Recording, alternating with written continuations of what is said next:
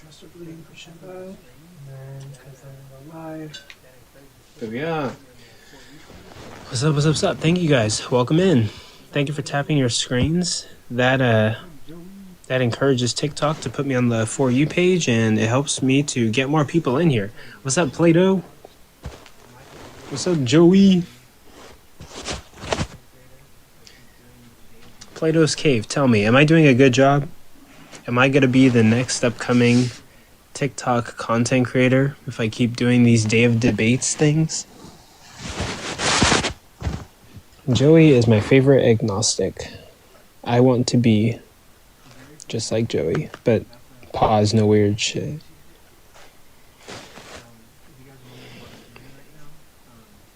Very professional. Thank you. That's what I like to hear. I appreciate it. If you guys are wondering what I'm doing right now, to be honest, I think I'm gonna force myself to organize my Jesus Resurrection notes. That's what I'm gonna do. Actually, Joey, I'm even gonna try to add everything that you sent me to my notes. So I'm gonna be doing that. But yeah, I have to force myself to do it. My brain wants to be lazy and just like sit around, but I gotta organize this shit. But yeah, thank you for answering my question the other day on like, thank you for answering my question the other day on like, does the narrative about Jesus get more miraculous as the Gospels get more dated? Yeah, I'm definitely gonna like read your messages on it. And then I really need to read the Bible, but you guys know how thick that book is and how difficult of a read that book is. God damn. There's a lot of things I need to do. So what am I gonna do right now? Okay. So I need to... I'm gonna grab this and use it as a table.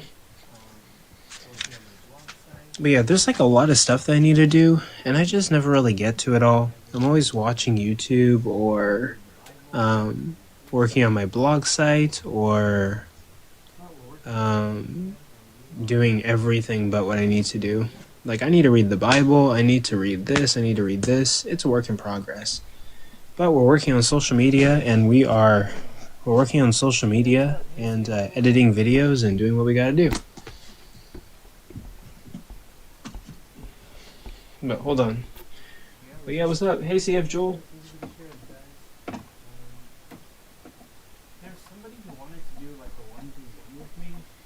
But yeah, what's up? What's up? Thank you for the shares. Thank you for the shares, guys.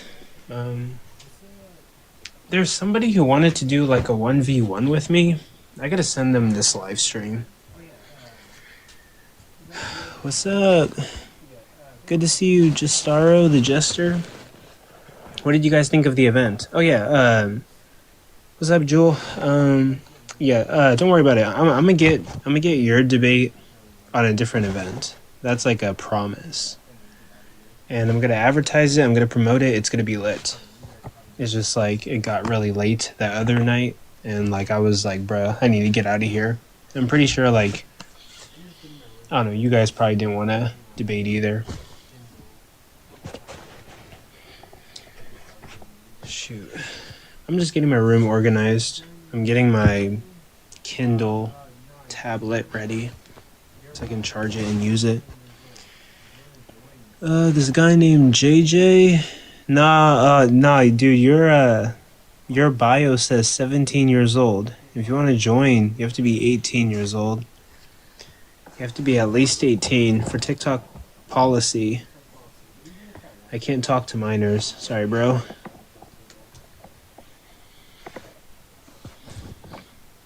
TikTok policy. But even if that wasn't a policy, I mean, like, I probably just want to talk to adults. You know? So. Bloody hell.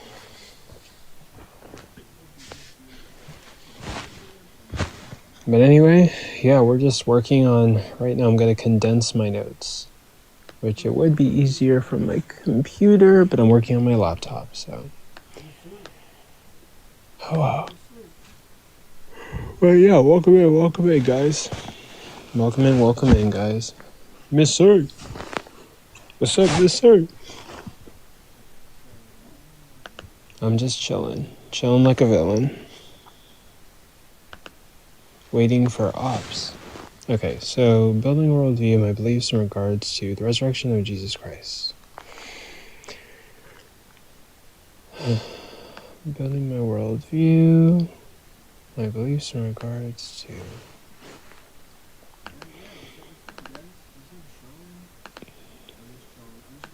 Okay. But yeah, what's up, guys? What's up, Sean? I'm just chilling. I'm just waiting for ops. But yeah, if you guys could do me a favor, tap your screens, like the live, share it with anybody who you think might be interested, and then we'll get started in a little bit. All I'm doing right now is just working on my notes on Jesus' resurrection, and going off of that. Um, what's up? What's up, Sean? Hey, what's going on? I'm doing pretty good. Oh, by the way, I did a bunch of editing recently. I posted all of the debates from Day of Debates, and right now, as we speak, I'm just uploading one last version, which is it's the full version. It has like all the debates in one recording, and like I'm gonna add like timestamps and shit.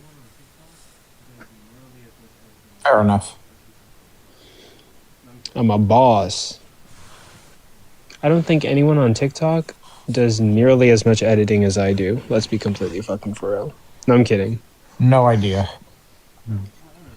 Actually, I don't know. I I don't know if you were joking or not. Oh, I don't know. Maybe other people do editing, but what up, Yeah, Chico? seen some pretty elaborate editing What's people. up? Oh, yeah, I know what you're talking about. Special effects and shit. Yeah. But yeah, what you got for me, Jacob, in regards to the topic? I mean, I would say that you don't have to believe in the Christian God if you don't want to. Yeah, I know, but I guess the purpose of my platform is like for conversations or debates. I want to talk with like believers and see what their reasoning is for believing in the Christian God. Okay, and you just want to speak to Christians or also Jews, Muslims, Hindus. Sometimes we do people from Islam. I don't know too much about like Well, I mean, I guess like I mainly do Judaism and Christianity, but like I don't know too much about like Islam or Buddhist or like the other people. I mean, I dabble with like Egyptian gods, Norse pagan gods, Greek gods, but yeah. Okay, because I'm not gonna lie, it's a little bit of a pet peeve of mine when you have these quote unquote atheists who spend all day, debunking Christianity, but when it comes to the other religions, they're just like, oh, I don't know. Oh, I don't want to offend. Oh, no, I love Muslims. They're beautiful.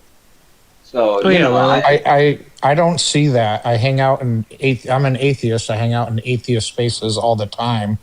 We just happen to run into Christians more. okay, yeah. okay, so It, okay, so say something critical about Islam. Uh, uh, hold on, I got it. Muhammad is a PDF. Is that sufficient for you? Like I've heard that from fellow atheists and admitted by Muslims that we debate against like all the time. Okay, yeah.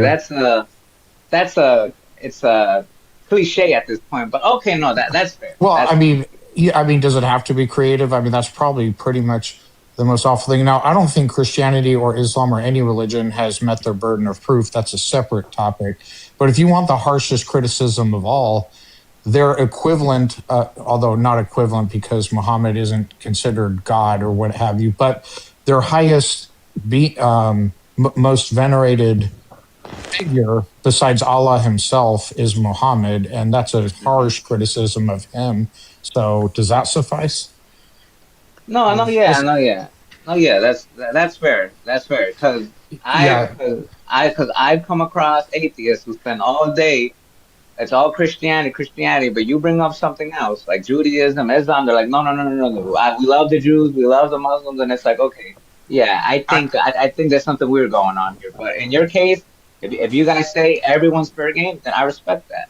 Yeah, I haven't been in Christian. Now again, we may have been to different rooms or whatever, but I hang out in a lot of atheist spaces, and we don't believe. I mean, it's just who comes up to defend their religion.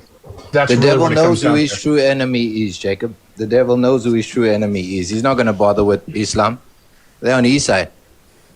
Yeah, that's just that's just a narrative that's not actually Yeah, but true. at the end of the day, it's true as well because it conforms to reality. You guys only speak about Christianity, hold on, and wait, Jacob wait, is correct. Don't say that it's just because you run into atheists. I'm going to say that because it's hold the on. case. Wait, yeah, really quick. Like, you don't get to join the panel and just like railroads, like the fuck. And also, like, we critique like any religion. Everybody can get the smoke. I mean, like, yeah, there's plenty of stuff that I don't really believe about Islam. Yeah, I don't even know who the fuck that guy was to like join the panel. Oh, and that's just rudely the interrupt. guy that said he wanted to return the fade. Remember that one time? Oh, Return the fade. okay, yeah. I was about to say like, but he you know, a good, chill, you know. but you know, a good example of this is that one dummy, that guy that used to have the like that show Adam Knows Best, that one dummy, and who was it? I think it was Tim Pool who was interviewing him, and like Tim Pool asked him, "Oh, you do comedy, and your comedy you make jokes about Christians, right?" And that dummy was like, "Absolutely." And then Tim Pool was like, "Okay, you're a comedian. I'm gonna put you on the spot. Make a joke about Islam." And then that dummy was like, oh, why would I do that? Why would I do that? What? So what? That guy Adam, if I'm correct, is the atheist. So that's how I'm like, okay, yeah, that right there is this honest. The devil knows his enemy, bro. Yeah. Okay. Anyway, so if you can watch debates of prominent atheists debating against Muslims all the time. Matt Dillahunty and So he sends his everyone else. minions like Sean. All Okay. right. Hey guys, how you doing? Hello. I think he wants the fade again. Maybe. Yeah, I don't guess know. so. Now, me and Sean already resolved our issues. Remember, bro, we ended on good terms, you and I, remember? Yeah, Yeah, well, yeah. I got no issue with Sean. Sean is just doing what Sean's going to do. No problem. I got no problem. We're allowed Yeah. to disagree with each other, correct? Yeah, except you think I'm the devil. You're not the devil. You're just his minion. Okay, gotcha. Oh, how you guys doing? Hello. No, Doing pretty good. What you got for us, Jason? what's going on, Jason? Well, first of all, I'm here to socialize, meet new people, and maybe share my views and opinions on everything. But I just want to say I'm just here to share my views and opinions. I'm not here to push it as the truth. I'm just curious what you guys think, what you guys believe in. I'm happy to share mine as long as, you know, we can agree to disagree when we think different. Yeah, of course. Okay, so Yeah. should I go first? Yeah. Yeah. What are your That's beliefs? what we're here for. Okay. So here are my true beliefs. I just turned 44 recently, but for the past 20-something years of my life, I've been believing the stuff that I will talk about. I'm an ex-Christian. I'm no longer a Christian. I'm kind of against all religions. I see them as control and manipulation systems, and I'm more than happy to elaborate and explain why. I'm more of an expert on Christianity, not so much on Islam and the Hebrew guys. Why are you an expert on Christianity? Why not on Islam? Because I used to be a Christian, and as a child, I used to read the Christian stories in the Bible. My family used to make me go to church, so that's why I I'm more. see. So usually when somebody leaves Christianity, they just leave, right? They don't spend all their time justifying why they left. I didn't Yeah. spend. No, I didn't. I didn't. After I left, I didn't spend any time justifying why I left. I left because I came across other informational sources, which, in my opinion, were very valuable. Okay, so what are we doing now then? Are you going to justify why you left Christianity to me? Or what are you doing? I don't have to justify anything to you until you gain my respect. I don't care what you think about me. until Why you should my- I gain your respect? Who are you? You're a You stranger don't to me. have to. You don't have to. You are upset because of my way of thinking. What and do you I mean I'm understand that. upset? You are upset because. What do you mean I'm upset? I can tell you exactly right now what's in Do you your think mind. Christians care No, let me speak. if other Let me people speak. leave Christianity? You are Base- upset. Do you think we threaten are you with part- unalive? Hold on, Do you guys. think we Let me threaten speak. you with Let me Stop. excommunication? One at a time. Okay, we're One breaking at it a If you up. time. want to We're breaking leave, it you're up. free to. We're breaking it up. We're breaking it up. Just One at a stop. time. One at a time. All right. Yeah. So, Pressure, you seem to have it seems to me I can boil down everything you're saying here is why don't atheists just shut the fuck up? I mean, that's basically what I'm getting from you. Well, guess what? We're not going to.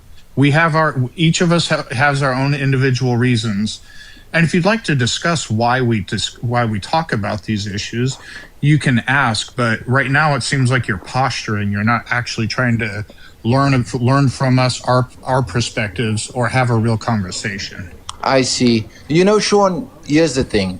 I understand atheists are allowed No, to you believe don't. I don't think whatever. you do. Hang on. Wait, chill. Hey, hold on, Jason, let him speak. Yeah, I let him understand. finish. I understand that atheists are allowed to have whatever belief they hold to, right? There's a thing. And here's the thing from a Christian perspective.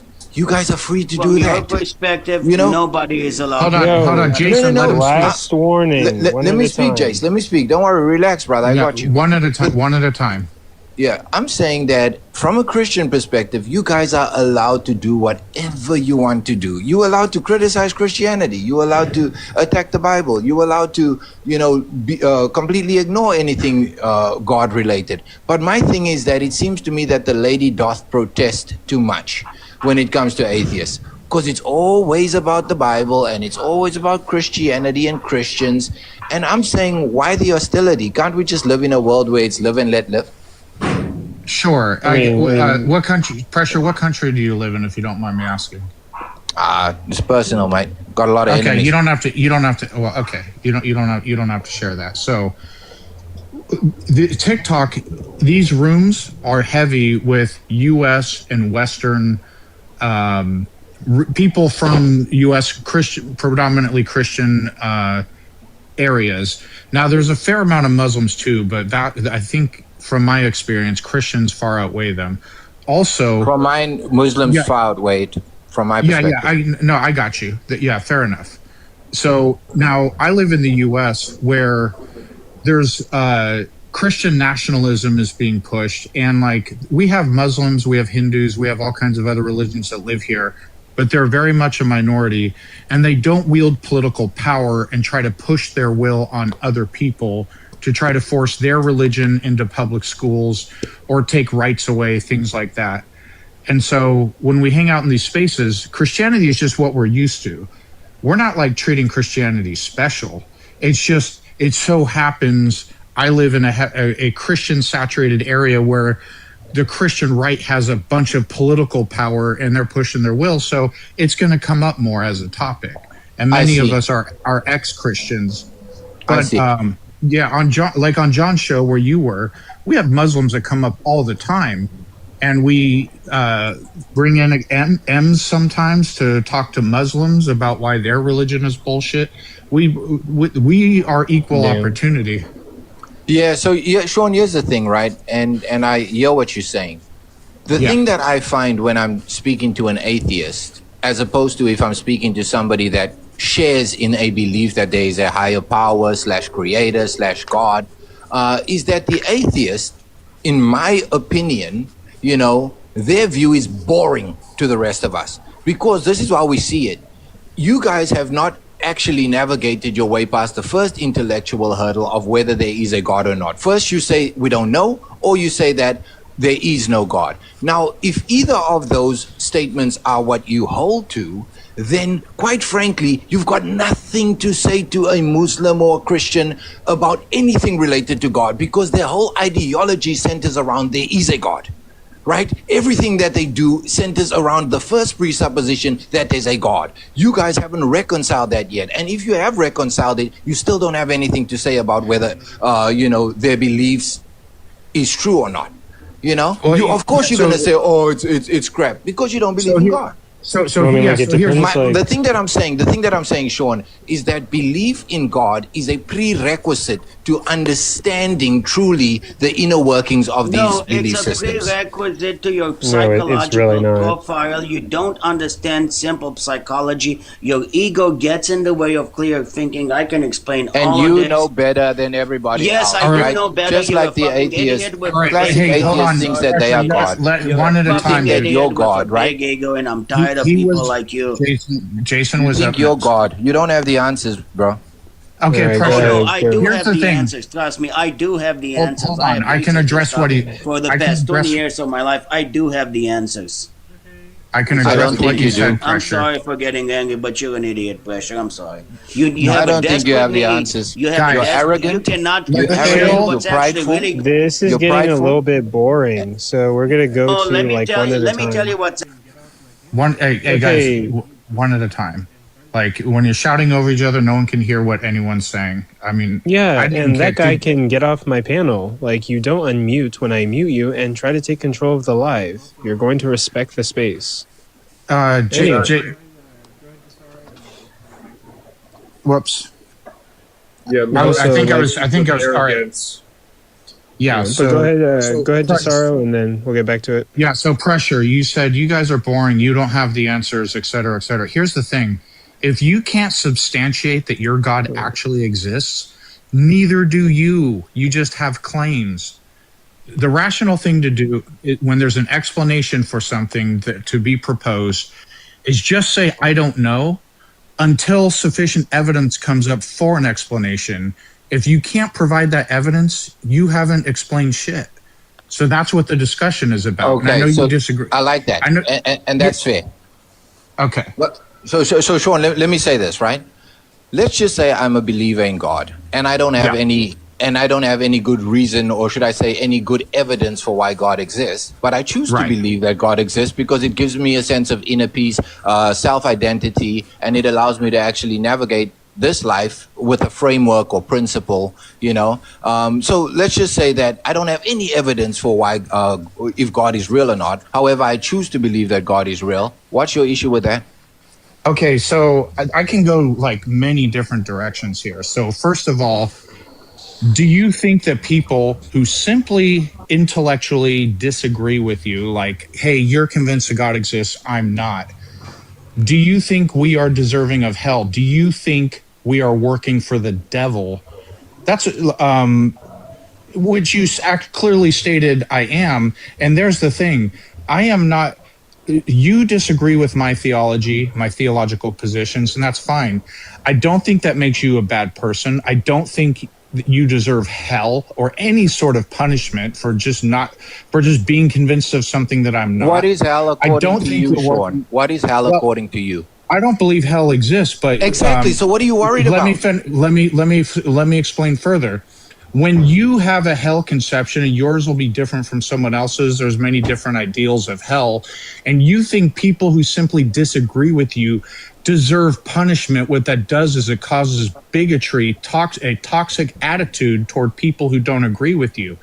I don't portray you in any sort of negative Kind of light. like the toxic attitude that atheists display towards Christians as well, right? Everybody has their prejudices, is what I'm saying. Everybody has their prejudices. But here's my question to you: what do you think hell is? What do you think hell is, Sean? I don't think hell exists. So what I do is I ask. Okay, so what do you think other people think hell is? I'm gonna finish.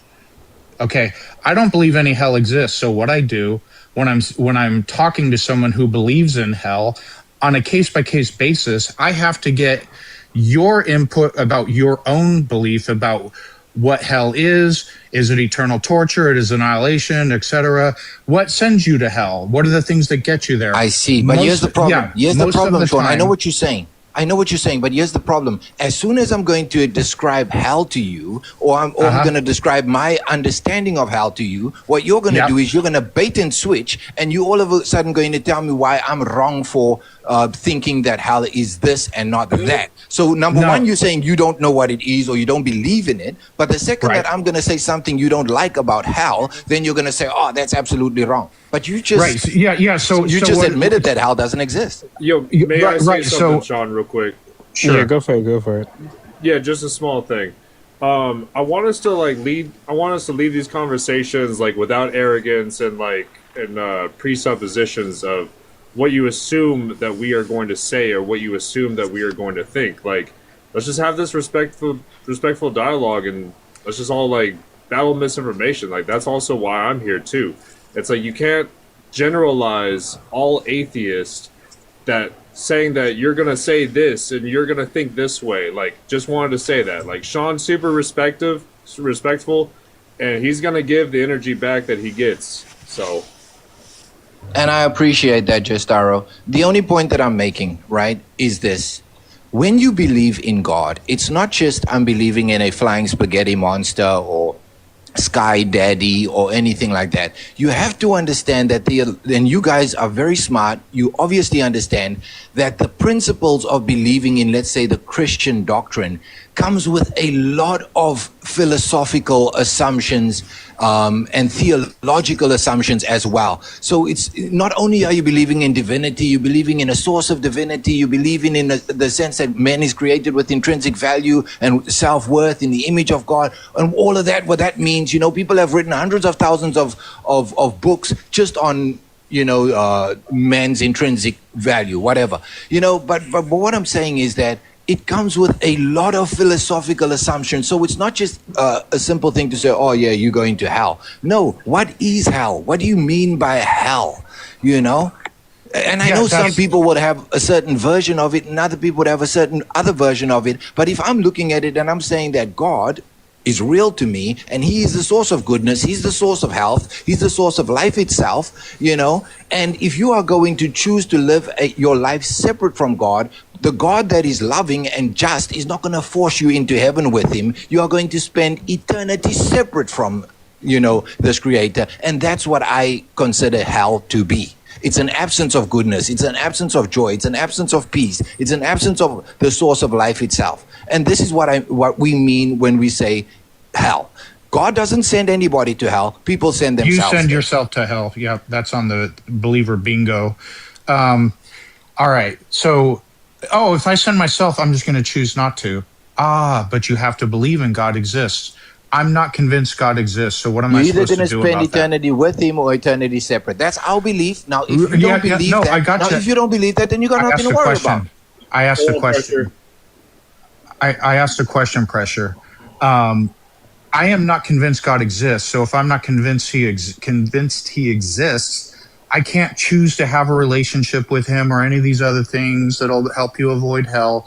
So what am I supposed to do about that? Yeah, so according to your worldview, you're not convinced. According to my worldview, you are without excuse because the evidence for God. Yeah. I'm just saying. I'm not saying you're right and I'm wrong, or I'm right and you're wrong. All I'm saying is that from my worldview, you are without excuse because you know that there's of his existence in unrighteousness. That's just my worldview. Now you can say that I'm not convinced. I never really knew. But if there is a God, ultimately you're going to give an account, and saying I never knew or there wasn't enough evidence is not going to be a good enough excuse. Okay. Yeah. Well, I don't need an excuse. The whole theology behind hell for non-belief is preposterous and almost certainly not true on its face. So here's the thing. Not true. Romans 1. Let me finish. Romans 1 says that what can be known to, I can look it up verbatim, but it basically says what can be known about God has been made plain to me, seeing how I have access to my own mind. And I know for a fact it's impossible to just suppress the truth, believe but don't believe simultaneously. That's a contradiction. I know for a fact I genuinely am unconvinced God exists. I'm not suppressing the truth, and I know this because I have access to my own mind. So basically, you're saying liar, liar, pants on fire, correct? Yes, yeah. Okay, and that's why I have that's one of the, I can go down all kinds of other rabbit holes about the problem I have with religion and the harm that it causes, but that's it right there. You're so indoctrinated that you think you know the contents of my mind, which is wild. And furthermore, not the contents of your mind, the contents of your heart. Your heart. No, my heart pumps blood. My heart pumps blood. According to my worldview, there is a condition inside of the heart. Obviously, we can get to the science which says this is just a blood pumping. This is just a blood pumping mechanism. However, when we're speaking about the metaphorical heart, we speak about things like heartbreak. Correct? Have you ever had your heart broken, Sean? Yeah, and that took place, and that feeling took place in my mind. So okay, you so said your heart not the wasn't contents broken. of So your your mind. heart wasn't broken, correct? No, my heart was still fine and pumping blood. But you said that your heart was broken, right? When you described your condition, you said, You're not speaking literally. What I'm saying, it's hold a on. phrase. I know it is, but here's the problem with it. It's intellectually dishonest. No, I'm actually he was being intellectually dishonest, and I'll explain why. Because like, I oh, said, it's a blood pumping. Like, okay, obviously, that's not what he's talking about. Dude, I'm trying to explain. You just got in here. He told me, I explained to him that he's claiming to know the contents of my mind, which is where beliefs and non-beliefs and all emotions, everything resides literally in the mind. That's and so he corrected. Yeah, how about you get off the fucking panel, you low IQ scum plankton loser? What the fuck are you doing up here? Cheers jumping to in host. like jumping in like some like new like student in the class. You don't know what the fuck is going on. Take a seat in the comments and listen. Take notes. Maybe your IQ will grow above a room temperature IQ. All right. Damn. So pressure. You claim to know the contents of my mind. So here's the thing. Here's the crazy thing about this. You believe Romans 1 that we're all lying. I know for a fact I'm not lying, which means I know for a fact, Romans 1. For a fact. Can you prove it? I have access to my own mind. Can you prove it? Nope. I can't prove the contents of my mind. So then how can mind. you say it's a fact if you can't prove it? Because a fact is a fact if it's a fact of reality, irrespective of you can prove it. A fact needs to be demonstrated, buddy. You know that, Sean. Your philosophy in order is for me weak to if that's consider what you're saying is a fact, you need to demonstrate to me that it is a fact. I didn't say. I can't just take your word for it. Okay, dude, you gotta. I'm trying to explain. All right, a fact is a fact, irrespective of whether you believe it. So I'm saying it is a fact, and I can't prove it to you, but I know it's a fact because I have access to my own mind. Well, according to me, it's not a fact. So which one of you is correct? No, that's fine. No, but that's the great thing because I know I'm telling the truth that it stands to and reason. I know you're not. Let me. That's fine. You have to believe him. Stop cutting me off. You don't have. So this is what I'm trying to explain, and this is the great thing about it. Because you think you're convinced liar, liar, pants on fire. I know the truth because I have access to my own mind, even though I can't prove it to you, which stands to reason other atheists know for a fact their own mind. So it's wonderful when you run around telling us, well, Romans 1 says this about your belief state because we know, because we have access to our own mind, Romans 1 is wrong, which means the Bible is not inerrant. So I appreciate you proving to atheists on a daily basis that the Bible has errors. You just proved to me that heartbreak is not real. I don't even know. You just proved to me that heartbreak is not a thing, right? Literal heartbreak, no. So no. Not even literal. I'm saying metaphorical heartbreak. You just proved to me that metaphorical heartbreak. How did I prove that? Real. How did I prove that? Because you said that it all stems from the mind, correct? Yes. Yeah. Now, your emotions. Now, here's the thing. Hold on. Do you agree? Yes or no? Are the emotions in the mind? Hang on. There are chemical reactions that are taking place in your mind, correct? Yeah. So would we not just call heartbreak an over-exaggeration of chemicals taking place in your mind? No shit. It's a catchphrase. Yeah. So then that's not heartbreak. That's just a chemical reaction taking in your mind.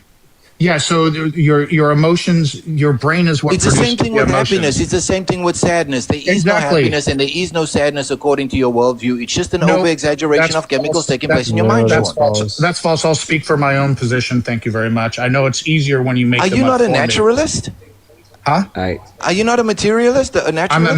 I'm a methodological naturalist, and just because emotions take place in the mind doesn't mean they don't exist. It's like saying software doesn't exist because you can't see software on a hard drive. So how do you differentiate between happiness and sadness purely from a chemical standpoint in your brain? How do you differentiate? I can. Well, if you're talking about from a chemical perspective, you can look up like which chemicals are present and which brain activity happens for both. I'm not a neurologist. Would you like me to Google it for you, or do you get? Yeah, Google it for us. Teach us. Now, you go ahead and Google it. But yeah, different chemicals, different brain activity for both emotions. Those are actually caused by physical things in the So brain. you're saying that there is a chemical aspect to our brains, which obviously is associated, let's say, with endorphins and all of these other things, Well, you know it's true. So why are you arguing it? dopamine and things like that. But here's the thing. You have these chemicals inside of your brain, which actually has a function to produce an emotion, which is either a happy emotion or a sad emotion. Yes, and you that's want what I'm me saying. to believe that some mindless, unguided process brought about this very intentional functions in your brain. So if we're gonna pivot the conversation to that, sure, we can do that. Yeah, those our current state of our biology is a result of biological evolution, irrespective of whether a God exists.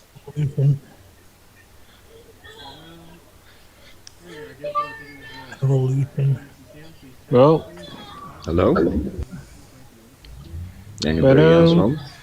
anyway, I guess while we're taking this little break, everyone, if you can, please tap your screens, like the live, share it with anybody who you think might be interested. We're having conversations. I'm just organizing my notes on Jesus' resurrection, and I'm chiming in every now and then. But yeah, if anyone has any questions for me, the host, speak now. I can answer them. Yes. Oh, go for it. What's up, Justara? Well, this is boring. Oh, yeah, it's I don't know what rabbit hole pressure is going through. But these points are just really not hidden anywhere. What are you guys debating with? According to you, correct? According to your subjective interpretation of reality, correct? Yep, let him have it. Yes. Go ahead.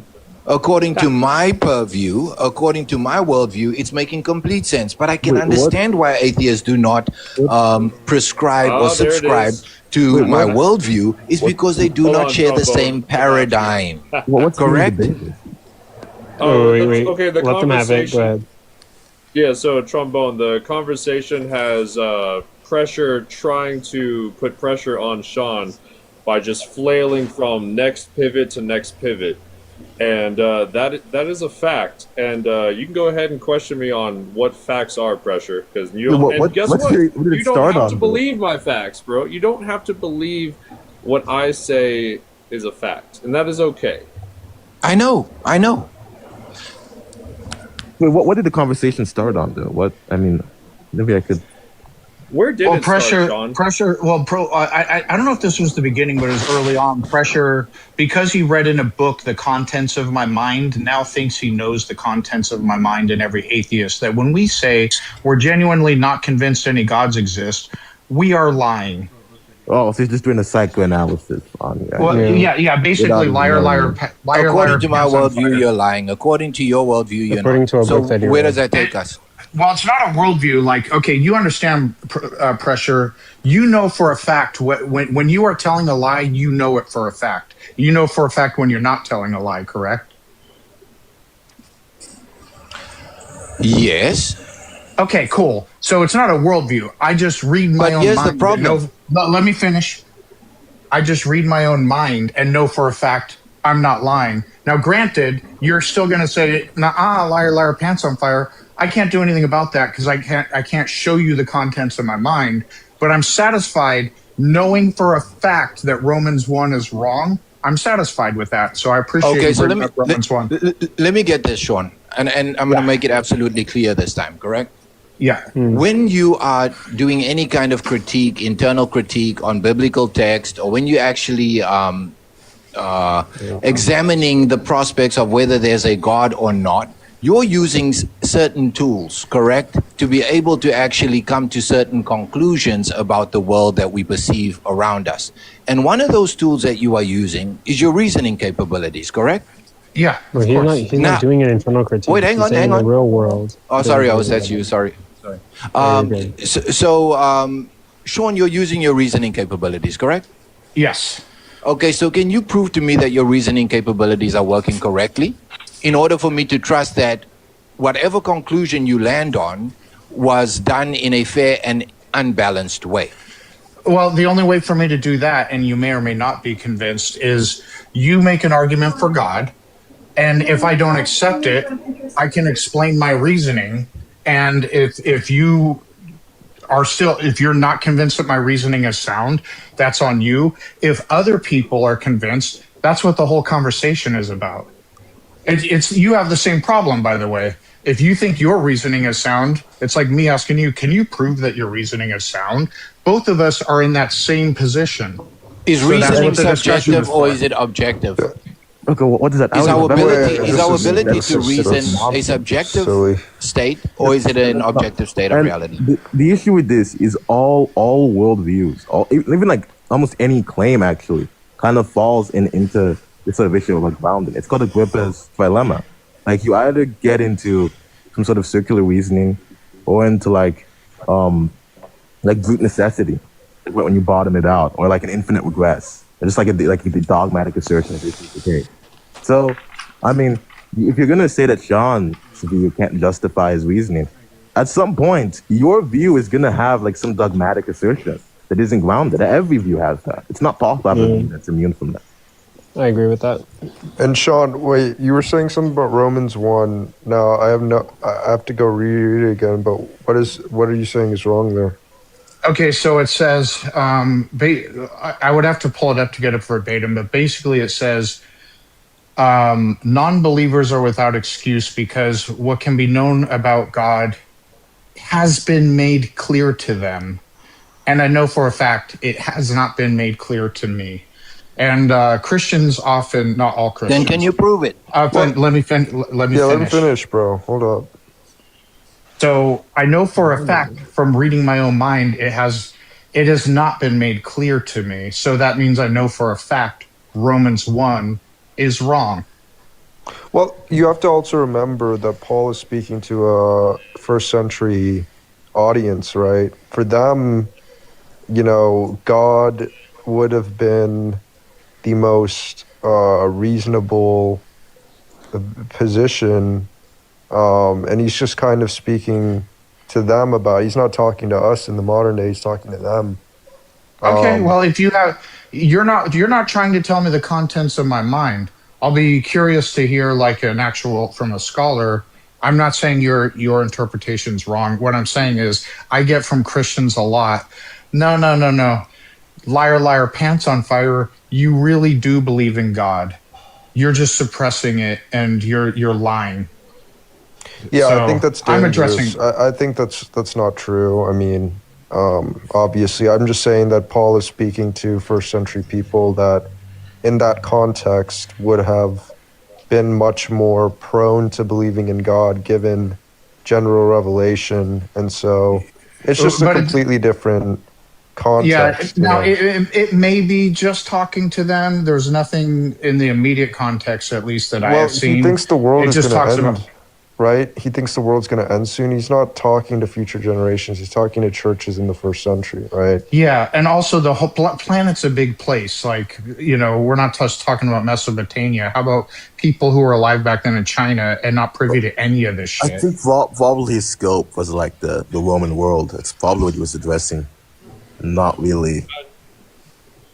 Yeah, that was also probably Falcon, not for us. Falcon does want to speak as well too. Sure. Yeah, Falcon, you haven't said shit, so go for it, man. What do you got? Are you 18 or older? I guarantee you I'm way over 18. Okay. I wish I was 18. I'm going to give you like a Buddhist perspective here. And Buddhists are kind of like they're not atheists or agnostic. They're kind of closest would be like non-theistic. They just don't believe that there's a creator deity, and they don't waste their time discussing it because it is a waste of time. I mean, with all due respect, I don't know which is more toxic, believers or non-believers. You sit and argue and trash each other and discuss how many angels can dance on the head of a pin. It's really nonsensical. In Buddhism, the whole thing is practical. End suffering. I see where you're coming from. Oh, sorry, go ahead. You're done. Share peace, love, kindness, and compassion. And if you have those things, you don't need a religion. That's all you need. That sloganeering. What do you mean by peace, love, and compassion? What does that mean? What does that look like? Go to hell. Really? You know exactly what I mean. Who's the You standard just for wanna that? argue. You Who's the want standard to for that, argue. Cece? Holy shit. You want to argue. You want to be contrarian. I sat I here and do. listened to you, and if I would say black, See how you would quickly say his white. peace, love, If and you don't know- understanding turned to anger and hostility when I asked him a Well, simple question? That's I his get- version of peace, love, and understanding. Let him finish. So first of all, those words have actual. So peace, love, and understanding. Those actually have objective definitions to them. Like if we were having a normal conversation, you weren't in a theological debate, you would and we use those words, you would immediately know what we're referring to. So don't go all Jordan Peterson on us. Well, what do you mean by do? What do you mean by you believe? Well, Come on. Sean, I think, I hate to do this, but I don't think definitions can ever be objective. I would probably disagree with you on that, but I get the point you're bringing across. It is like a shit thing to do to just whatever. No, I hear you. I hear you. Agree on. I and people don't no. trying to question it. And we generally, everyone knows has like a way of using this term that is accepted, like 99% of the population. I want to clarify what I meant by that, Trombone. Yeah. You're right. Words don't have intrinsic meaning, so there can't be like, this is the objective definition. What I was saying is the common normative meaning of the word that people use itself describes something that is objective. But yes, words don't have intrinsic meanings. I agree with you on that. Could it just be an over exaggeration of chemicals taking place in our brains? Hold on. So I don't think it's invalid to like ask the definition of like certain words, because I mean like we're all using like a private. I know Shark says it, but like a privatized language system. So like it is probably a good idea to ask like what do you mean when you say a certain word to get on the same page? But no. This is exactly what the whole "is there a God or isn't there a God" conversation is about. It's how many angels can dance on the head of a pin. It doesn't mean anything. If I have to define, please stop making positive claims about religions you don't understand. And you haven't studied, obviously, probably. Yeah, like that was just it's just terrible, and you repeated it twice, and it's very disrespectful to me and my friends. Well, maybe it's a good thing to be a little disrespectful because you guys are just. I mean, we could just kick you from the panel if you're going to be disrespectful. We asked you to respect our religion. Don't make claims you don't understand. I was a Christian for most of my life. But you probably didn't study it much. You probably haven't studied the historical evidence or anything like that. So why should we respect your Christianity? Have you ever studied Joseph Campbell? No, I haven't. Joseph Campbell, the hero's story? Oh, yeah, I have. I know exactly what you're talking about. Read A Hero of 1,000 Faces. It'll change your life. It basically describes I really all doubt religions. It explains all religions. Wait, let me finish. It's mythology. I mean, if you are taking the word on the Bible or any religious text as literal, you're kind of missing the whole point.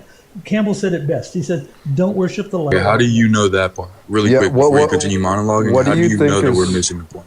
Yeah, why do you think it's all mythology? Okay, do you believe the Earth is 6,000 years old? No, of course not. That's just completely not talking. I said, why do you think it's all mythology? You don't think there's any historical things in the Bible that actually happened? Well, in Harry Potter, they mention London. Does that? I'm not talking about cities. I'm talking about events. I can solve the disagreement here. Falcon, when you said all, you weren't being literal. You were just speaking as a manner of speaking. Like, do you agree that there are possibly some things that are true in the Bible? True events in the Bible. Any true events. I don't think it matters. But I really like where this is going. No, he meant what he said. That's why we're pressing. Obviously hard. Honestly, like I said, there are probably historical things that are true, but just like Harry Potter, there are historical things that are true in that. It doesn't mean that Harry Potter is true. The point being is that don't worship the light bulb. Worship what's being illuminated. Yeah. So are there any true events in Harry Potter? Yes. Yo. Really? Like what? Like London, for example. That's not an event. That's an event. What? Well, Jerusalem. I'm not sure if there's any true events in Harry Potter. I'm gonna be honest. Actually, I'm gonna Google it. I bet there's one. I gotta find out. This is getting back to my whole point. Do you think like Jesus is a myth? Do you think that's like false? Like he's not real? Wait, before you answer that, to clarify, I know what he's talking about. Joseph Campbell is the guy who he coined the hero's journey. And when it comes to a lot of stories, whether religion or the stories that are just written by general mankind, they tend to follow a similar structure or have like similar elements detailing how somebody like grows in character over time. Dang, so the It's same actually thing very inspires interesting. humans throughout history. Yeah, so I think what he might be saying is that like religions tend to have this similarity in like telling a tale of like somebody Yeah, there's an making a objective great truth that many sacrifice. lenses aim for. Some get it wrong, some get it right. So, Yeah. Cece, I mean, do you believe that, like, are you a mythicist or anything like that? I don't. I'm a Buddhist. I don't follow. No, any a isms. mythicist is someone who does not believe Jesus existed as a historical figure. Right. I don't care. Jesus existed? I don't care. It just doesn't matter. What I care Why about does it not matter? is Jesus's teachings. That's what's matter. I believe the It gets teachings of a back- person who didn't exist. Why? It gets back. It's mythology. Mythology. So see, why listen, believe mythology? You're You're making a bunch of silly claims. Why believe a story that's mythological? I can see Maybe why you it's left like, Christianity. Maybe it's out of utility. Guys, let him what finish. is- He's not like yelling at people and shit. Fair. But what is your I mean, reason? I'm not yelling either. What utility comes from a story that's made up by humans? Okay, I'll tell you. What is the reason to believe it's mythological? Like, I don't First of think you're all, kind of motivating that. I think you're misunderstanding the term mythology. Mythology doesn't. But then explain yourself. We're all confused. Trying to. He I'm just. trying to. Mythology just means an ancient story that teaches a moral. I'll give you an example. What? No, it doesn't. Star Wars. No. There Mythology was is never- like a Not what tale that's mythology like is, gang. There was never a Luke Skywalker. There was never a Darth Vader. But it talks about the. That's a battle between movie. It's good not a and- myth. It's a movie. Actually, yeah, Campbell. there's a difference between Joseph Campbell sorry. actually advised Lucas on the first Star Wars, and so it's the hero's journey. It's the same thing. It's But you do understand that, like, the evidence for a Christian, right, as far as like Jesus goes, is that, you know, people claim to have seen him risen, which is what I talk about all the time. Do you ever agree with seen a that? person- have you ever seen a person rise from the dead? I'm not even making that claim at the moment. I'm just saying, do you think people claimed to have seen him risen? I don't care. It doesn't matter. What matters is his. Why should we care and listen to shit you have to say, gang? I don't care if you do or not. So why come on the panel? Wait, don't kick him though. I'm not gonna kick him. I don't want to kick him. I want to have this conversation. This is free Yeah, me too. memes. Your tone seems really aggressive. No, I'm just angry and black all the time. You don't. You're the one that understand. says you Please don't make care. assumptions That's about pretty me. hostile. He's just black. Wait, Yeah, like hold I on. just sound like this. Are you angry all the time or are you black all the time? It's a mixture of the two. I'm not sure which one. Though. Are you angry all the time and black some of the time? Some of the time, yeah. Yeah, I'm black. He's just some of the black time. all the time. You don't know So if you're you're like- black all the time? You're like, are you like white every other Tuesday? Yeah, Well, that someday. like Michael Jackson was that way. Yeah, bro. But CC, I'm just confused because you gave an example of mythology that's just not mythology. I get the point that you're trying to make, but Are you the saying Star definition of Wars is mythology. mythology? It's Are a you saying movie, Star Wars- like Pressure It's said. mythology. It's I a actually fictional agree movie. with It's him. not a It's a myth. medium. It's a medium for mythology. We should I look mean, at the like, definition of mythology. It's a fictional movie. Mythology is Like gonna any be story. Inspired by can be real life mythology. events. All of these fictional movies with heroes' journeys are inspired by real life events. I wonder what real life event they're inspired by. I don't adhere to that. All I doubt it. fiction Doesn't is matter, inspired by Sean. real life I adhere above. to it. Okay, that's fine. Prove it. Well, Buddha was born 500 years before Jesus, and So what? his story is a hero myth. And so irrelevant. if you're implying that Jesus was, Can I archetype get of big a screen, hero please? myth, you're Oh yeah. What does that have to do with anything? What does Hey, really this quick, discussion have to do CC, with would you anything? agree with this definition of mythology really quickly? A collection of Literally sacred just did the traditions. same thing, Prince. I literally just did the same thing. I will give you the definition of mythology that I prefer. Okay, because I just appreciate if you would stop disrespecting my beliefs by claiming that it's mythology. Well, Thank you. Well, to me, mythology is something that always is, but I don't never care was. what you think it is. We care about what it actually Well, I don't means. care what you think it is. I mean, That's fine. Prince, it's a debate panel. Like people calling that's like mild shit. People just saying, No, hey, no, that's I think the your point. beliefs It's are a debate mythology. panel. I think we should educate each other. If you have a No, that's complete fine. misunderstanding on what something means, you shouldn't live your life like that. I think that's But sad. you're tone policing him, and he's not even bashing Christians, just your beliefs. He's calling it mythology. Like, I think that's pretty benign, dude. No, it is benign, but then he keeps like I don't know. I feel like y'all think I'm trying to be attacking, and I'm literally trying to educate. He doesn't know what mythology is. I think that's sad, like genuine. Now with Prince, I will say, hold on a sec, Falcon. With Prince, like, because I did the same thing too, because it just sounds like Falcon is just creating his own definition of what mythology is, and not actually demonstrating that he knows what the actual definition of mythology is. All right, I got it from Oxford. A collection of myths, especially one belonging to a particular religious or cultural tradition. Now, one could argue, but one could argue Star Wars applies there. I don't think it's so black and white what constitutes mythology and what doesn't. You know what I mean? It's like the definition of game. But like, what he said was a story that has more, like some moral value. A collection. Yeah, well, he did say that. Right. I disagree with that part. It doesn't have to have moral value, but they often do. Hey, Sean, if it's all fiction, the Gospels are all fiction, why do archaeologists use it, whether they're Jewish or atheist or whatever, according to Craig Bonds, the scholar who works with them, why do they use it for digs in Israel if it's all fiction in Harry Potter? That's like saying NASA doesn't use Star Wars to develop space. I didn't understand your question. Why do scholars what? Why do archaeologists use the Gospels for digs and information and guidance when they're digging in Palestine? So first of all, mythology they use and I would say the second century Gospel of Thomas, Gospel of Judas, all that is mythology, and you can tell by reading it. But why, if it's all fiction in Harry Potter, why are archaeologists using it as a guide for the Pool of Siloam and all these different locations? To be fair, okay. So first of all, I didn't say it's all fiction. I'm not the one who said that. But second of all, what are you saying then? They're talking to him mostly. I think he's just agreeing with Falcon's idea of what a mythology is. Yeah, that's it. I don't think that's a good objection still, because like imagine like 1,000 years from now, and like civilization has collapsed, and like some of the few things that survived from the existing civilization are fiction books, like things like Harry Potter, and people are trying to kind of look for places that might hold like artifacts from thousands of years ago.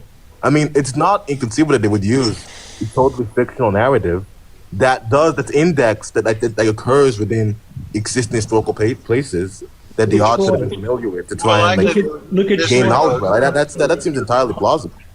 And that would be pretty similar to how the Gospels would. If you believe the Gospels are fictional, that would be like what you would say. They would use Harry Potter instead of history books, then, If history books weren't available, yes, they probably would. That's like being like, I actually couldn't find any history textbooks. We were able to find a collection of Marvel comics. Marvel always talks about New York City, so I know if I use these Marvel comics, I can explore New York City and find it. It's funny how atheists can't go a whole day without mentioning Harry Potter, Spider-Man in New York City, the Bigfoot that lives in their garage, the unicorn that's in their underwear.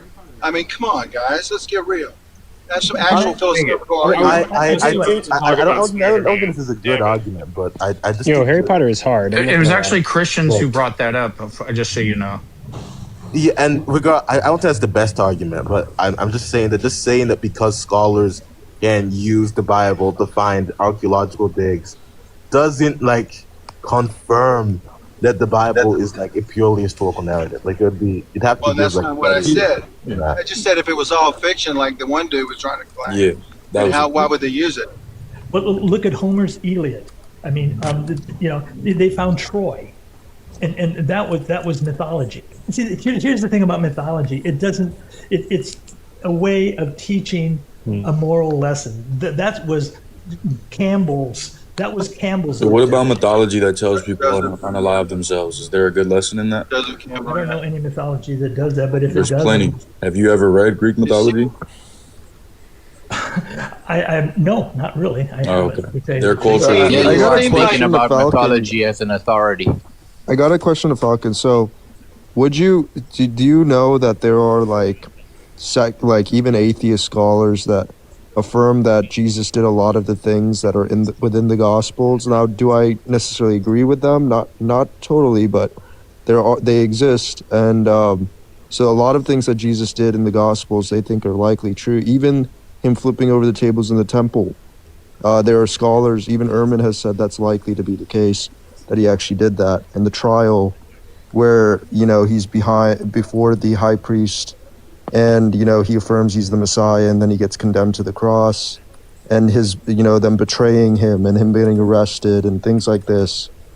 There's a lot of historical truth there.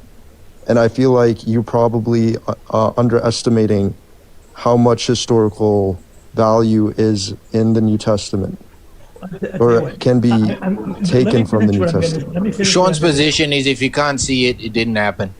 No, I'll speak from my own position. Thank you. Let me finish what I'm going to say, and I will leave. Because 100% of the time you straw man me. Anyway, go ahead. This is hurting my. You don't have to leave. We're just. All I'm trying to say is that you're just wasting your time discussing matters that you That's can't your prove. opinion, bro. That's my opinion. What we should be doing. Falcon, you think you really have a strong argument? Let him finish. Can I just finish? All I want to say is that, we have to be loving, be kind, be compassionate, and peace, and share that with each other. That's what everything is about. Except for people we disagree with, right, Falcon? No, my nigga, I totally he's in the middle of disagree. speaking. I'm just going to say, all I'm going to say, in fact, no, I believe that's true with everyone, especially the people you disagree with. Those are the people you need to have the most compassion for. And I'm going to leave you with a Buddhist saying, it's like, may you be safe, healthy, peaceful, and free from suffering. And I believe that, and to all of you people, I mean, I love all mankind. I have no, disrespect for anyone. All I'm trying to say is that find out what the teachings say and follow that. And don't worry about all the mumbo, is there God, isn't there God? It isn't worth the time. Spend your time putting the teachings into practice. Bye. Before you go, Falcon, can I say something? He's gone. Sure. Wait, Sean, I gotta. I have it's kind of presupposing that everyone shares his worldview. Obviously, the theist or the atheist does believe there's some importance as to whether God exists or not. He might not share intuition, but plenty of people and anyone that's having this conversation does share that intuition. They do believe that it's an important thing to discuss. It is relevant. It is valuable to consider. So him just saying, "Oh, it's not important. You shouldn't talk about it." I mean, it's kind of irreverent. And that's his opinion, and that's that he can definitely live with that. And that's totally cool. But at the very beginning, he's talking about peace, love, and compassion, and then he tells Pressure to go to hell. And I'm like, Pressure and I have our disagreements, but I'm not gonna personally attack someone just at the beginning of first knowing them. What the hell, man? That was ridiculous, man. Well, let me say one thing. Can I say one thing? So Falcon seems like a thoughtful person. He's giving a lot of opinions without any, and I don't think it's very strong arguments because he's just giving his opinion without any actual, support to them. He's just sort of making declarations. This mythology is this, is that. Yeah. He's talking about Troy, but he's not getting into the hard evidence of whether it is or it isn't. So it's just not much of an argument. This is not the type of conversations that we have on this panel. That's why it was throwing me off. If anyone else came up, if it was a Christian that came up here and they were like, "Hey, the earth is flat because God made it," niggas would be like, "Oh, really? Ooh, give me evidence." When we do it, it's bad. Oh, God. Yeah. I was going to say, Sean, have you seen Jimmy Akin versus Ehrman by chance? Seen who? There's this debate, Akin versus Ehrman. Has anybody seen it? No, I watched it. I've seen clips of it. I watched it before I started doing lives. Yeah, I caught what do you think of about that? Me and Sir's an atheist. We both look into the history a lot. We both think Ehrman lost that pretty badly. And it was on the historical reliability of the Gospels. I would rewatch it if you don't think Ehrman lost, but I think. Wait, what is it? So I can watch it. That's right. Ehrman versus Akin on the historical reliability of the Gospels. I would say Ehrman You and lost I talked about that.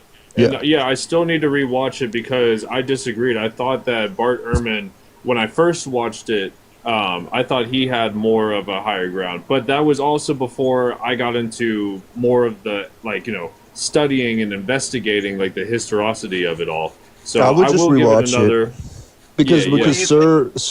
Sir is like an atheist on this app that like I think he's top 3 on the app for history. Honestly, I think he underestimates himself a lot. But Who would you say is the top 3 then? I've heard Deconstruction Justin, although I don't really like that guy. He's pretty good. I like Justin. Bible guy is very good. Yeah, Dalton. Dalton's very good. He's my friend. I would say they're up there. I'd like to see Dan McClellan start doing lives. Yeah, as much as I don't like I don't think Dan Deconstruction McCullen is like a fan of debate. I think he's pretty good when it comes to history. He has some whack hypothesis that like it was a Jesus imposter. That's the route he goes, and I just think that's ridiculous. Who goes down that route? What's his name? Deconstruction Justin. Even though he's pretty good at the history, he just thinks that there was an imposter, like a Jesus imposter. I think that's ridiculous. Well, it's not that. It's so in today's day and age, that would be kind of a wacky do thing, right? But like he gives support like 3 different historical figures like Nero, and Nero actually had the fake Neros. Like, look, there's a whole Wikipedia on pseudo Neros, and they like one of them actually went to war. They all had followers. Like people were kind of dumb back then. No, I understand that, but at the same time, it's just like they said that Jesus resurrected in an immortal spiritual body, or like a transformed body, not a spiritual. Like it was a different type of body. You mean Nero? You mean Jesus? You mean Nero? No, I mean Jesus. It says that Jesus went through a metamorphosis and he resurrected in some transformed body. As far as I'm aware, the pseudo narrows, they weren't followed by people that knew like the historical Nero. Like these are people that were like probably had no actual relation to the historical Nero. The claims about Jesus are like attributed to people that like personally knew him, that were like pretty close. Do you know that like for sure, or are you like, assuming? I mean, if we just assume that the 12 are his inner circle. I haven't looked into that very deeply, but I don't believe any of the people that like followed the pseudo Neros were. Yeah, but it just goes actual life. What I'm saying is, people believe. Appreciate y'all. Later, y'all. People were susceptible to like wild stories back then, even more so than today. And even today, people see Biggie and Tupac and like fucking Elvis. Like, but the point is that Jesus appeared to them in a transformed body. It wasn't the type of body he had prior to his crucifixion. They wouldn't be mistaken. They wouldn't be mistaken that it was some other person, because that's not how Jesus would have appeared to them. I got you. I just need, because I don't start with the pre-belief that there is an all-powerful deity who can do anything. So I need more than people thought a thing to believe someone rose from the dead. I mean, the thing is, if theism is true, I think like the priors for this for Jesus' resurrection being like a divine act rather than I don't know, a mistaken appearance or like a twin or brother. Yeah. I think the price that would be a lot higher. So I think a lot of this argument kind of hinges on whether theism is true. Sean, you don't have to have certainty. You don't have to have certainty about God's existence to accept. No, I'm saying to even believe it. To even believe it, I'm not looking for absolute certainty. I think you have to at least believe theism is likely to believe the resurrection took place. What do you think if you had to give a prior probability to God existing, Sean, what would it be? I couldn't give a probability to it. I have no idea. Well, because I need data. I have no data. Wait, but that's kind of a concession in a way, because then you're saying that you can't really know if it's likely or not that the resurrection happened, right? No, well, I'm saying no one can, because you flesh out probability by known data. We have no known data about gods, no verifiable known data. So what do you mean by verifiable known data? You don't consider, you realize that scientific evidence only applies to the physical world, and God goes beyond that, we could say. So well, then I can't put probability on Jesus. Yes, you can. You provide evidence that like your mom loves you. Based on the evidence of philosophical arguments. Okay. So what you can make philosophical arguments. That's fine. I'm fine with entertaining philosophical arguments. But if you ask me the probability, so for example, if all the information I have is a murder happened, okay, boom. The first thing I'm going to do is like if I want you say what's the probability it's a male. Now I'm going to look up like, okay, was it a woman who was murdered? How often do women who are murdered? How often is the suspect who was caught a male? Now I have prior data that I could say the probability it was a male is 72%. And then you can. I don't think you need data for probability. You can just like have evidence. Like anything that evidence can just be. Can be an argument. It can be some I agree. But like they're saying, like if you don't have a probability, that's a concession. No, it's the opposite. I have, I don't have data. Like, what's the numerator and denominator? Sean, I think you're sort of getting caught up in like what scientific data would be for the existence of a quark or something. It's not what we're talking about. That's what I'm Someone saying. like Swinburne that looks at natural theology gave a conservative 50-50 in his Bayesian statistical analysis of the resurrection. If there's at least in another paper Brooke and I have seen, if it's just even 10%, the resurrection hypothesis wins because the naturalistic hypotheses are so bad. So you don't need to have certainty. You're acting like you have to say God. Yeah. Well, to be fair, Dr. I'm saying it is 10% if there is a God that would incarnate. It's that specific type of God. But yeah. So I don't agree, and I'm happy to have. Well, there's reasons for that if you want to hear. Okay, let me. Yeah. So what I'm saying is, I don't. If I need to study up on Bayesian like probability or what have you. But as Six was explaining it, my understanding is he was giving examples that use data you actually have. And that I actually agree with that methodology. So for example, the suspect, whoever did it, 72% chance it's male, a brunette male. Okay, now it drops to like 45%. And we could actually crunch the numbers on that. We have no data to give a mathematical probability to calculate for a deity that we don't even know exists. Why is like one of the most famous philosophers to ever popularize Bayesian arguments just disagree? I mean, I don't think that's true. I just suspect it's not. I mean, Sir might be able to elaborate on this. They don't assign really specific numbers. I mean, not Sir. Dr. Truth may be able to elaborate on this. But no, it was just. They would say, by comparison, you don't have to know the exact numbers. You can just do like a Bayes ratio comparison. Yeah, that's the whole you can see something much more likely ratio of what? Like we don't even know if it's we don't even know if it's non-logically possible. Well, you don't either, I don't think. No, it's impossible. All right, fine. Then I don't know that it's even nomenologically possible for Jesus. Wait, what do you mean? Resurrection or guys, wait, hold on. You guys are like guys, stop stockpiling, Sean. Like, come on. Yeah, he's getting dogpiled. I want to hear what Sean said.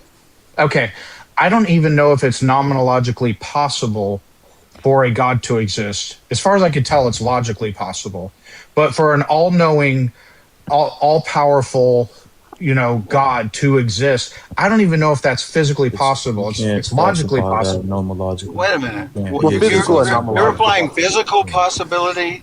Yeah, to a God. It's logically possible, but you're saying that physically it may not be possible to an immaterial God. So, for example, laws of physics. Possibility. Okay, all right. I'll stop. You know what nomenological possibility is about laws of physics and about natural laws. Yeah, I know that. It's about a physical possibility, probably, rather than. Okay. So basically, what I'm saying is, I don't even know if it's actually possible for such a deity to exist. I'm not saying it's not.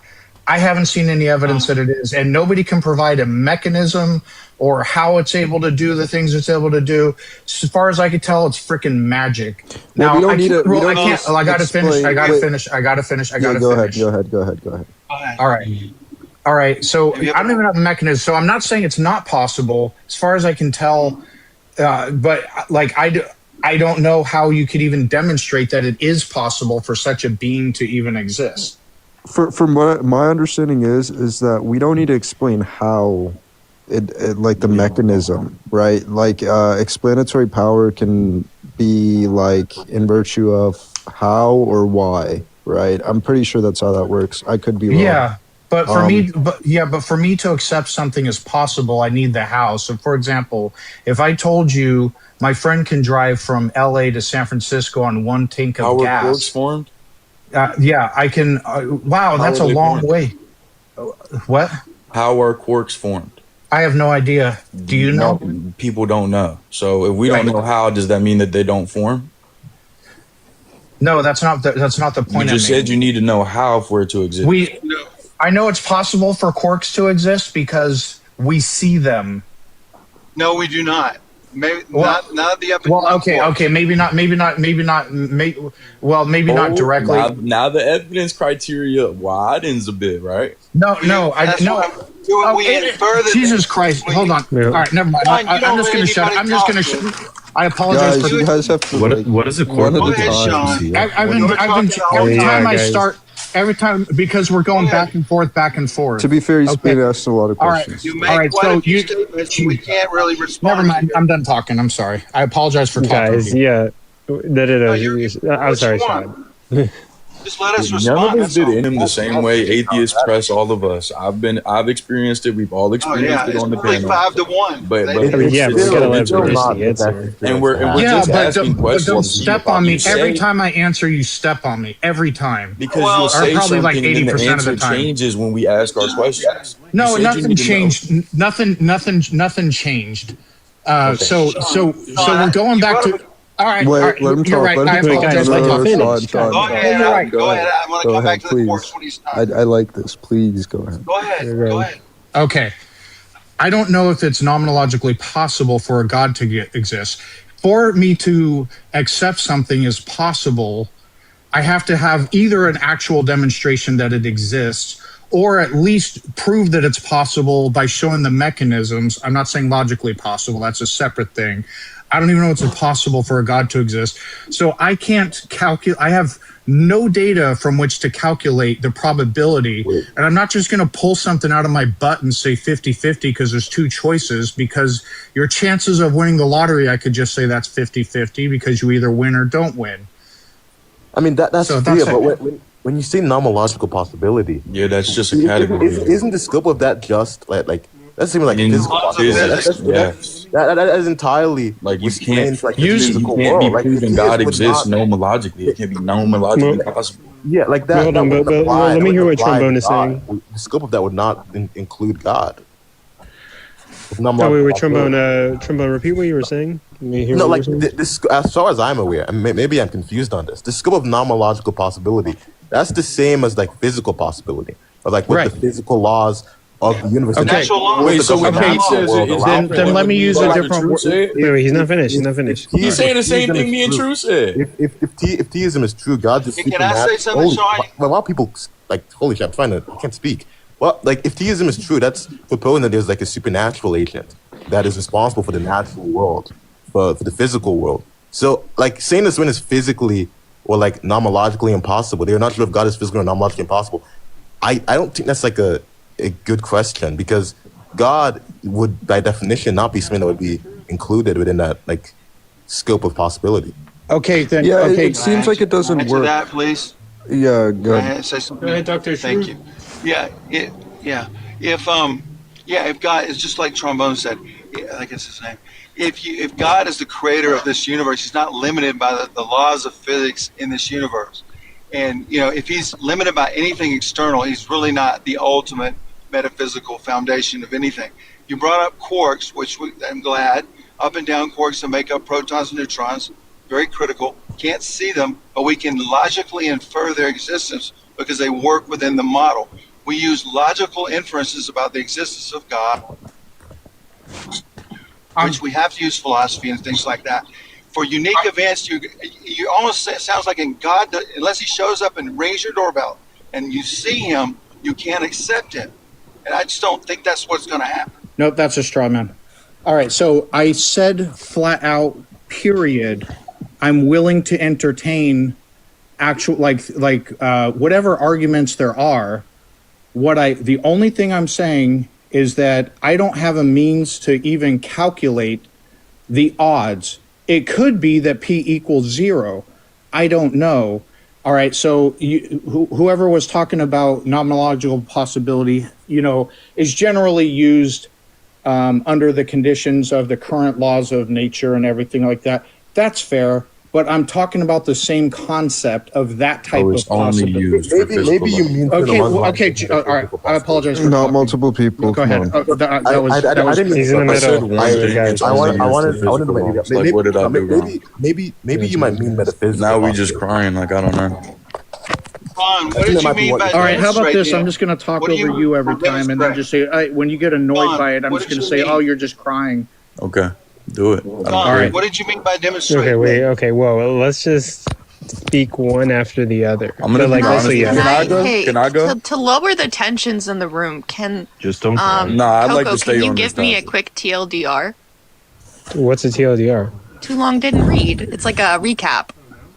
Sean is asking for evidence of God, and we're asking what his criteria of evidence is. No, exactly. Tom, would That's you not mind it at all. clarifying something? Oh no. Would you clarify what you meant by Whatever, Sean. demonstrate, Sean? Like, you just keep changing shit every time someone presses Nope. you. You're just not understanding. Well, I think Bro, I you think keep Doctor. repeating the same thing over and over I just again want to after say, we I get Being think, very polite, Sean. Would guys, you I'm answer trying me, to, I'm trying to streamline this. I think what Doctor Truth said, and if you could repeat that, I think he was spot on. Based on what I understand, like if you could repeat what you said about it being kind of like a category error, like. Well, the demonstration, he said that I was joking about God, unless he sees God or demonstrates to him personally, like something might be in science, he's not going to believe it because he doesn't seem to like the philosophical arguments, which are required for a world that we not necessarily physical. Okay. So what did you mean by, please, Sean, what did you mean by demonstrate?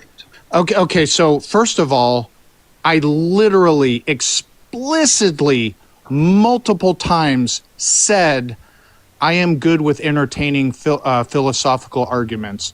I repeated it multiple times, and you're right here claiming I'm only asking for I'm asking for empirical evidence or scientific evidence, and I'm not good with philosophical arguments. And I said it explicitly. I'm good with entertaining philosophical arguments. This whole contention just came down to where just simply that I don't believe I can come up with an actual like mathematical probability of a God existing. I don't think that's very controversial. That's a controversial thing to say. If Yeah, you come no. up with a precise probability, then you can't just entertain it at all. You got to have the. So what I was getting at was when Dr. Truth said like the foundation for reality, like God is the foundation for the laws, right? Or he. Yeah, of all reality, including the laws. Yes. Yeah, like he's asking for Right. the mechanism. The mechanism is what created the universe. But then again, you said that you were open to all evidences. Hold on. I think maybe. Hold on, gang. guys. Hold on, Please, guys. Let please. him have it. Go ahead, Everyone Prince. kept saying I'm interrupting. I shut up and let everyone talk. Please. You kept saying that you're open to whatever evidence that's possible. But then when we kept pressing you, you said, well, I'm not sure if he's nomoologically possible. Well, he can't be nomoologically possible. Then I you didn't said you say don't- that. I didn't Don't say interrupt he me, can't gang. be I literally Wait, shut wait, the wait, fuck up. let him and let finish. you Let him talk. finish. Go Okay. ahead, All right. Prince. I'll correct you after. Then you said, I need to know the mechanism. I'm unsure if there's a mechanism. Well, how would you want to be showed that mechanism? You ignored my question earlier because I asked you, you said, well, I can't see God. Well, we don't see quarks. You said you don't know how God. Well, we don't know how quarks. We don't know why quarks. And then my specific question earlier that you happen to just like skip over is I asked, what's going to be your evidence for your mom loving you? Okay. So Behavior. I said I can't calculate the probability of because I don't have any priors. All right, so take one point at a time. I don't have the best memory. Just start with a quick run up of the first point you made, please. Just the nomological thing. You already conceded that one, which is fine. I'm not trying to. No, I didn't concede that it's possible. So anyway, nomological. It can't be possible. It's a category error. Jesus. I didn't say it can't be possible. I didn't say it can't be possible. I didn't say it can't be possible. You need to hear that again? Okay. Bro, did the three Christians hear him say this nomological shit over and over again? What I said is I don't know if it's possible. All right. If nomenological is the wrong word to use, and you guys want to latch on that, that's fine. You can just It's metaphysical. Can I talk? It completely changes Can I talk? it. And you keep saying the same thing, Can I talk? Can I talk? Can I talk? Can I talk? Can I talk? Can I talk? Can I talk? Okay, gang. Oh my Hey, God, W Sean, White Knight calm just down, gang. dude. No. Let him fucking finish, bro. Yeah, my bad. I'll let you No, protect your boyfriend, gang. My fault. Oh, Eat a bag of no, dicks, bitch. Oh no, wow, Hey, man. All yo, right, what the fuck guys. did you Sean, just say, did you Sean? understand what Brooke was Hey, saying? chill, Whoa, guys. wait, Chill. Did you just call someone I'm a saying. bitch? Yeah, like people too angry over a conversation.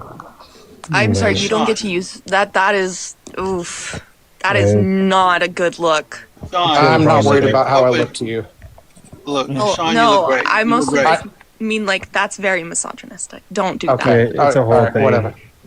Sean, you said you were open to philosophy, but then you really keep focusing on a demonstration, physical, non-logical possibilities versus the world. Do you What? understand? If hold on, Sean, if God is the foundation of all reality and is the source and ultimate of all the laws of physics and nomological laws, He's not going to be subject to them. Okay, great. Right. So what evidence? All right. So let's cut to the chase because I've just been arguing about why I can't put a mathematical probability to it because I can't come up with a numerator or a denominator to come up with That just a seems ratio like of. a red Let me herring. We don't finish. have Let to me know finish. that. Let me Let him finish. Let me finish. I can't come up with a mathematical probability of God existing. I don't think that is really, that's not such a controversial thing to say. If you have a philosophical argument that God is the source of logic and reason or intelligibility or the Dawkins way, go for it. I'm all ears. We don't do tag. I don't do tag. But Okay. if you're not familiar with philosophical arguments, and that is the Who said I'm realm not familiar in with which, them? hold on, you said you're not really good at it or familiar with it. No, I didn't say And that. that is really where the crux of it all is. If you're not familiar with it, then maybe it's going to be hard for you to come up with any sort of persuasive probability either way. Okay, I never once said I'm not familiar with the philosophical arguments. Never once. Right. What did you mean by demonstration in the physical world that God exists? That's what Brooke and I I are didn't say trying. demonstrate. I said demonstrated is just a saying that says back your assertion, substantiate your assertion. That's all that is saying. I What don't would that care if look you like do, for you? what. What would that look like? What would that look like for you? I don't know. Just tell me what convinces you, and then we'll look No, at it. I'm more interested in what would convince you. I don't know, but if your God We're exists, he listening. would. I'm not trying to I argue with don't you. I'm know. just trying to understand you. Okay, I don't know. Like I've heard every argument I've heard so far hasn't convinced me. I don't know what would. However, if something convinces you, we can discuss it. Hey, could I take care of this? The mathematics and how the universe works has no inclusion to a god, so I'm just like, I'm the guy that does cosmology, so I could take care of this if you want. Do you have credentials in cosmology or physics or anything like that? You don't Yeah, have to. so I don't I either, like and I to discuss study. it. But I just wanted to know your background. What? Go ahead. Yeah, I study cosmology. I study how black holes work, and the idea that the universe might actually be in a black hole because the mathematics of Einstein's equations demonstrates that. So. Hold on. You said you study cosmology. Do you have credentials or any degrees from a formal education? No, I'm actually going to school for this. So it's the thing I was curious about. I got you. No, I just wanted to know. Hey, But Sean, can I I'm ask fine with you? philosophical arguments. Go ahead. I know, mean, you mentioned- because when you talk about a god and there's no god, I mean, there's no evidence of a god because we can't find evidence of a Well, god. that's where we're at. So let's hear. We're talking about. I don't want to. When we're talking about probability, we're saying like the likelihood of God existing outside of any knowledge about the world as it is right now. Basically, it's kind of what we're saying, right? So outside of any knowledge about, I don't know, maybe something like fine tuning or like consciousness or like any of the facts about the world right now. Like, what's the likelihood of God The existing? universe isn't Any other fine-tuned, that kind if of that's what you're saying. John. The universe isn't finely tuned. John, are you familiar with quantum mechanics at all? Not. No, I'm not. I mean, I'm familiar with some aspects of quantum mechanics. You probably but I'm read a far little from an bit. You expert. know that some parts like quantum entanglements, Einstein calls spooky science. I mean, it's just counterintuitive. It's mysterious, but it's true, and it exists, and it works, and it's incredibly important, in terms of science and physics. But we don't know exactly, that you want a mechanism for how God does things as all-powerful being. Also, your consciousness, your first-person awareness. Okay, hold on. Your One thing at a time. got them. Mhm. Did you just say we don't know things about quantum mechanics, therefore God? No. Okay. What? No, I'm Are you sorry. You kidding? went from You're quantum so used mechanics. to- I don't do God of the gaps, dude. No, yeah. So why Not did you say bring that. up why did you bring up quantum Earlier mechanics? you said if you couldn't have a mechanism, if things didn't seem, they seem weird or they didn't seem mysterious. I'm just saying there are things in reality. I did not say therefore God. That quantum mechanics is very real, but there's some crazy, wild, behavior in it that blows our minds. That's all I'm saying. All right. Here. Hold on. So Do you know why we say quantum mechanics is real? because it's testable and that's why I asked earlier what would be the criteria. That's in the physical world. Yeah, It's in the physical world. So quantum mechanics is a model that we can test to demonstrate that it's true, but we can also use to predict things that we discover. So it is a model that is useful insofar as it is both testable and true and predictive and useful. Yep. Yeah, it's also in the universe like a God isn't, right? Yeah, it's physical. So it's completely different. So that was my only point, Sean. Okay, so there's some nuance here. When I brought up the mechanism, all right, so let me finish, please. I brought up the mechanism as it pertained to figuring out a mathematical probability for God. Okay, so either I have to have priors of a God, and we have priors of quarks, whether we can see them or not or whatever. However, physicists figured out they're there. They figured it out. All right, I accept that quarks exist. We don't have priors for God, nor an explanatory mechanism that shows that, hey, this God stuff is possible. So this isn't me saying there is no God. It's just that these are specific things I would need to calculate a mathematical probability in order to have a numerator and a denominator to say the chances of a God existing is 10.75%. I'm just making Not something what up. we're talking about at all. Like you said, if you got familiar with Bayesian analysis, there can be a comparison, like something is much more likely than the other, in sort of a general conclusion. All right, I'll study Bayesian. I'll study priors in math. But we don't have any priors in math regarding we God. do have priors. My understanding of God, that's a lie. We do, exactly. God transcends the natural world. He's not subject to it, right? And when we're just comparing hypotheses, then it's just going to fall onto like parsimony and explanatory power and scope. That's but those are philosophical concerned arguments. I'm fine with that. I can't give you a mathematical probability, but I've said a million times, I'm fine with entertaining philosophical arguments. We don't need precise statistics, but we can do things like, what's the guy's name? Just something. Predictive nature of a theistic foundation. Much more likely to see conscious moral agents, higher level knowledge, what we have, embodied interaction, than just principle of indifference on naturalism that could care less. I'll believe that. What I understand is very surprising that like consciousness exists under naturalism. That's what I've come to understand, but not really, because there's already a natural explanation for how we received our minds. Unless you're going to say that dualism, like if you say there's dualism, demonstrate that. We know how brains evolved. Yeah, well, that's the brain. Yeah, why are our brains conscious differently than other animals on the planet? So I would imagine all the brain. It could be that every brain on the planet, their consciousness is different from each other. In fact, it's very likely the case. Can you show that for me? Huh? That's a God of the gaps argument. Can you show that? I didn't even bring God up. So can you get can you literally get the fuck off my dick? I didn't even bring God up. Dude, hey, Sean, I was just gonna say, if I was on your dick, you would not be here anymore because you would be satisfied. Fuck, you're right.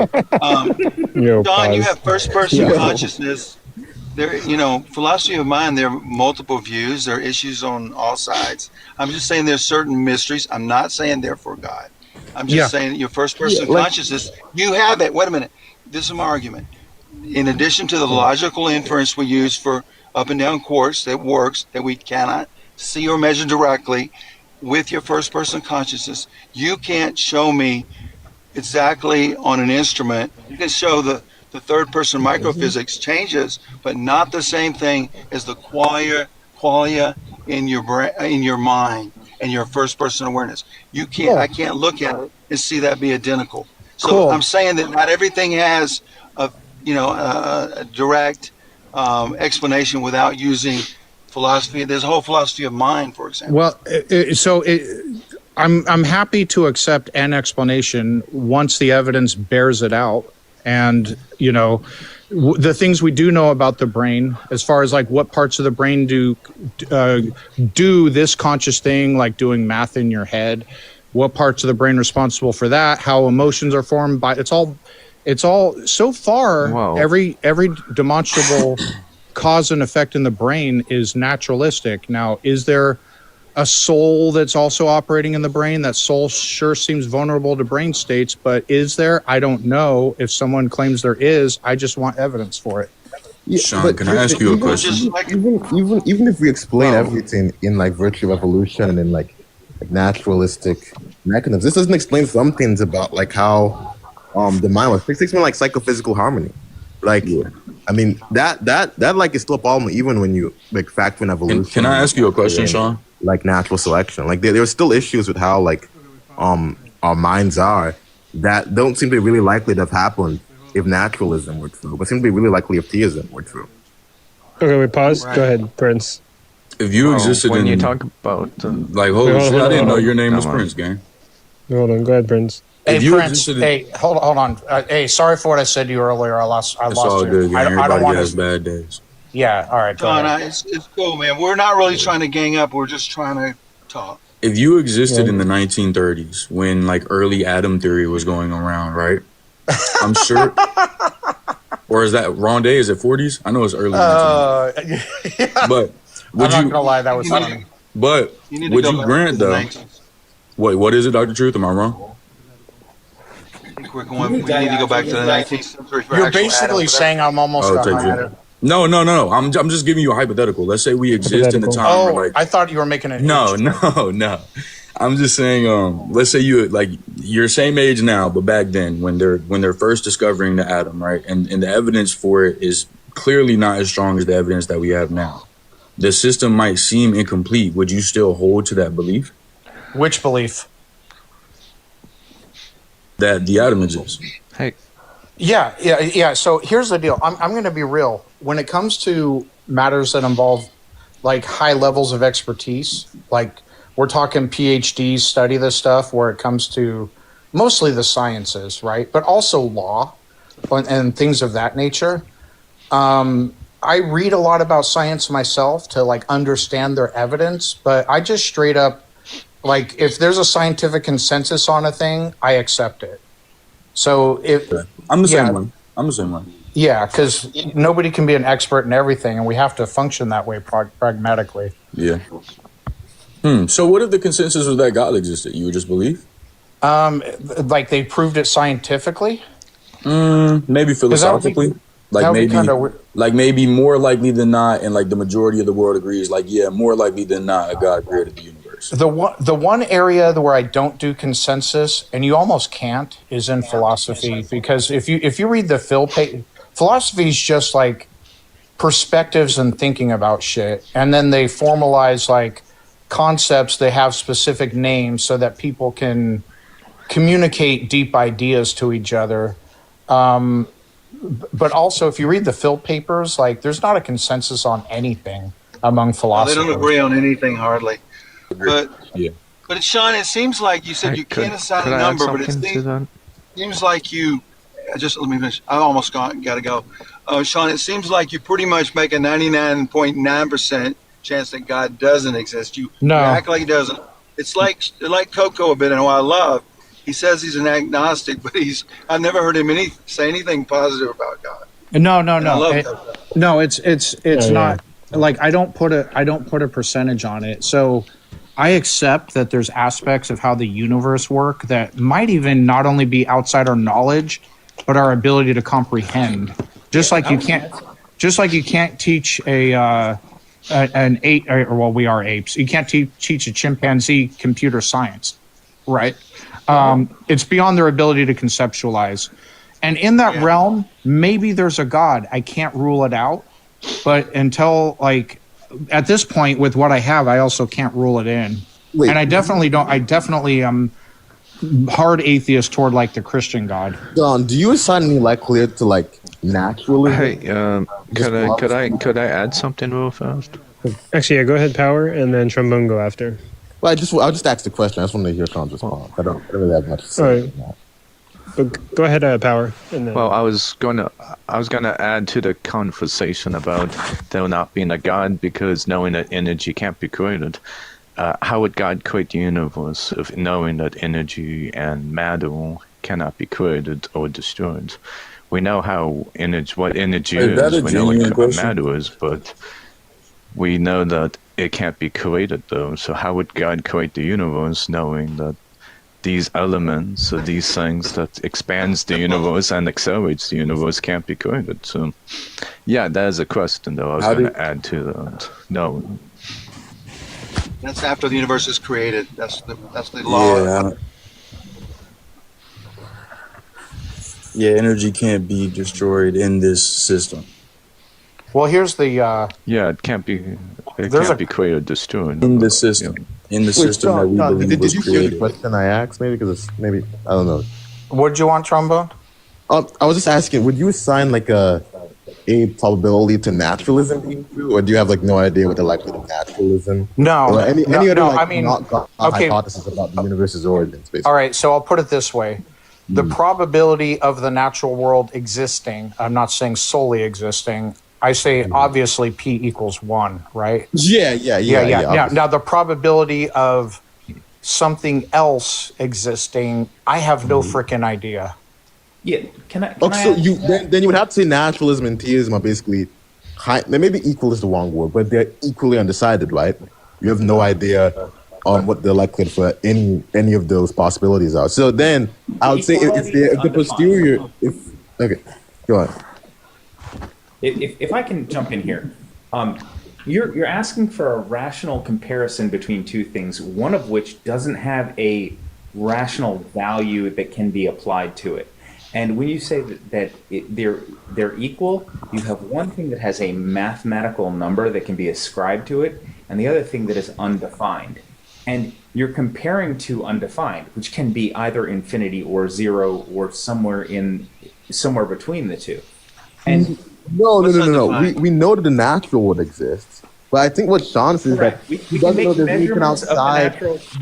But naturalism is the thing that the natural world exists. It says that the natural world is all that is.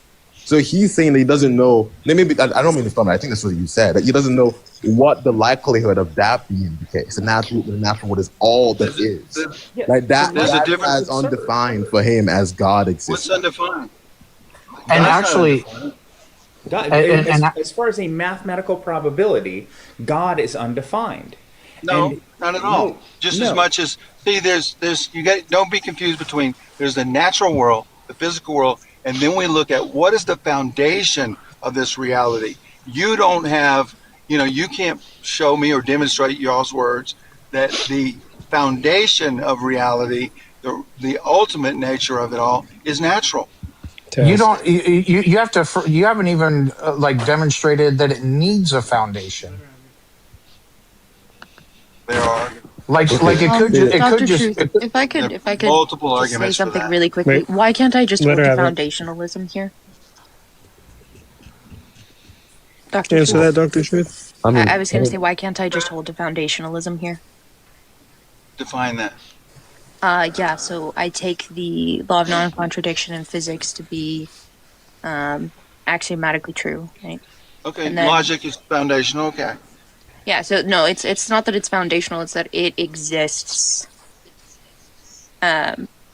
Insofar as an item cannot be an item and nothing at the same time. An item can't be open.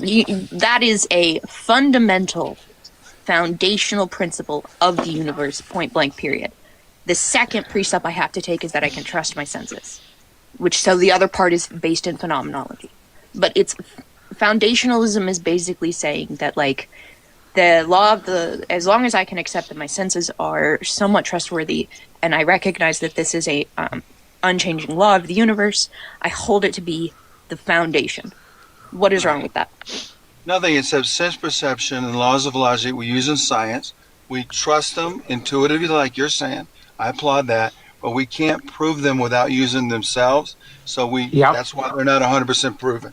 They could, without being circular. With the So it problem of also induction. very possible that the laws of logic are also in a theistic foundation, and that can also explain the logical landscape.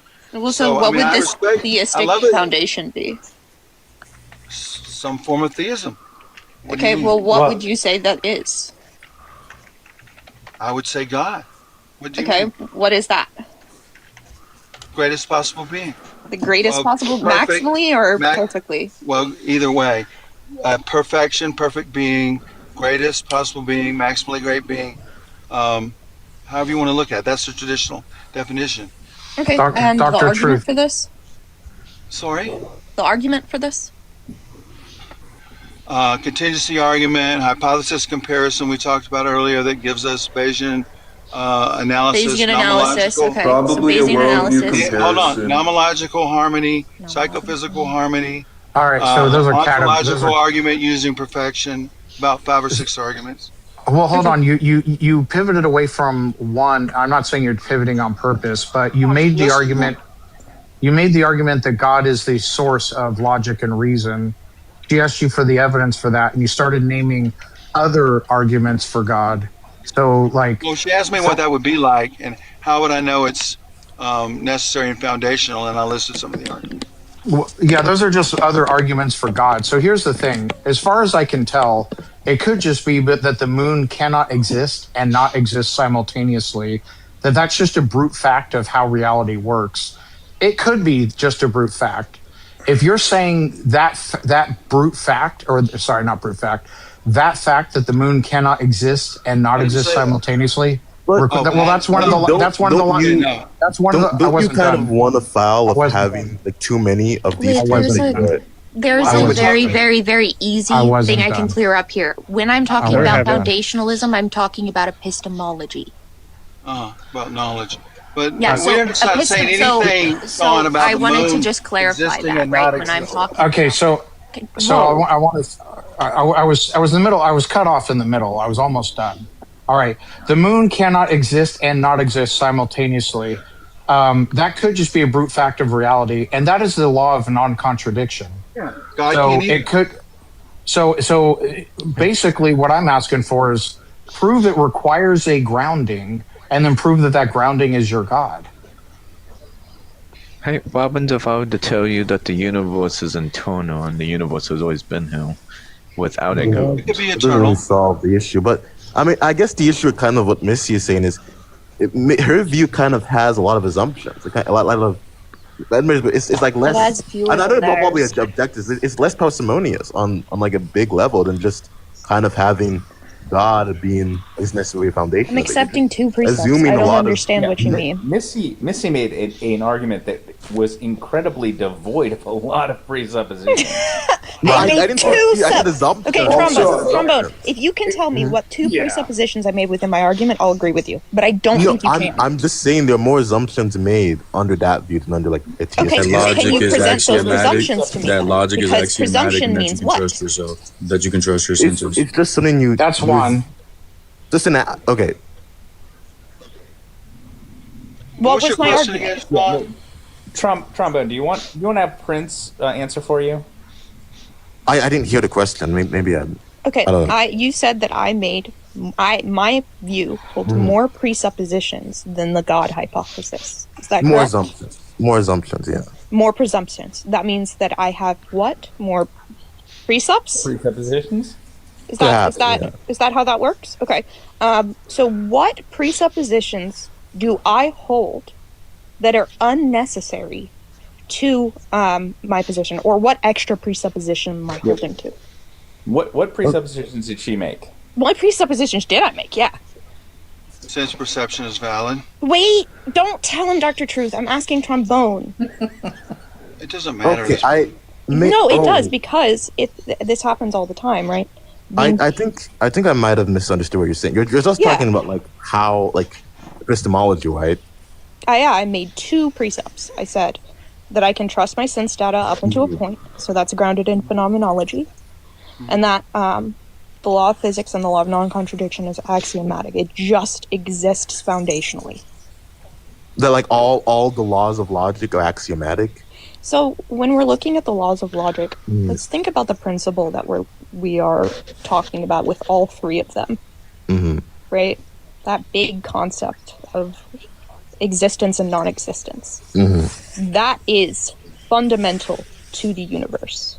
So what about the laws of physics? Wait a minute. Do you think those are axiomatic as well? So that's where we get into, right? That's where we're going to get into my metaphysics. And we're going to get somewhere differently. But I'm talking about epistemology here, right? Okay, fair enough. You made 2 points. I mean, I just wanted to make existence? that I only have 2 precepts, so... But how does that explain existence? That technically is more than 1, 2, because if you're saying the laws of logic are axioms, then that's at least 3. No, that's not what I She said that these are the 2 things that she presupposed, and you have to accept those to engage her in her argument. If you want to reject those, you can engage in What is her argument? I haven't heard anything about the foundation I don't of think reality. they're 2, though. She has a If couple the of laws of logic are axioms, that's at least 3. Maybe I'm misunderstanding, but You are misunderstanding, but it's okay. okay. Then what am I misunderstanding? How so if the there are 3 laws of laws of logic- logic, you take those to both be axioms, to be axioms, and like isn't that at least 3 or 4 if you include the sense perception? Okay. What is the larger concept that the laws of logic are speaking to? What is the larger concept? Yeah. What are all 3 of the things saying? They're saying something a little bit different, but they're also kind of all saying the same thing. Sure, you explain it. I'm not to really be and not to be. Yeah, it is, Something it is. cannot be and not be. Okay. Is and not is. So you're saying that fundamentally there's one concept. Is that what you're saying? They're just expressions of the same concept. Well, so the laws of logic, I would say that the laws of logic exist. We discovered them, right? So they are foundational. Right? Yeah. Something cannot be and not be at the same time, regardless of human minds and perception. And so we discovered that, making it foundational, meaning that grounds all logic, right? And it grounds my sense perceptions. It's a very, very parsimonious, in fact.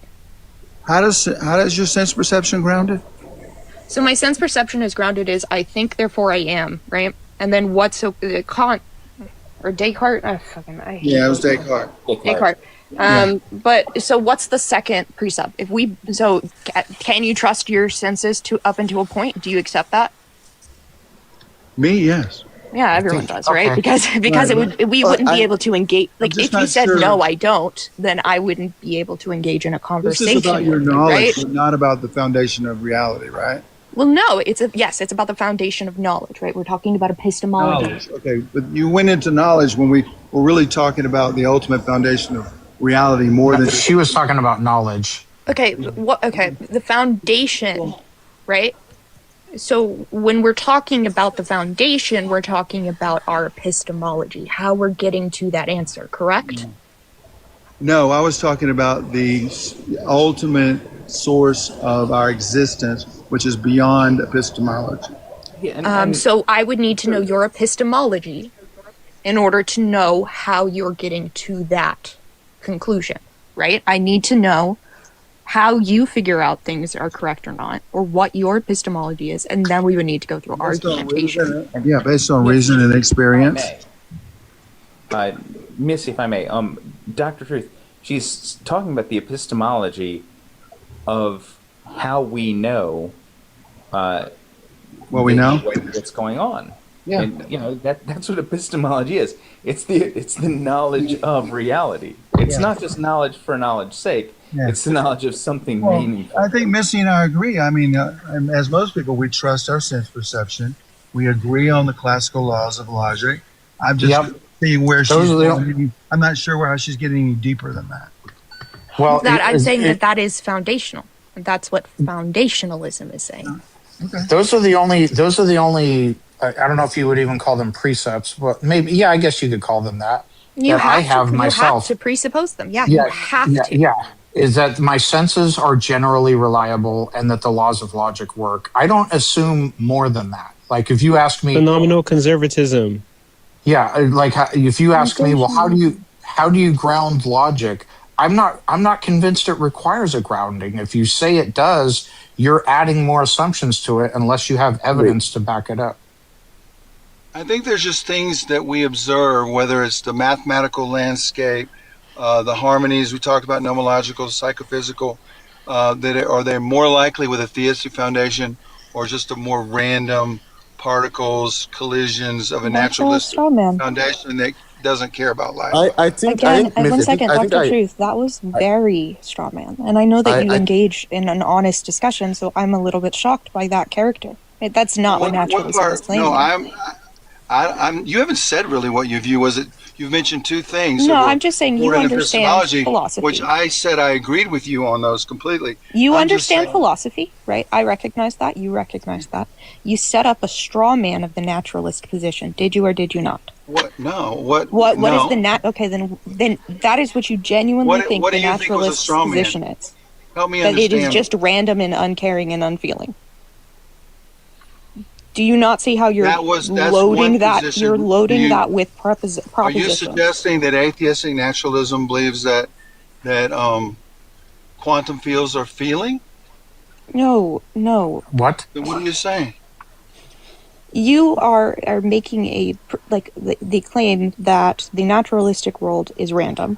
That was the first thing you said, correct? Well, there is a certain amount of randomness if you see it in depends on who you're talking about, right? I'm a hard determinist. You're going to have a hard time proving randomness to me. Well, go look at quantum mechanics, and that may help you understand it a little bit more. I mean, we can talk about wave function collapse if you would like to, but here's the thing. Sure. I'm not. I don't know. It's like I'm. What's your argument? I mean, if you want to say. No, I would like you to random. Present an That's argument. fine. We can take random out of it.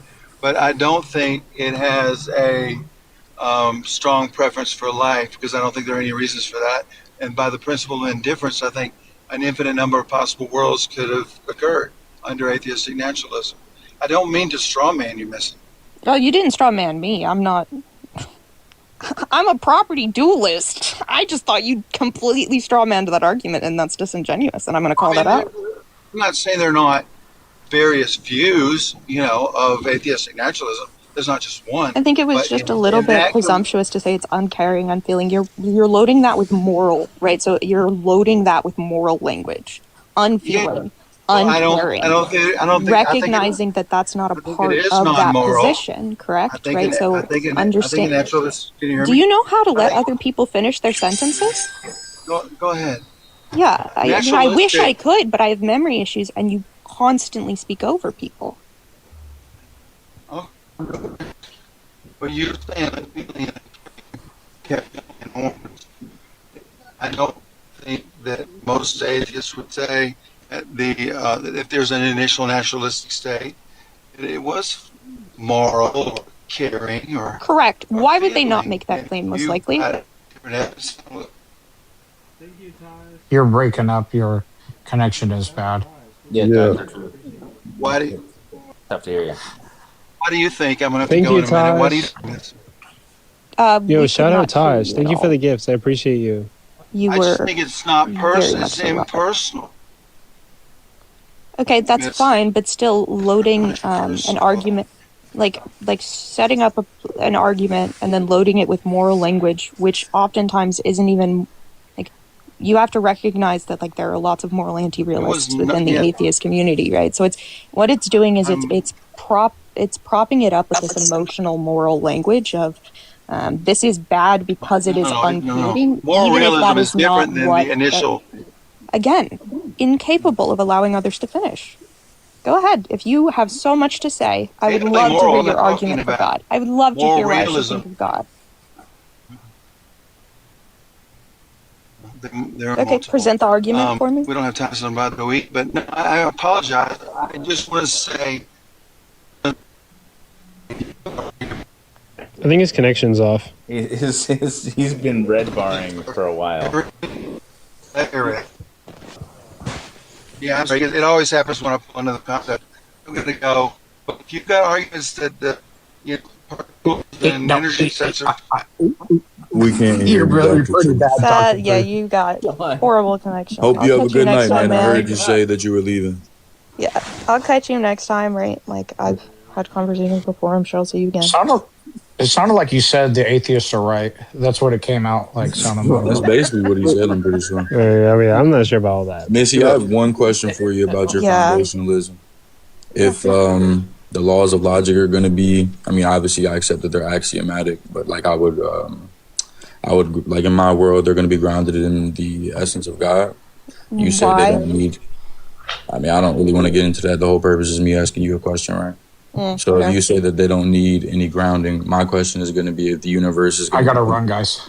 Have a good night. See you around. If the universe is going to be a completely like unguided process, why would we see these things come up that are going to be extremely precise and clearly consistent and logical?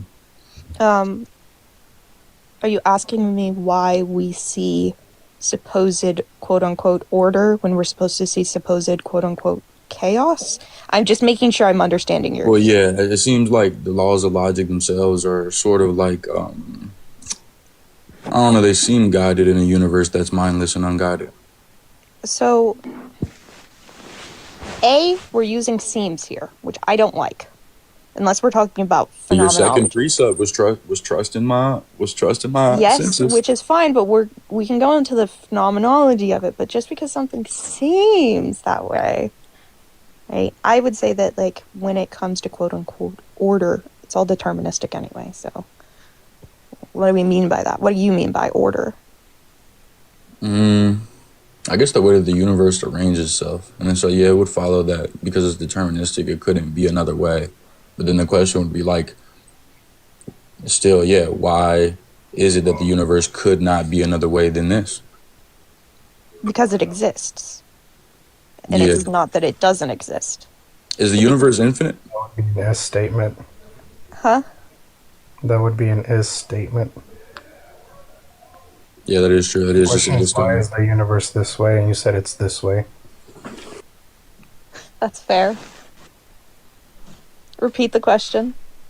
That's it. Just why is the universe? Yeah. Oh, you said why? Well, my other question. I asked, do you think that the universe is finite or infinite? Because if you hold to an infinite universe, like most people are going to affirm like a big bounce, big crunch model. I don't so know then that even brings way more questions into it because it's like, okay, well then why is the universe this way in this cycle? It doesn't make any sense. Provide some explanation for that. Well, I don't hold to that view. So. Finite or infinite? I make a complete agnostic claim. I have no knowledge, and that's pretty important for your view. Yeah, it kind of is. You're basically saying it is this way, but you don't know why it's this way. Yeah. Do you have a problem with that? Well, the theory that's going to explain it and not say I don't know is going to be better, right? No, that is not how that works. Not necessarily. It depends. You could I could say we don't know how propofol. Once again, I could say we don't know how rainbows were made. Therefore, leprechauns come across the sky. You know, the whole leprechaun thing, right? And then they have a pot of gold at the end, and that's why there's the rainbow. You have an explanation. I say I don't really know. Which one of us is going to be closer or accurate? Is that explanation going to give me some like guidance and justification for my life? That's much better than just I don't know. And it allows me to build like stable worldviews on it. Sure, but if it's incorrect, I don't need that to build a stable worldview. Just because I'm saying I don't know if the universe is infinite. Literally, or your precepts for your framework require that knowledge. You can't say I don't know, but then say it just is this way. How can you precept that? Sure. So it exists, does it not? How do you know? The universe exists because I can trust my senses. Why can you Into a trust your point. senses? Can you trust your senses? I mean, I know why I can. No, but I'm asking asking you. Can you trust your I senses? can, but that's for completely different reasons. Sure, I'm saying I can trust my senses. Why? Up and to a point. Why? Someone could just hold to the axiom of phenomenal conservatism. And I'm gonna ask them why. Okay, and You you're going can't to just say say why, just and I'm because I can going to just say trust my because senses, without because then I'm that, gonna say, okay, you think you can because just without that there is incoherency. you're gonna There's no say, okay, coherency. I can just trust my senses, and then I'm gonna say, okay, so how? Just because you can trust your senses, how do you know you're not a brain in a vat? You wouldn't know. You just trust your senses. Well, yeah, until like I have a reason to find them to be wrong. Right. I mean, like we have to use at the very basis. Every worldview has to use their senses to deduct like logic. We're or just really going to anything. fall into solipsism this way. I'm Like, aware. that's What not- I'm aware what solipsism is. My worldview doesn't collapse into it. Right. Well, that's right. Like, so if I'm saying, okay, I trust this because without this, there's incoherency. What are you saying that you are justifying why your senses Hold on. can be Hold on. trusted? Actually, really quick. Let me actually push back on that, because I think like, I mean, sure, like if we grant the Christian God exists, right? If we grant the Christian God exists and He gave you your senses and like you trust your senses, I mean, like, how do you know it's not the case that the Christian God gave you faulty senses and everything you're perceiving is a lie and the Christian God is some evil God trying to like play with you? That argument works both ways, though. Really works both ways. That's what I just said to you, and you go, "Oh no, it can't be like that. That's solipsism." Well, yeah. So I think at the very basis, like both the Christian and the atheist have to trust their senses, but it could be the case It's almost that like it's both their senses are wrong. foundational. I'm not trusting my senses. I'm trusting divine revelation from a perfect God that is the grounding for all knowledge and all good things. But how do you know that God isn't like playing a game with you and deceiving you? We have He's knowledge. evil? I mean, yeah, but your what I knowledge could find be wrong. fascinating? So how would you? So really quick, how would you check God if God was evil and was trying to deceive you and give off the idea that He's perfect, good, and doing only what's good for you? So if you're going off of a hypothetical God, that can't be answered. But if you're going through an established tradition, then you would have to use the semantics that they employ. So basically, if you're assuming an evil God, that's no longer the God that we're talking about specifically. I mean, but what if God like intentionally made it so that humans would write in the Bible that He's a good God, but realistically He's an evil God who's maliciously doing things and just giving off the idea that He's good? That is a what if question. What happens if what happened if God was nailed to a cross for sins, but ended up being a false prophet and not being a God at all? I'm not gonna lie, can you not derail the conversation, please? Well, no, that was my prophet. Alacrity, I know you said you wanted to say something. Oh yeah, I wanted to ask you. Actually, I was wondering how you dealt with quantum indeterminacy, given that you're a hard determinist. Yeah, quantum indeterminacy is probably the biggest issue, right? And as it's being held as like, so right now I'm saying the consensus is saying that it's indeterminist. However, the rest of physics is telling us that it's determined. And so while I understand and trust a lot of quantum things, and while I've read the papers myself, I'm gonna hold off on saying this is absolutely indeterminate when the rest of physics and everything works around determinism, right? Dichotomy? Indeterminism and determinism? Yes. No, yeah, determinacy and... Oh, 1 second, I'm getting a call. Actually, I guess like really quick, but I mean, so let me ask this question. It could be the case that God has created the world. That's what they did with us in America. They built a nation of Christians, but it... Wait, stop, bro. You can't join the panel and just interrupt the conversation. But okay. Oh, wait, Prince. Like, could it be the case that God created the world in this... Wait, hold on. Like, could it be the case that God created the world... I was gonna ask, what is his age? Are you interrupting don't worry the about host, gang? Shut the fuck up. Oh, no, he's cool. But like, let's say that God created the world in a way where like, sure, you have divine revelation, but let's say the entire divine revelation is compromised. God is evil, and He's deceiving you. Yeah, like, that there's no way reduces for the to human. solipsism. Well, yeah. So like, there's no way for like the human to like check God. So But in the that's same way also that contradictory. That's not what I believe in. That would make my God non-existent and the revelation non-existent. well, yeah, but everything you believe in is based off of the revelation, right? Yeah, necessarily. So what if God is giving you false revelation and playing games? Yeah, I would need justification for that. Nothing that I've been revealed disagrees with anything in reality. Well, yeah, but it is possible that God could like I play would need. games It's and not like. just possible. Like I would need substantial evidence to show that because all of my revelation aligns and comports with reality. Lucifer. They worship Yeah. So I would say like at the very basis, right? Like the non-believer holds to their senses because it accurately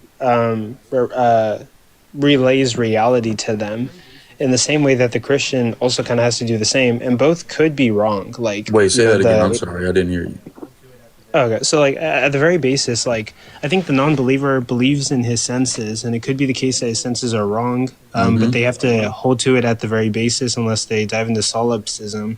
But I think like the Christian, they have to trust in their senses and trust in divine revelation. But it could be the case, right, that God is like an evil God toying with them. But You they realize just trust that He's not. I had to do what you guys did first before I could trust in the revelation. Right? That's why I'm saying like it's like it's kind of a non sequitur in a sense. It's But, like I had if- to rely on my senses in the same way you guys did in order to like learn, gain knowledge, build a relationship with the Christian God, and then gain the knowledge that knowledge is divine revelation. Like similar to like Sean talks about how none of it makes sense to me, so I don't believe it. I can't just believe everything, even though the same information is in front of me as you. It's like I had to use my senses to see the information available to me. And truthfully, I believe the only reason that I believe is because it was divinely revealed to me at the moment. Yeah, like all I'm saying is I think that the atheist and the Christian are on the same footing. But also like I think like if an all-knowing, all-powerful, omnipresent God was trying to deceive us, it would be literally impossible for us. That's just to, like, contradictory with the definition of God, because God's going to be a maximally great being. Based on what He gave you, right? Well, that's just what we're talking about. So we're not talking about the evil being. Yeah, I don't know. That kind of doesn't make sense to me. And I hope you don't think I'm trying to be rude. Like I'm being genuine. It's just like, what are we talking about? That's not what I'm talking about. Yeah, but like I guess the point I'm trying to emphasize is like everything you know about God, right? You heavily rely on what God's given you, and like you heavily trust that like you're just not being. Do you think so, Coco? I don't mean to interrupt you, but like I'm on your lives almost daily to deconstruct my faith. I want to be an atheist, damn near. Oh yeah. Yeah, I know, but like, Gotcha. but like whenever we're perceiving reality, right? We're just dealing with like the books around us, the reality around us. Now it could be the case that any of these things are flawed, like our senses and the books that we're reading, like any of it could be flawed, right? So like for the Christian, I think like the Christian's going off of this divine revelation, the books that they're reading, and maybe some church fathers. But like it could be the case that like God gave us faulty information intentionally, and there would be no way for us to like know any of it's faulty. Well, I'm an idealist, so that's why this is also kind of not making sense to me. Like I hold that all of these things are going to be grounded in the mind. The only reason we have access to knowledge is going to be because of God. All the knowledge that either of us have, atheist or Christian, is going to be grounded in God. So that's why that's another reason why the argument kind of doesn't make sense to me, because I understand what y'all are saying, but like you guys believe that you're trusting your own senses, and I think that you think you're trusting your own senses, but you're only able to do that because knowledge is grounded in the mind of God.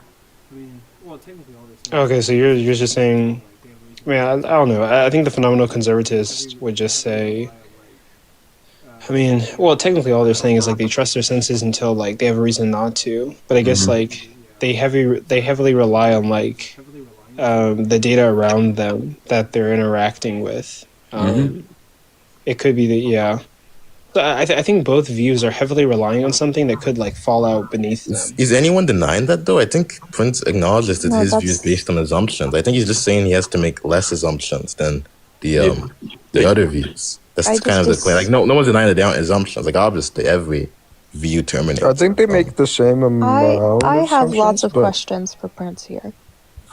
Prince, I have noticed today that you have had a lot of people on your back, however. Would you prefer if I had a conversation with you about this at a time where it's better? It doesn't matter to me. I'm chilling. I'm in a No, good but mood. like you had a rough day, it seems.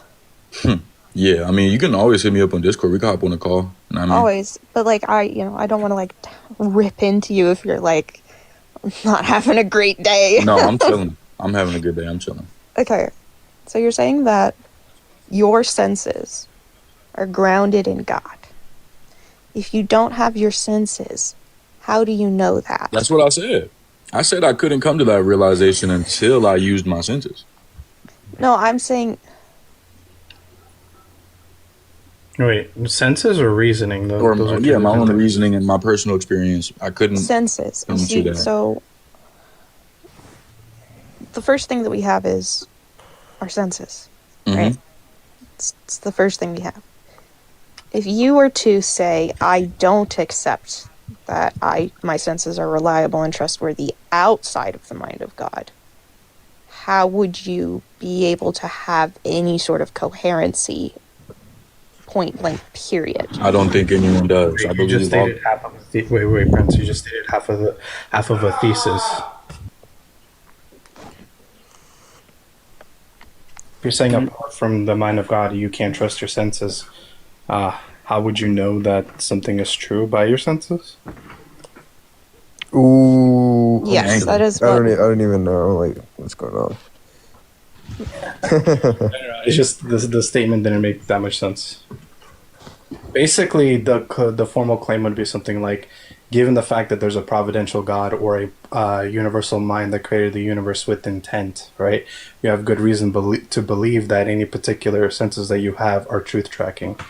Apart from, say, for example, naturalism, you don't really have a reason to think for that other than to presuppose that they do work. By the way, after this, I got an argument against like EO or Catholics if they're here. I mean, just in good spirits, nothing too contentious. I'm inquiring EO, so I'd love to hear that after this for sure. Yeah, I'm pretty familiar. I would love to just engage with the conversation as if I was a Christian and with my theology. I mean, this kind of goes for this goes for a lot of Protestants, EO, Catholics. I'm undecided on the argument myself, but I think it's interesting. So here, it's very simple. I don't know, you guys may have heard me already say this, but the first premise is basically just that Paul likely believed that the Father alone raised Jesus. Eastern Orthodox, Catholics, and most Protestants would affirm. Well, this is more so the EO and Catholics because, like, EO say, like, the Holy Spirit led them into all truth, so they should be raised? What do you mean by raised there? I'm sorry. Resurrected Jesus. Okay. I thought you meant raised like a child. I got so confused. So raised Jesus. So understand. So the Father alone raised Jesus, according to Paul. That's what he likely believed. EO say that the Trinity raised Jesus. Therefore, it's likely that the EO are wrong. That's it. Wait, PRK, can you formulate that a little bit more? No, I mean, there's no reason. The argument. Just say it to me one more time so I can understand it a little bit better. It's so just are you saying that because... it shouldn't be a syllogism. It should just be like I'll make it just... No, I don't need a syllogism. I just want to make sure it's not really supposed to be a syllogism. It's just basically that, Paul believed that the Father alone raised Jesus. That's the best inference to make. It's very likely he believed that. EO say that the Trinity raised Jesus, right?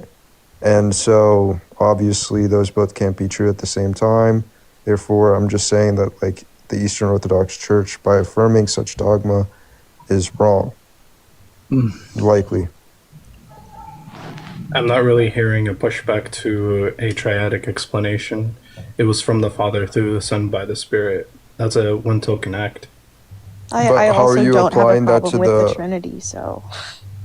No, it's not about the Trinity. It's not about the Trinity. It's about... it is about the Trinity. It gets into the Trinity, but are you applying, like, the language about, like, the Father creating through the Son to the resurrection kind of thing? Well, I'm applying the formula that there's one triadic act. That's the unity. But why should we do that? No, I'm not saying you should. I'm saying that would be the EO position. And what would be the formal argument against it? Why should we not? Why should you not say that it's the Father through the Son? Like the Son raised himself because everything happens through the Son. Is that the argument? No. I'm saying that would be the position as understood by the, EO, right? You're positing a different explanation, saying that that's not correct. Yeah, I don't. What is I the don't motivating? see. I don't think we can infer that that's what Paul understood about how the resurrection happened, based on his writings. No. Really quick. You said what? Also, really quick. I've been looking into something, and low key, I think I have a naturalistic explanation for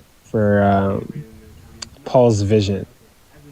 All right. Get this guy a Nobel Peace Prize. Yeah, I was just about to say, you're about to get the Nobel Prize if this goes through. I mean, not really, but okay, I've been looking into it. It's not going to be much different than what I've said before, but okay, there's slight changes, right? So, okay, let's start from the basis.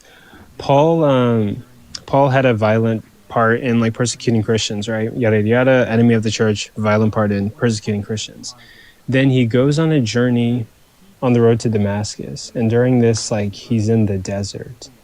Now, what I'm probably going to posit, right, is that Paul had a heat stroke in the desert, which is what Missy brought up the other day. So I was looking at articles, right? And so the symptoms don't bring me into this argument. No, don't bring me into this. You said it yesterday, so I took it. I was presenting multiple hypotheses. Okay, but I think heat stroke is a very good hypothesis, and this is why, right? So according to the hopskinmedicine.org, right, heat strokes can cause headaches, dizziness, disorientation, slugginess, but most importantly, hallucinations. Then whenever you go to resources.healthgrades.com, they say that auditory hallucinations are the most common type of hallucinations. So the ones where you hear voices that aren't actually there. I don't mean to. Sorry, go on. Oh wait, go ahead. No, you're good. I was going to say, technically speaking, auditory hallucinations or any hallucinations of any kind aren't, shared. But in the corpus of the New Testament, it says that multiple people heard the same thing that Paul heard. Paul just saw a vision that accompanied the experience. Amen. If you think that's gonna sound like revelation from Jesus, then I'll concede to you, Coco. Okay, but think about it. Paul is under a lot of stress because he feels guilty. He was viciously attacking Christians, right? He goes into the desert. That stress from viciously persecuting Christians combined with extreme heat and possibly a heat stroke, which could result in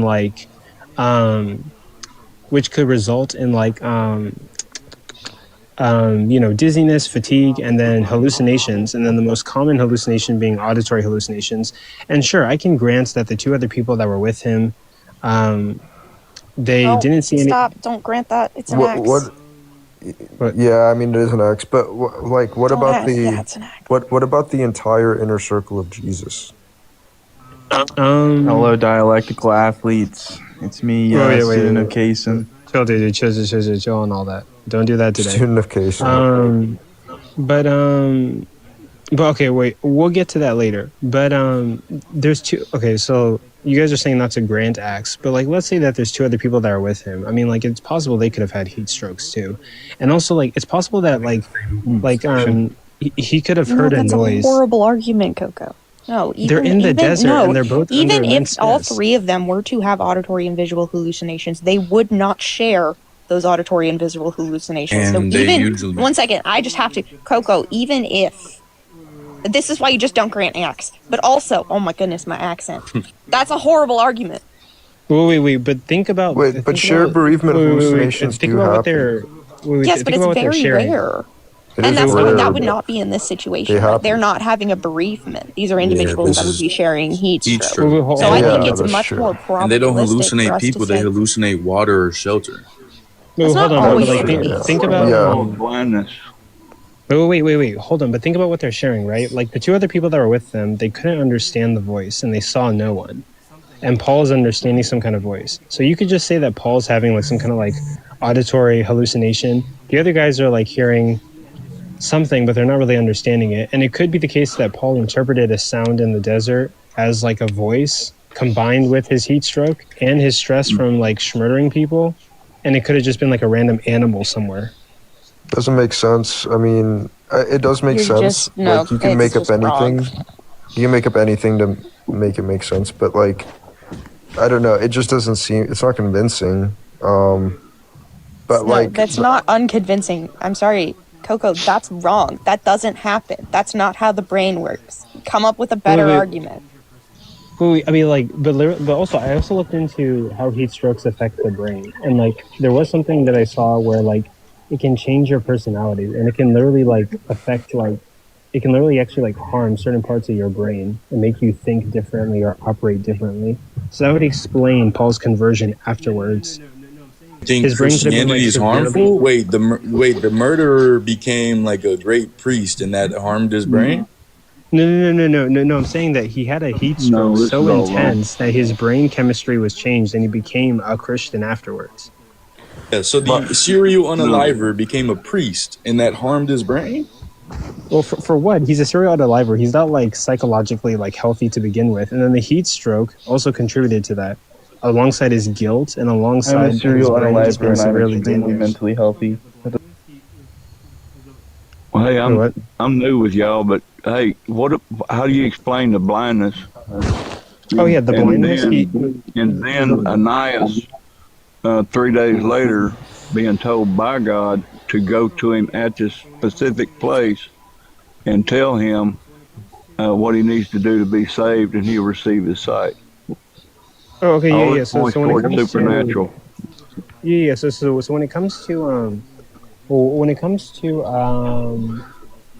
the blindness, right? Paul's vision is simply he sees a bright light and he hears the voice of God. I'm assuming he's having a heat stroke, he's hearing things, and then like the blindness could just be he's looking at the sun. Looking at the sun for an extended period of time tends to cause blindness, and heat strokes can cause blindness or temporary blindness. Okay, now too much exposure. Explain the supernatural context of another man in Damascus not having any knowledge of where he's at and who he is at the moment, gets a word from God to, I want you to go over here at this particular place, and Saul, what his name was at that point, Saul is there praying about his blindness and declare this to him and this to him, and he's got much to suffer for my name's sake.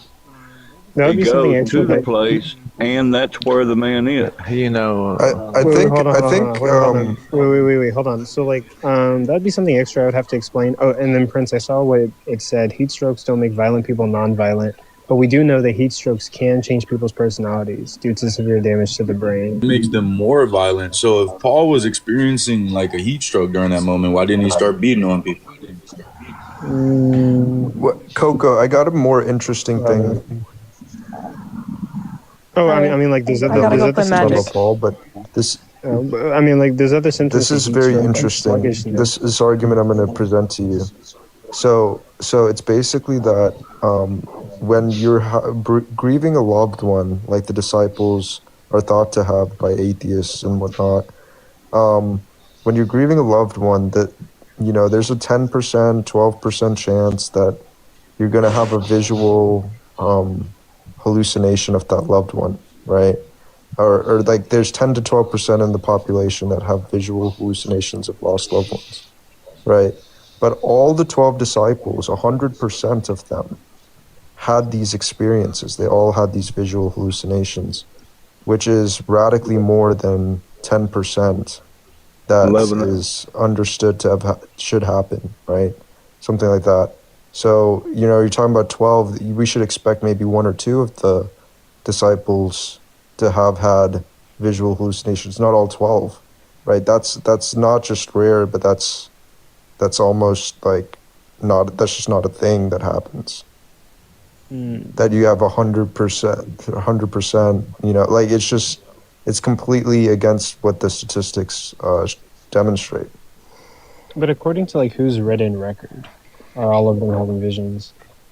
According to Paul, he says Jesus appeared to the 12, right? And he's relaying a tradition that's very early that was being passed around in Jerusalem, that Jesus appeared to all 12, right? So if that's his entire inner circle, and his entire inner circle are having these visual hallucinations, well, that's not reflecting what the statistics show, right? Like the statistics tell us that only about, you know, we should expect maybe 1 or 2 of the disciples to have these experiences, not 12, not all 12. I mean, this is probably going to be like a weak hypothesis, but like I would probably just say that like Jesus was like a very good manipulator, and basically Christianity formed like a cult.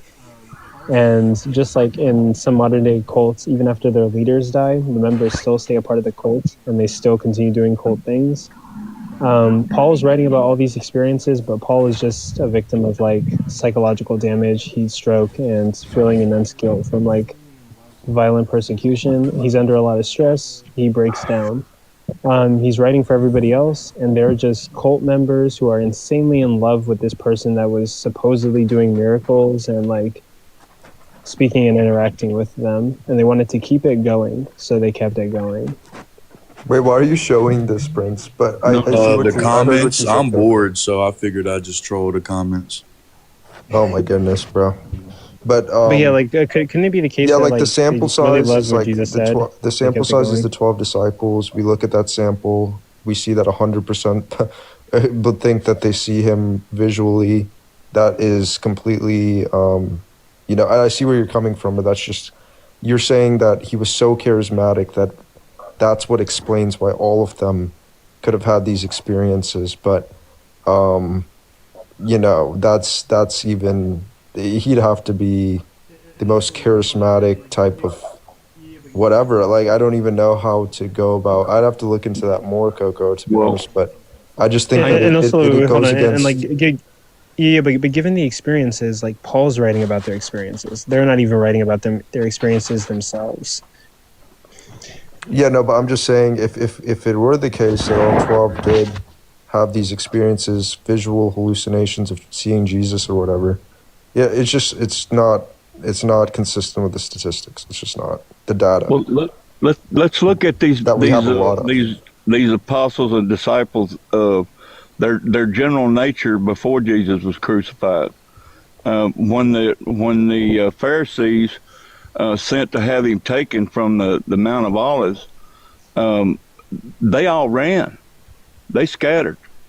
I mean, Peter was the one that chopped off the guy's ear.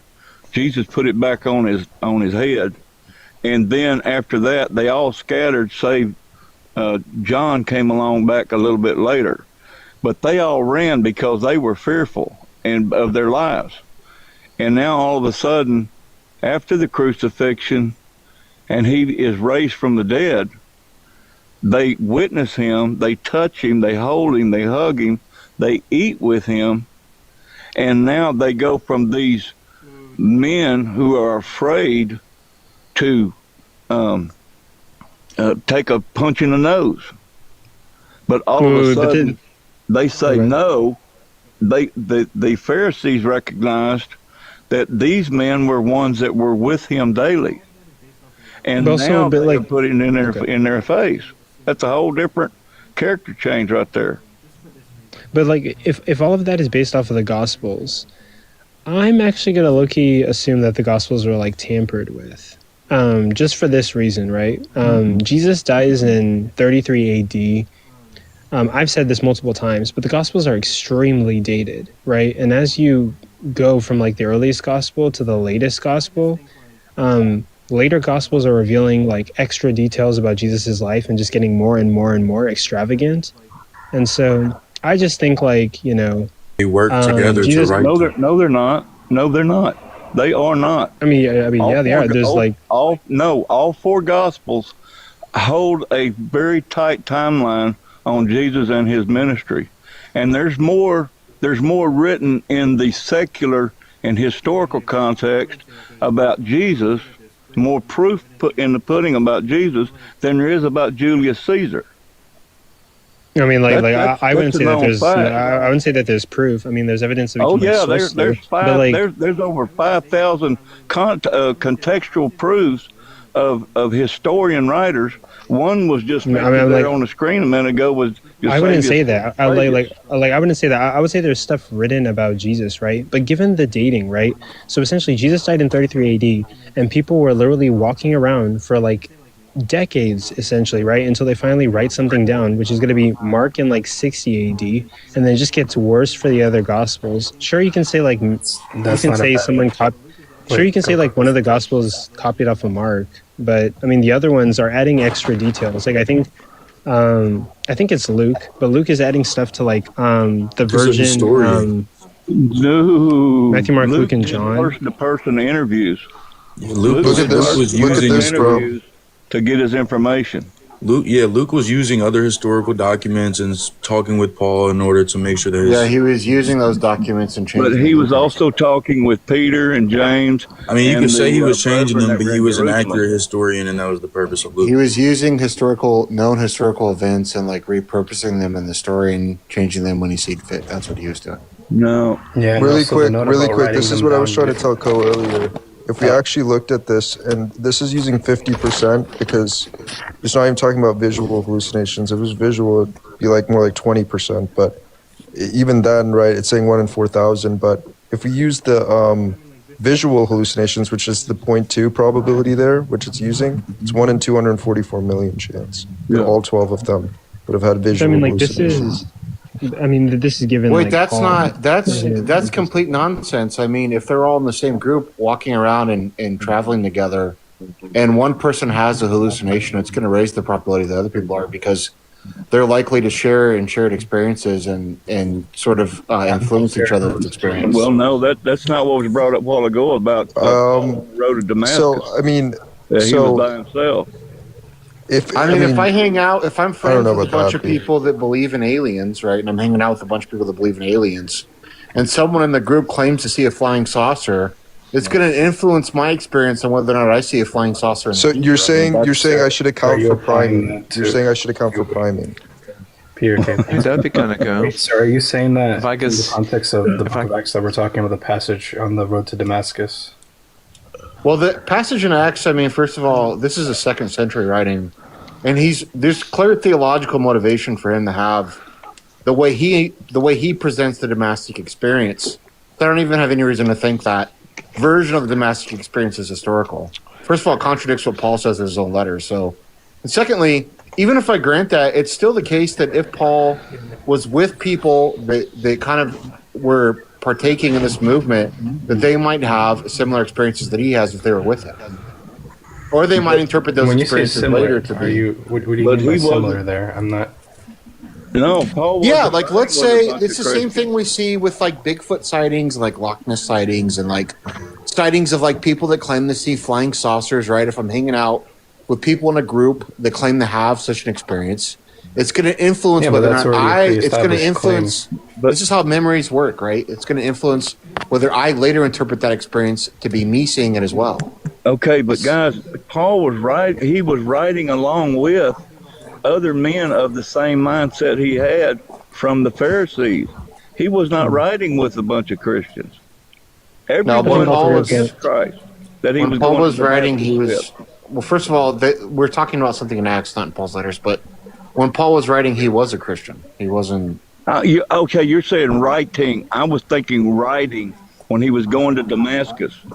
He was writing with men from Pharisees, not from other Christians. Well, when he was writing his letters, I agree 100%.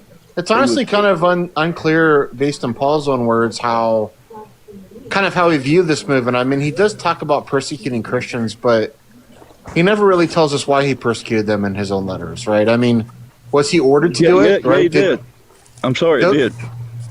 No, Paul doesn't. Not in his own letters. He doesn't tell us why. Was he ordered? If I remember correctly, it may be an Acts, but he talks about his zeal for God. He was a God. He truly thought in his heart he was doing God's will. He had a passion for God Almighty, and he did not accept that Jesus Christ was the Messiah, and that was his motivation. When you account for priming, None of this is in his letters. When you account for priming, it's still like 1 in 10,000 or something. Okay, well, that's way more likely than a resurrection. I mean, come on. Yeah. Also, One in in 10,000. regards to what Prince said earlier about like heat strokes don't make violent people non-violent. Why didn't Paul start attacking everybody when he had his heat stroke? I mean, like one of the symptoms of heat stroke is fatigue. He could have been extremely Oh fatigued. yeah, that's a good point. Yeah, but I guess I just meant like, why wasn't it written that he was angry or yelling at people? Like it was peaceful, it was a joyful. Written by who? Yeah. Well, the author of Acts? Written by the author of Acts. Yes. The author of Acts didn't know any of these people. He's writing way later. It's time you guys get on board with that because that's quickly becoming the majority view, even among Christians. Okay, It's very obvious Acts is late. so then, tell me, when does eyewitness accounts mean anything of value? Do they mean? I don't think there are any anything? eyewitness accounts in the Gospels. I think the only Me too. the only thing we have that might be, considered an eyewitness is some of the stuff Paul repeats that the earlier Christians were saying to each other, like the stuff we have in like the creeds and stuff, like in 1 Corinthians 16. So if I go and look up Jeffrey Dahmer's case, and just start reading over the transcripts, could I trust that to make a decision that he was a cannibal murderer? Do you have transcripts from any Christians that knew Jesus? Certainly. It's right there. It's in the Holy Bible. It's What right there. transcripts do you have And from it's- people that and knew it's backed Jesus? up from the Bible. What transcripts? What transcripts are you talking about? What? I don't know who put it up there a minute ago. You seen one author was Joseph Flavius. Josephus wasn't a Christian, and he was writing at the end of the first century. That's and right. Josephus doesn't say anything about knowing Jesus or any of that. Didn't say he knew Jesus. He said he witnessed to the fact that Jesus was. No, That he this said all happened no. around this figure Jesus. No, he's talking about okay. So first of all, there's two passages in Antiquities about Jesus. One is the one in Book 18, which is probably the one Prince put up. I didn't see what he put up, but the one in Book 18, the Testimonium Flavianum, that passage is widely regarded as containing interpolations. Now, there's probably an authentic reference in there to Jesus, but there's a lot of disagreement about how much of that is authentic in Book 18. The second reference in Book 20 is just about the execution of Jesus' brother James. So I don't know what you're bringing those up for. That has nothing to do with eyewitnesses talking about what Jesus did, right? Where are you getting that from? What transcripts, as you put it, do we have of the people that knew Jesus? Well, it says there was. Well, you know what? I'll back up on that. I am not into the secular readings, so I may. Well, no, I'm just saying in the Bible you said transcripts. In the Bible, you said there's transcripts. Who are you talking about? The Bible states there were over 500 witnesses at the time. Yeah, but we don't have anything from those people, and we don't know what they saw.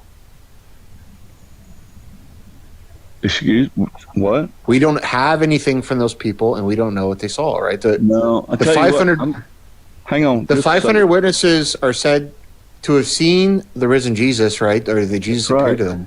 But what does that mean? What does that mean, right? Because when Paul talks about now, because I want to find y'all again, because I'll do some legwork. When Paul talks about Jesus appearing to him, he doesn't seem to be describing something corporeal. He's describing something that can be interpreted as a vision, right? He talks about an internal revelation. Christ was revealed inside of me, is what he says. Not right. On he the talks road about. To Damascus. He talks Not about being. No, that is in the road to Damascus when he says that, right? He said no. There was a bright light around him. He doesn't say that in. He doesn't say that in his own letter. That's in Acts. In Paul's own letter, it's Galatians 1:16. He says Christ was revealed inside of me. That's what he says in the Greek. And that is after the fact when he left and he went on 13-year hiatus learning from the Lord. No, this is before that. No, sir. Wait a minute now. Oh my God. Wait a minute. Who was Luke? Who was his traveling companion all around the area over there? Was a physician Luke? Who is Luke's traveling companion? Now that was Paul. Yeah, Paul and Luke were traveling together during I think the later part of his ministry. Yeah, but And Luke didn't so actually write the gospel. Luke would have firsthand knowledge. Luke's not the author as to what happened to him. Luke is not the author of the gospel. He's the author of Acts. He's the author of the Gospel of Luke. Sir, you say he's not actually? Yeah, the all the gospel names were added later. The people that are attributed to them aren't the people that wrote the book. No, that's fine. But I know PRK was mentioning earlier, like he considered you top 3 when it comes to like history. So, given like the evidence you see available, you would say that you don't think Luke wrote Acts, or the author. Oh, the that's author of considered Luke, you mean? Yeah, the author. I think the author of Luke. I think part of the author of Luke wrote Acts, yes, but not the whole thing. I think Luke went through a lot of redactions. This is a little off topic, but do you think the author of Luke wrote Hebrews? No, are there people that say that? I mean, it's a theory I had with Wesley the other day. It's kind of interesting. I believe Paul wrote Hebrews. Well, Paul definitely. That's why I thought it was Luke, because obviously Paul didn't write as much as we thought he did, right? Yeah, wait, hold on. But I want to get back to this. I want to get back to this issue of like in Paul's letters, right? So we have the 500, right? That he says Jesus appeared to. Okay. But what does he mean by appear to? Like, what does that entail, right? Because when Paul's talking about his own appearance, he's not talking about anything corporeal, right? It can be, and it can be compatible with having some kind of vision or hallucination. Because when Paul talks about his own experiences, there's several examples where when he talks about them, there's stuff where he says, like when he talks about being brought up in the third heaven, he says he doesn't know if that's inside of his body or outside of his body. Well, what the hell does that mean, right? That seems to be someone describing a hallucination. Why think that the 500 are any different? How do we know they didn't just see some light in the sky? What is it that they saw? It never says. Well, I can come by the same argument to you and say, how come you don't know it? Yeah, that's a good question. Why isn't it narrated anywhere? Yeah, sir. Why didn't you see the resurrection, actually, sir? What the heck? Yeah. I think what Paul is saying there is that, there was, Jesus appeared literally in front of 500 people, though. Like, whether that be, it's probably external to them, right? It's probably not in their minds. I mean, that's what I would assume about it. I don't know what you think, but I wouldn't think who knows? Just all of them having a collective vision in one area. Who knows what? I mean, who knows what they saw? I mean, was it a light in the sky? Was it? Did the sun do something weird? What is it? What is it that they saw when they say this appearance happened? It never describes it. Keep in mind, Jesus. He was here 40 days after his resurrection. Okay, that's only in Luke, that's only in Acts actually. And what's interesting about that is that literally contradicts what Mark and Matthew say, because Mark and Matthew say these post-resurrection appearances begin in Galilee, right? Not in Jerusalem. And that 40 days, 40 nights nonsense only happens in Jerusalem. I'm sorry, before they return to Galilee. So it can't be the case that can happen before they return to Galilee, but then the resurrection appearances begin in Galilee before they get back to Jerusalem. No. Somewhere you're mistaken, because the resurrection was clearly in Jerusalem. Yeah, Jesus resurrected in Jerusalem, and per Mark and Matthew, he's going to meet the disciples in Galilee. And then where does he meet him in Matthew? Oh, what do you know? In Galilee. But yet Luke, there is no return to Galilee. They stay in Jerusalem throughout the whole time, and then 40 days and 40 nights, Jesus spends with them and performs various miracles, right? And they stay in Jerusalem all the way through Acts. So there is no return to Galilee in Luke's gospel. So these two resurrection appearance events contradict each other. And it just so happens that the later of the three gospels, Luke, is the one that has the appearances you're talking about. I cannot explain that. I can't. I've thought about it many times over my 30 years with the Lord. But I never felt the need to really hunt it down.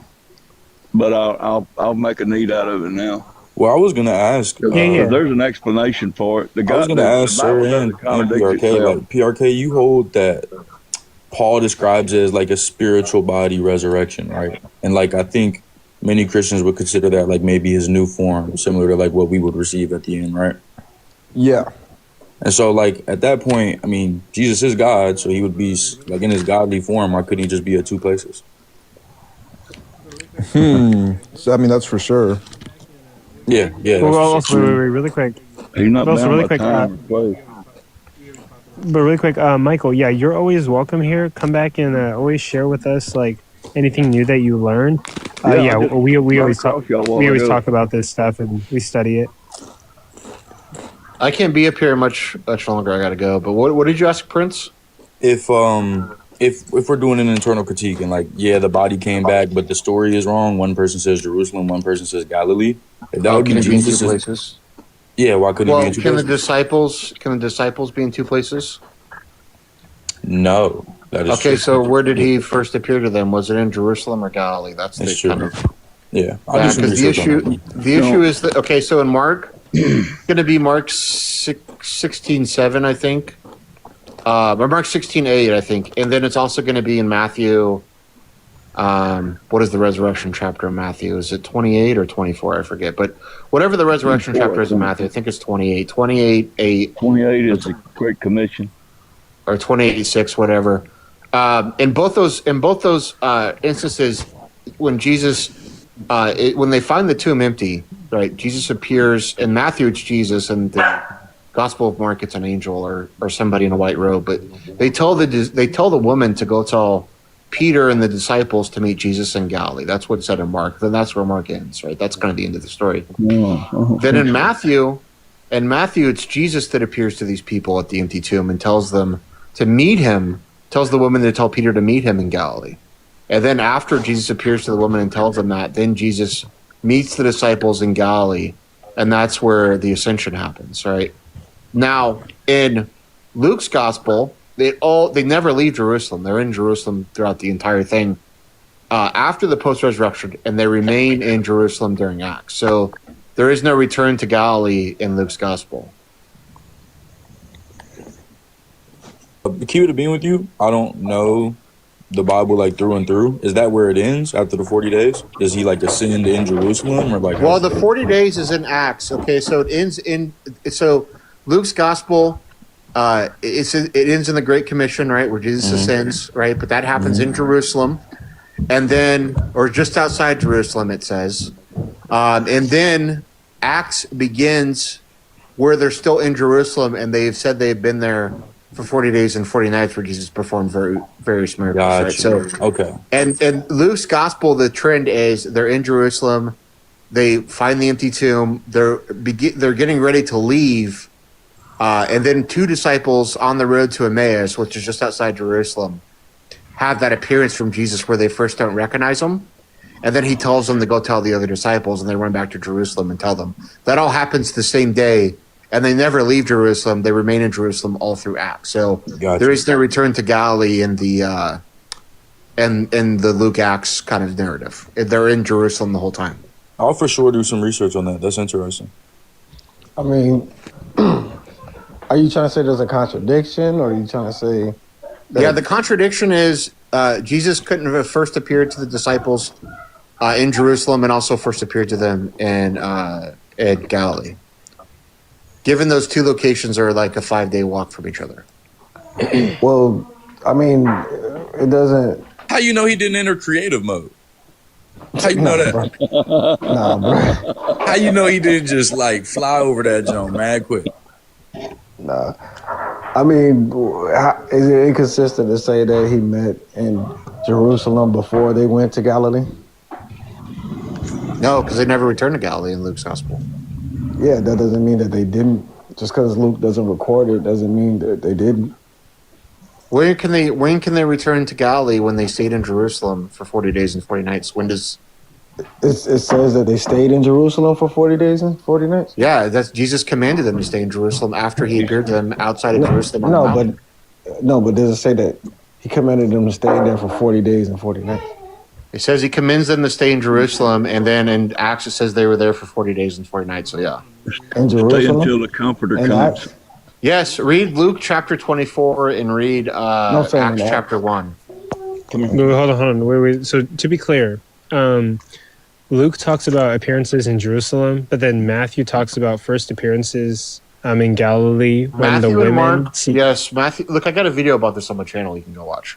Matthew. Yeah, I don't think that's a problem because Matthew and Mark. Well, J. Rob, you don't think anything's a problem. Matthew and Mark. Matthew, I really have to go here in a minute. Matthew and Mark, Jesus, well, the angel appears, not an angel, but it's someone in a white robe, maybe an angel, appears to the woman at the tomb and tells them to go tell Peter to meet him in Galilee. Okay, now keep in mind, Galilee and Jerusalem are a 5-day walk from each other. They're not right next to each other. So this isn't like you couldn't like skip over back and forth. I mean, this is a long walk. Okay, so he tells them. The angel tells them to go tell Jesus to meet, or to go tell Peter to meet Jesus in Galilee. Okay, and that's where Mark ends, right? Then Matthew says the same thing, except it's Jesus this time appearing to the woman at the tomb, telling them to go tell Peter to meet him, Peter and the disciples to meet him in Galilee, right? And then the only post-resurrection appearance that Jesus has to the disciples in Matthew just so happens to be in Galilee, and that's the ascension, right, on the mountain where Jesus ascends into heaven, okay? Now, in Luke's gospel, it's all in Jerusalem. There's no Galilee. There's no return to Galilee. And Jesus commands them to stay in Jerusalem, right, when he gives them the Great Commission. And then after, and in Acts, it says they were in Jerusalem for 40 days and 40 nights and had many appearances, right? So the whole thing is in Jerusalem in Luke's gospel. I'll follow you, sir, so I can watch the video. I'll catch you live, and I'll talk to you about it. Read Matthew chapter 28, Mark chapter 16. Now, Mark originally ended at verse 8, so keep that in mind, because there's an addition to Mark. It's going to be verses 9 through 20. But if you read through verse 8, that's where Mark ends. There's no Jerusalem appearance there.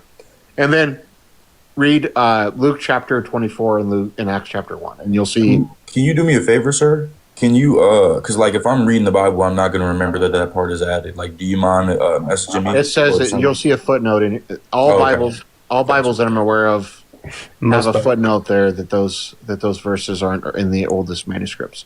But that's not the only reason we know it was added. It also there's also multiple endings to Mark that we see after verse 8 in different manuscripts. So we have shorter and abridged endings to Mark. So it's clear that people were kind of trying to change this ending because they didn't like it as the kind of story progressed. Where's the video at? It's on my channel here. Well, it's tonight's first time I've talked with you. How do I get to it? Just click on his little face. Click his face right there on the screen. You can go to his profile.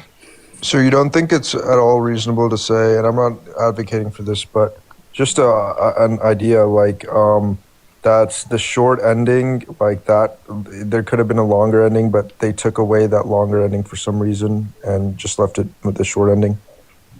Yeah, but that longer ending could say anything if that's the case. I mean, yeah. But no, I think the short ending actually makes a lot of sense with like what Mark's trying to do, because it seems to be Mark is trying to he's trying to have the people hearing the story do a lot of self-reflection, I think. And I think the reason why it ends the way it ends is because it's kind of like, look, all these people that knew Jesus abandoned him, right? Peter abandoned Jesus. The disciples abandoned Jesus. The woman at the tomb, even given this like undeniable evidence of this empty tomb, they even abandoned Jesus. And now it's like, now I think when the story ends there, it's kind of like, look, you just heard this story. What are you going to do? I think that's the point. It's like it's trying to put it back on the people hearing the story to kind of self-reflect on if they should pick up their cross and follow Jesus or deny him like the other people did. Yeah. I know. Yeah, I've heard you say that before. Yeah, it's interesting. Yeah, but I really have to go. I got to go, guys. So I'll talk to you later. Have a good night, sir. Really quick, I could actually use your help, guys, for my notes. So Mark is dated 70-ish. Around 70, 80. Okay, and then Luke is dated when? Around 80, 80. Okay, and then Matthew is dated when? 75. You could take like a 5-year time gap. I mean, you could say Matthew's like 75 to 80, Luke's 80 to 85.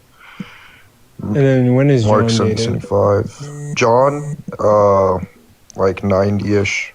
Okay, that's fine. 90 to 100. Know when pause letters are dated? Yeah, 50 to 60. Okay, cool. Technically 48 to 65 is like... I swear I never find the same answers. Like I've seen 40 to 60 and then I've seen like 70 to 90. It can't be 40 because he's talking about things that happened like 14 years ago. Jesus would have been crucified 30 or 33 AD. So the earliest it could be is probably like 47, 48. Yeah. Can't be earlier than that. It's true that God is real. Yo, Wait, Pinson, let me can you talk about run this. tag on me, please? Like, your brain is just so big. I just want to hear it. Why would I like one take my mental states and crush them down to the size of molecules, and then also have the audacity to take those mental states and put them onto you? That's actually based. Wait, so Alacrity, so really quick on the what we were talking about earlier. So you're saying that it's by the Father, through the Son, and by the power of the Holy Spirit, or Amen. the source is the Father, it's through the Son, and it's by the power of the Holy Spirit, right? Amen. Through the Son and the Holy Spirit. Yeah, Something like that, would be right? the formula. Yeah. Wait, what's the exact formula? Well, that's the basic formula, but elsewhere in Scripture it says that Paul writes, I can't remember where it was, Colossians or Galatians or Corinthians, that he raised them by the Father raised them by the power of the Spirit. Right. Amen. But I agree with that. So you could say that the Spirit and the Father, you could say, raised Jesus, according to Paul. And I guess you're saying that the Son is involved because everything is done through the Son? No, I'm saying that would be the official theological backing to it. That would be the backbone, right? So that's the Orthodox position, like it's done through the Son. Yeah, Like, that would be the dogmatic. Yeah. That's but the like, dogmatic position. I can understand that maybe with creation that things are done through the Son, because it says in like 1 Corinthians 8:6, right? Like the Father is the source for everything, like from all things. Everything has come from the Father, and through Jesus everything has come. But can we apply that same type of understanding to the resurrection now?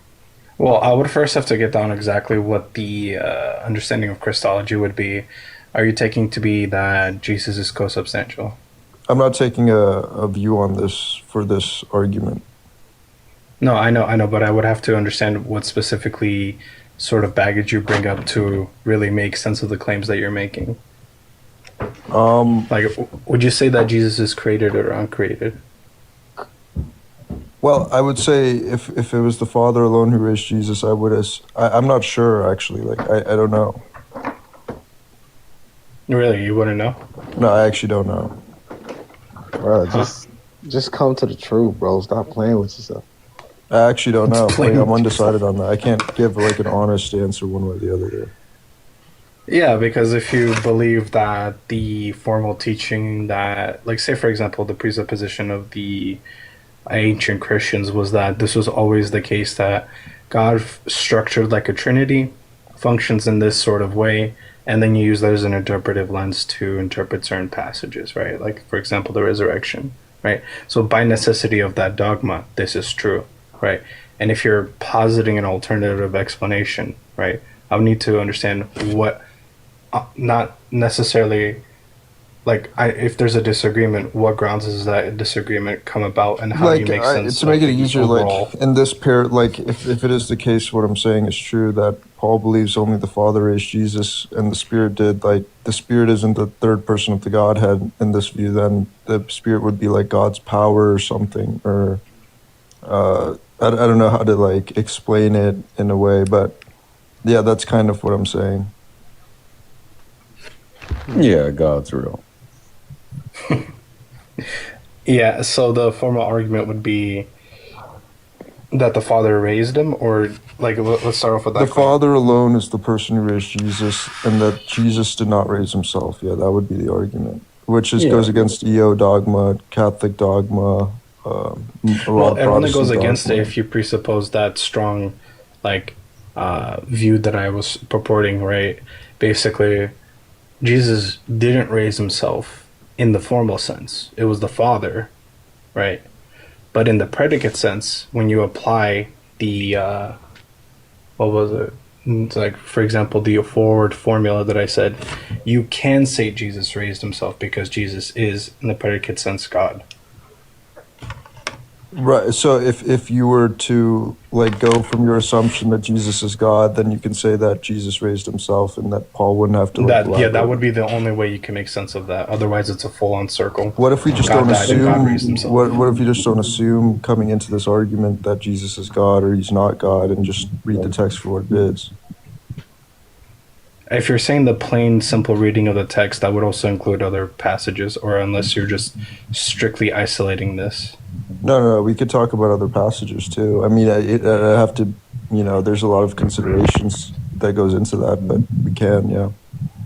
Yeah, because usually one of the things that when a person first starts reading the Bible that they understand, especially when Paul's writing, is that he has a very formulaic way of structuring what he's saying, and he overlays and repeats a lot of ideas in similar passages, even if you isolate, right, that passage that I said that the Father raised the Son by the Spirit, right? Usually within the same particular section, chapter, or few chapters before, a few chapters ahead, or if you include other books, right, he usually overlays the same idea multiple times. Right. And he and so to me that's the interpretive schema that I usually work with, is that through this repetition, right? Yeah, you he get repeats bits and pieces that the Father is raising Jesus, yeah. He says it many times, yeah. Yeah, and then he also in other passages, depending on like I said, how far you go, sometimes even within the same passage, also says that Jesus is uncreated. Depends, yeah. I mean, if you're saying Jesus is uncreated, then yeah, you'd probably be you'd be the person in the Godhead, right?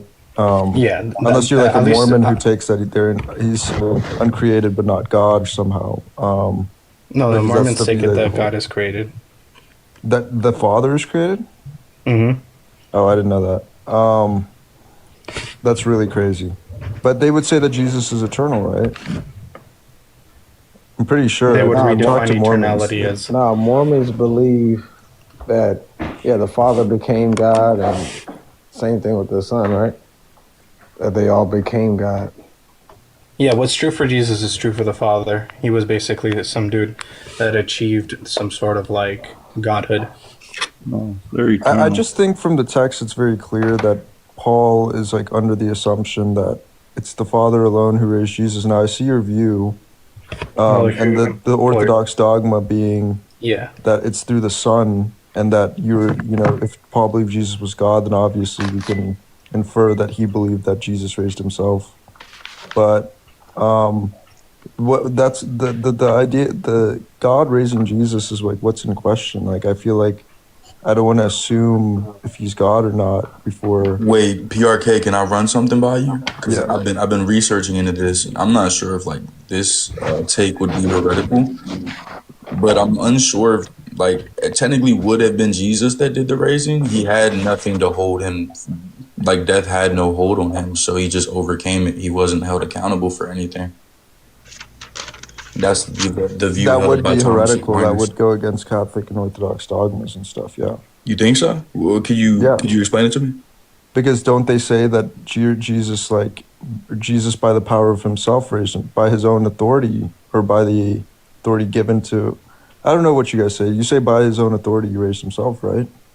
Well, yeah, that's what I say. It's by the power of the Spirit. By the power of the Spirit, he was raised.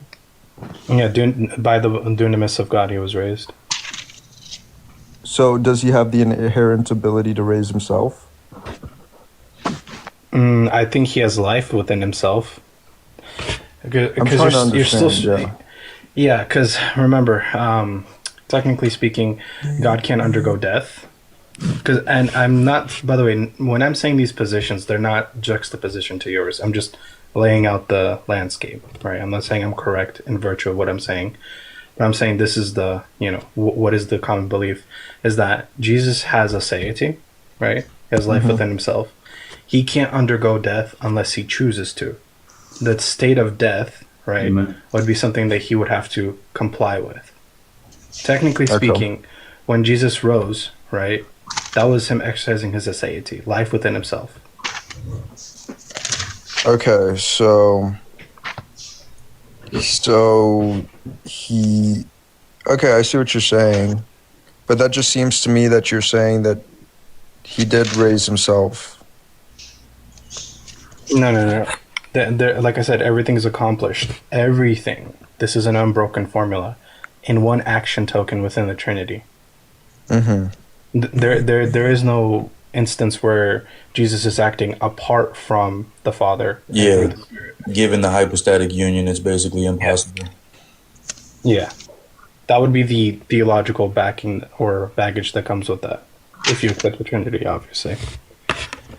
Oh yeah, we need to talk about that more. I don't. Yeah, it's I brought this up earlier the other day with you, where it says we believe in the Father.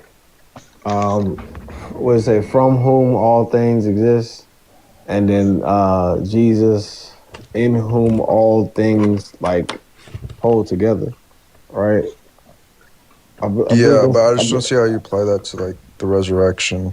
Well, that means that like everything that does exist, Jesus is like sustaining it. So it's like when we talk about the resurrection, he's involved in that. Like he didn't just like, I don't know, like release, like, you know what I'm saying? Like he didn't cease to exist in that way, or cease to like have his power in holding everything together. So like even under Paul's theology, it's going to be more consistent with ours rather than. I'm just trying to figure out in what sense did he raise himself, if he did, if that's even what's going on, or if I'm confused. I do want to get your like, because I don't think I heard you really answer that. Like, what do you think Paul means when he says like all things like exist through like in Jesus, basically? I don't think he. Through Jesus, all things exist. It could be, you know, if I don't necessarily know. I mean, you could take different views on that. It's not all too clear to me what he means there, but you know, it could be that, you know, without this resurrection, you know, he wouldn't have created the world, or without Jesus and his mission, he wouldn't have like done anything. Like you could take that view. Like the Father wouldn't have created the world without Jesus' redemptive sacrifice. Yeah, I mean, I don't know. I think that's just eisegesis. No, well, the thing is that even if you're trying to establish that this is just a clean reading of the text, right? That is not a consistent hermeneutic that is applied in all spaces. Unless you're trying to say that everything can be some sort of like self-interpretation schema that a person can take on and then just read it and understand it for what it says, apart from any sort of like theological baggage that can be imported to the text. Because everyone does eisegesis to an extent, right? So that's why I asked you, what principle do you use to consistently apply across all domains that gives you this consistent output? And then we can work from there and see. But if you don't have one, right, you're just saying this is the plain simple reading, then that's a claim anyone can make. Well, so are you asking me to basically take a stance to progress that, like if Jesus is created or uncreated, and so from there we can progress and kind of see it under that view? Yeah, because if Jesus, like for example, let me take your position. If Jesus is just some guy, right, and he isn't God in the flesh, for example, then that would have to be the same way that you came to that conclusion, or that theological baggage has to be consistent with other parts of the whole corpus of the New Testament. But and that's also to assume that the New Testament is univocal. Well, first of all, I just said that your interpretation has to be univocal. That if this is what is the case, right, then it can't contradict with anything else. Unless, like I said, you're making a more modest claim. Well, so he doesn't like, he's a fallibilist. He doesn't believe like the New Testament, all of it is authentic. Yeah, no, I know that technically fallibilists are just people who don't think that the Bible is inerrant, that it could err in some places. But the problem is that if you're taking the whole, right, the totality of whatever revelation you accept, then you have to have consistency. Unless you're like doing what Marcion did, where he just cut out parts of the Bible that didn't agree with his Yeah, that's theological basically presuppositions. that's basically PRK, bro. Right? Yeah, I mean, I that's just want to we're see gonna what avoid doing that. I'm not convinced like these people all had the same perspectives on things. And I mean, I was bringing up to J Rob earlier, for example, like me and Sir brought this point up to him the other day about how these authors have different perspectives on Jesus's ministry, and that in itself leads to some, like, what do you think about that, if that is true? Y'all want to know how I take it? I take a quasi-realist sort of approach to it in the sense that when I'm having a debate, I'm gonna act like I affirm historical consensus, and I'll say, yeah, man, whatever, that dude wrote that. But in reality, I'm gonna dogmatically accept everything that the word says. No, I feel that, and that's fine to do. But I was just saying, like, what do you think of that, alacrity? Like, if these authors in like the Gospels, for example, had like that, like very different perspectives of Jesus' ministry, so much so that it seems like they're talking about two different types of ministries. Mm-hmm. Well, are you saying that they do differ, or are you saying like? Yeah, I would. I'm convinced that like me and Sir talked with J-Ro about this the other day. Like, so the Messianic Secret and the Gospel of John, right? Like, are you familiar with that? The Messianic Secret. Yeah, I've heard of it. Yeah, it's just that in Mark, Jesus is very secretive about who he is, right? And then it's not until the trial when the high priest asks him, "Are you the Messiah?" That's when he comes out and says, affirms that he is. But in John, he affirms that he's the Messiah during his ministry, like openly, publicly, he affirms who he is. He's very open about it. And so they have like very conflicting perspectives on Jesus' ministry. And I don't know what you think about that. Well, I mean, I can just give you my personal views because you're going to have to give me time to go back to my old notes because I haven't done biblical exegesis in a while. That's fine. Yeah, so basically from my understanding is that they're not so different that they're not reconcilable. There's different literary styles that are employed in Mark that are not utilized in John. John functions more as like an evangelical piece trying to convince the Greco-Roman world using their ideas about the world. So it's more catered to them, while Mark is more shown to be as an I can't think of the technical term, but to exemplify Jesus as the Son and what that would be and what that would mean, rather than explicitly showing it. Like, to me, it kind of all clicked when I read how Jesus in the book of Mark conveys his divinity versus in John. John just flat out says it in the commentary note. Right? Mark just exemplifies the events and then and heavily implies the divinity. And in some place explicitly says it, but that's a whole different thing. So they're reconcilable, the differences in my eyes. No, I think they're reconcilable if you're talking about them, appealing to different audiences and stuff. But do you think that both of them are drawing from like real events, or do you think that they're reconstructing events to make these points that they are making? No, I mean, that would be something that I can't necessarily establish as being either true or false.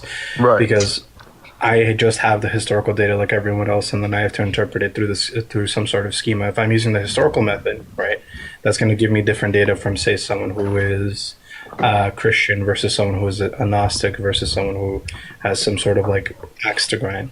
The question is like, what consistent principle can you apply that works across all domains that gives you one output? If you can establish that, then you can have some sort of grounds of saying that they differ to this extent that you're talking about. Well, I'm just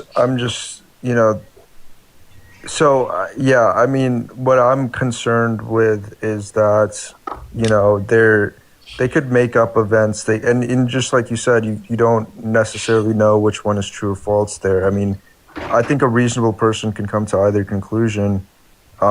Maybe I would say even more so from my side there, that they're kind of reconstructing history, not necessarily portraying exactly what happened, or even there may be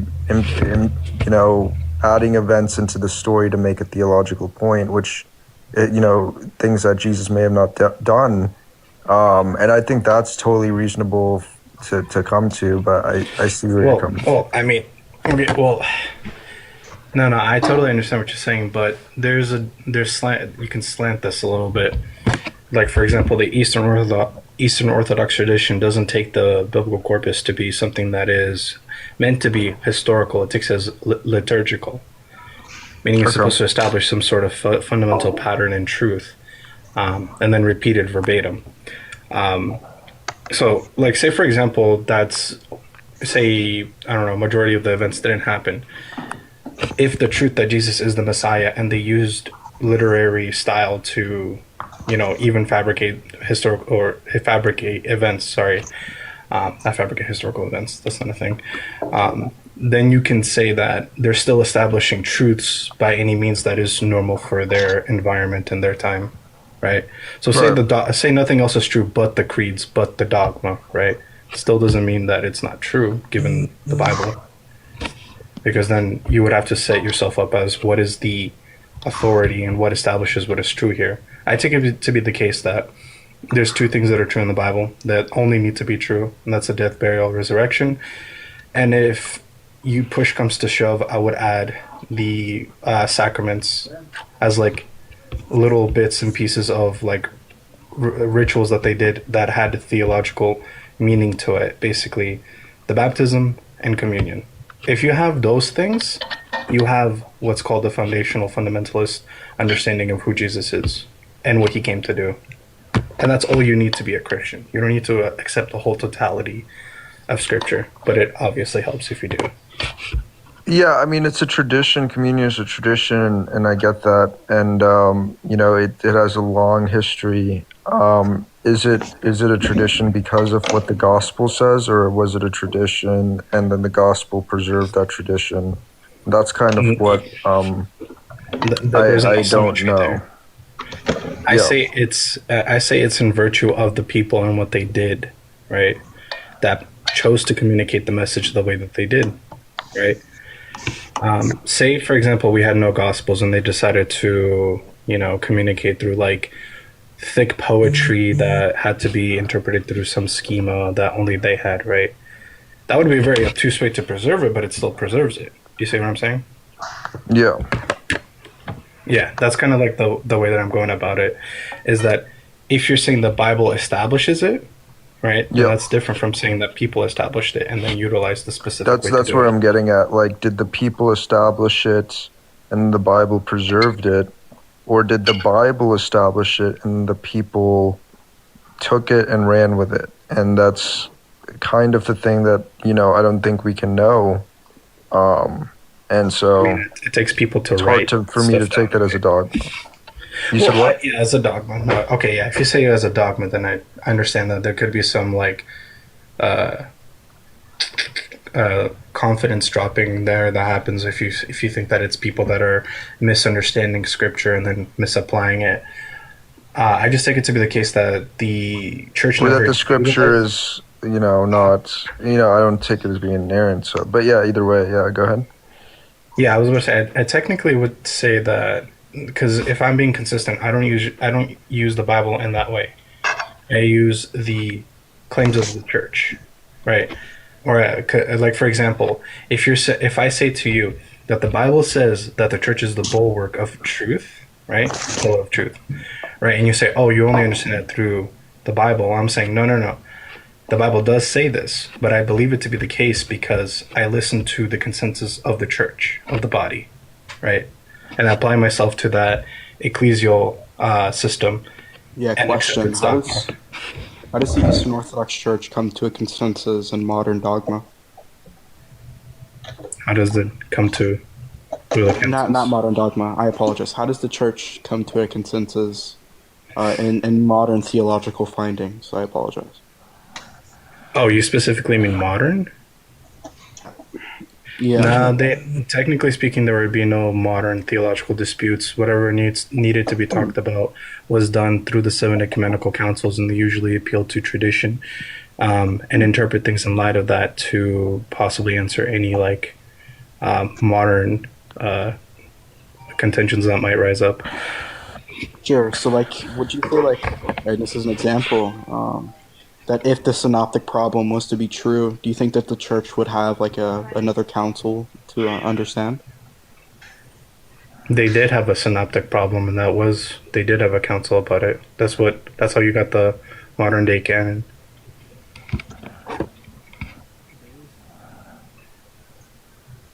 All right. Fair enough. Let me think. No one believed enough in theism until like I had a yesterday. question too. So, I mean, this is an interesting one. So, like with Paul, right, and his scribes, like, do you think Paul's scribes were, like, would you accept the premise that his scribes basically are just relaying what he's saying? Or are his scribes involved in a different way? Or is this, like, what do you think about that? I think the scribes faithfully conveyed what he wanted to say, even if they ended up putting it better than he did. Yeah, so do you think that they're like actually like relaying what he spoke, or do you think they're kind of putting in their own words? Well, technically speaking, they would be putting it in. Scribes basically had the job of just putting what you said into words, but they would often dictate how they would put into words. Do you think like the book of Romans or the letter to the Romans, like in these other letters like Corinthians, Romans, whatever, Paul had scribes? Thessalonians. I mean, it wouldn't be consistent to say that he didn't. Right. I mean, I think there is an understanding that he had scribes for these letters, right? Yeah, that's what I was trying to say, is that you can say that he did. And like what I find weird is that like First Timothy, Second Timothy, and whatever, the vocabulary is 30% unique Greek words, much different sentence structure, different type of tonality. Is this is Paul significantly involved or involved at all, do you think, in the writing of these letters? I mean, if it's a letter to a person, right, I think maybe he would be involved, but my presupposition is that he's involved in all of the scribal letters that he dictated. Right. He would basically have the final say if he accepted what they said or not. So like they basically wrote it, but he had the final say, basically, is kind of your... Yeah, because if you have that level of skepticism that you don't accept scribal writings, that they captured what he was saying, then you have no grounds to believe anything that he might have said. Well, I think yeah, no, I understand that. I'm just conflicted on this specific thing because for me it just seems as if like I'm not convinced like the Epistle of James or Second Peter or anything are written by those authors. There's actually there's I forget the specific theological difference between First and Second Peter, but I haven't looked into it enough. But either way, I think there's this understanding that some of these letters like were written in the name of other people, and so it's historically plausible that people would write letters in the name of people like Paul or Peter or James.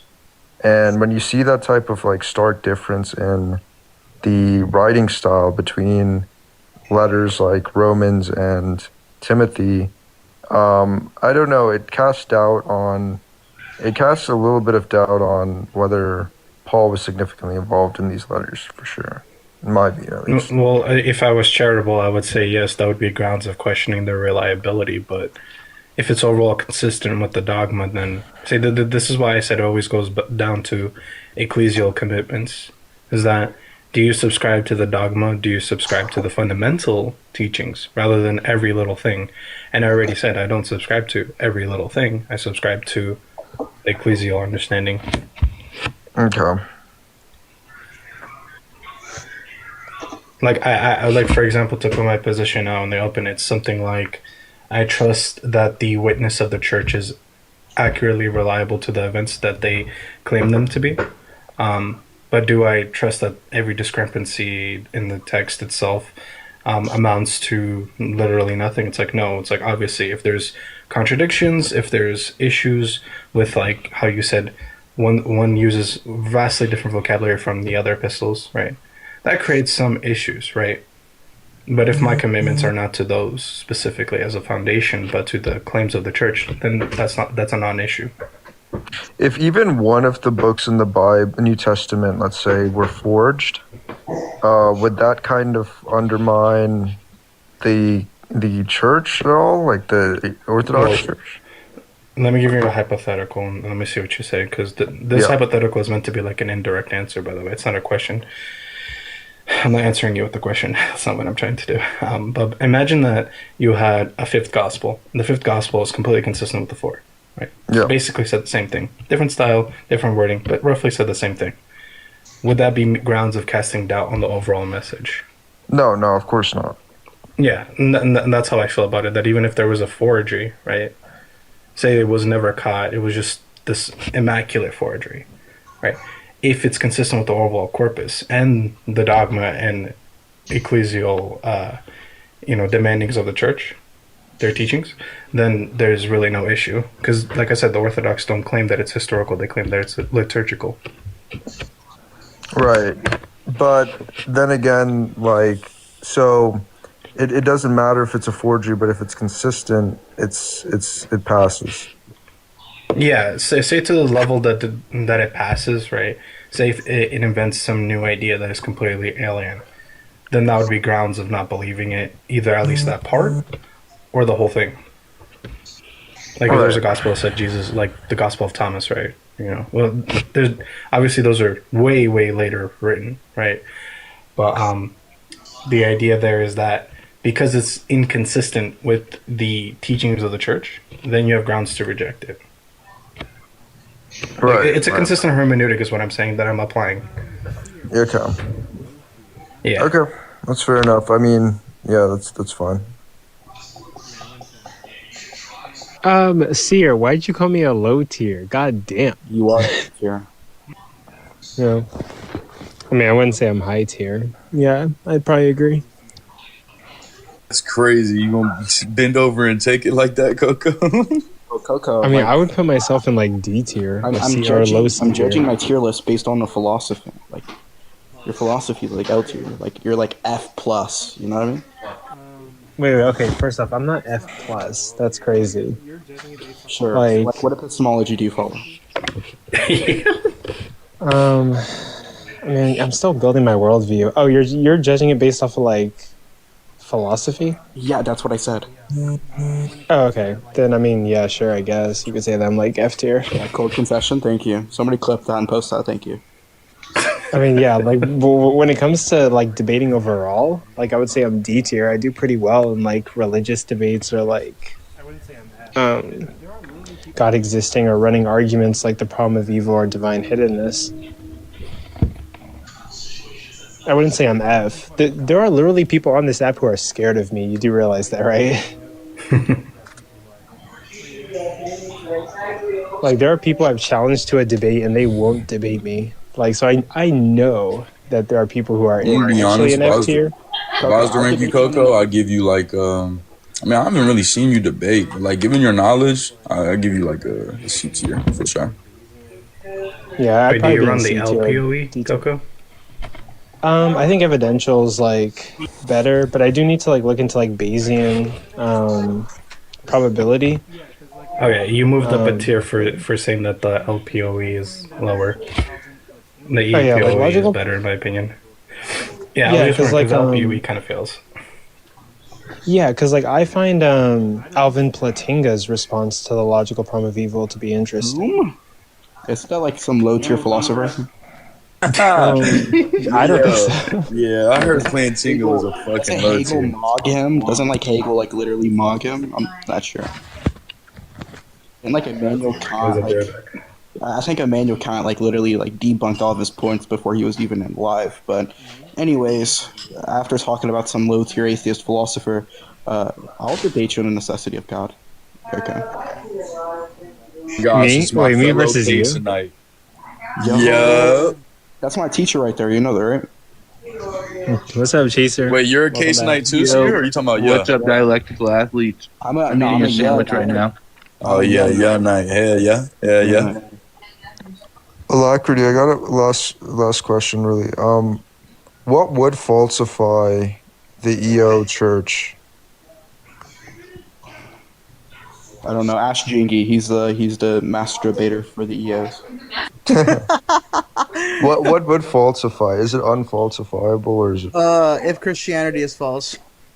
Or I know Alacrity brought up some things. Yeah. If it's inconsistent, right? If the canonized scriptures were inconsistent or something, right? That would be one thing. Well, yeah, if their position is completely novel from any available evidence, then that would be a way to falsify it, or at least create doubt. But And then, is that the only way, or is there another thing too? I'm not really. By the way, I'm not EO, but I'm like highly respectful of that tradition and sort of read up on it. You're not EO. What are you then? I'm confused. I'm whatever you want me to be, bro. Are you a Anyways. master debater? Question mark. I can't answer that. Help Root with this one. If you proved Islam was true, then Eastern Orthodoxy would be false. Okay, I mean not like that. Islam would never be true. Oh, okay, I understand. Yeah. If Islam is true, then X is going to be false. X is true, therefore Y is false. Just proved Islam false, guys. Come on. Honestly, Not LDS. just to answer your question, PRK, if Christianity is false, Orthodoxy is false by default. Okay, fair enough. Yeah. Well, I could argue that the Catholic. That would logically follow. The Roman. Actually, though, on Catholics- a real note, if you want to argue from Scripture, I think if you could prove that the Deuterocanon is actually like, it's like genuinely not divinely inspired, I think you would disprove Orthodoxy. Yeah, well, I mean, I can prove to you that the original canon. But how can you even prove 66. that? Well, just You could become like a King James guy. Goodness. Oh my goodness! Whoa. Don't do that.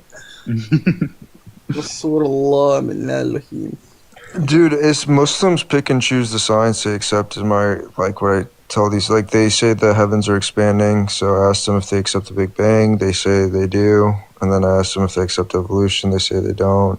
They just like pick and choose the science they accept because obviously they'd have to deny evolution. But yeah, it's kind of crazy.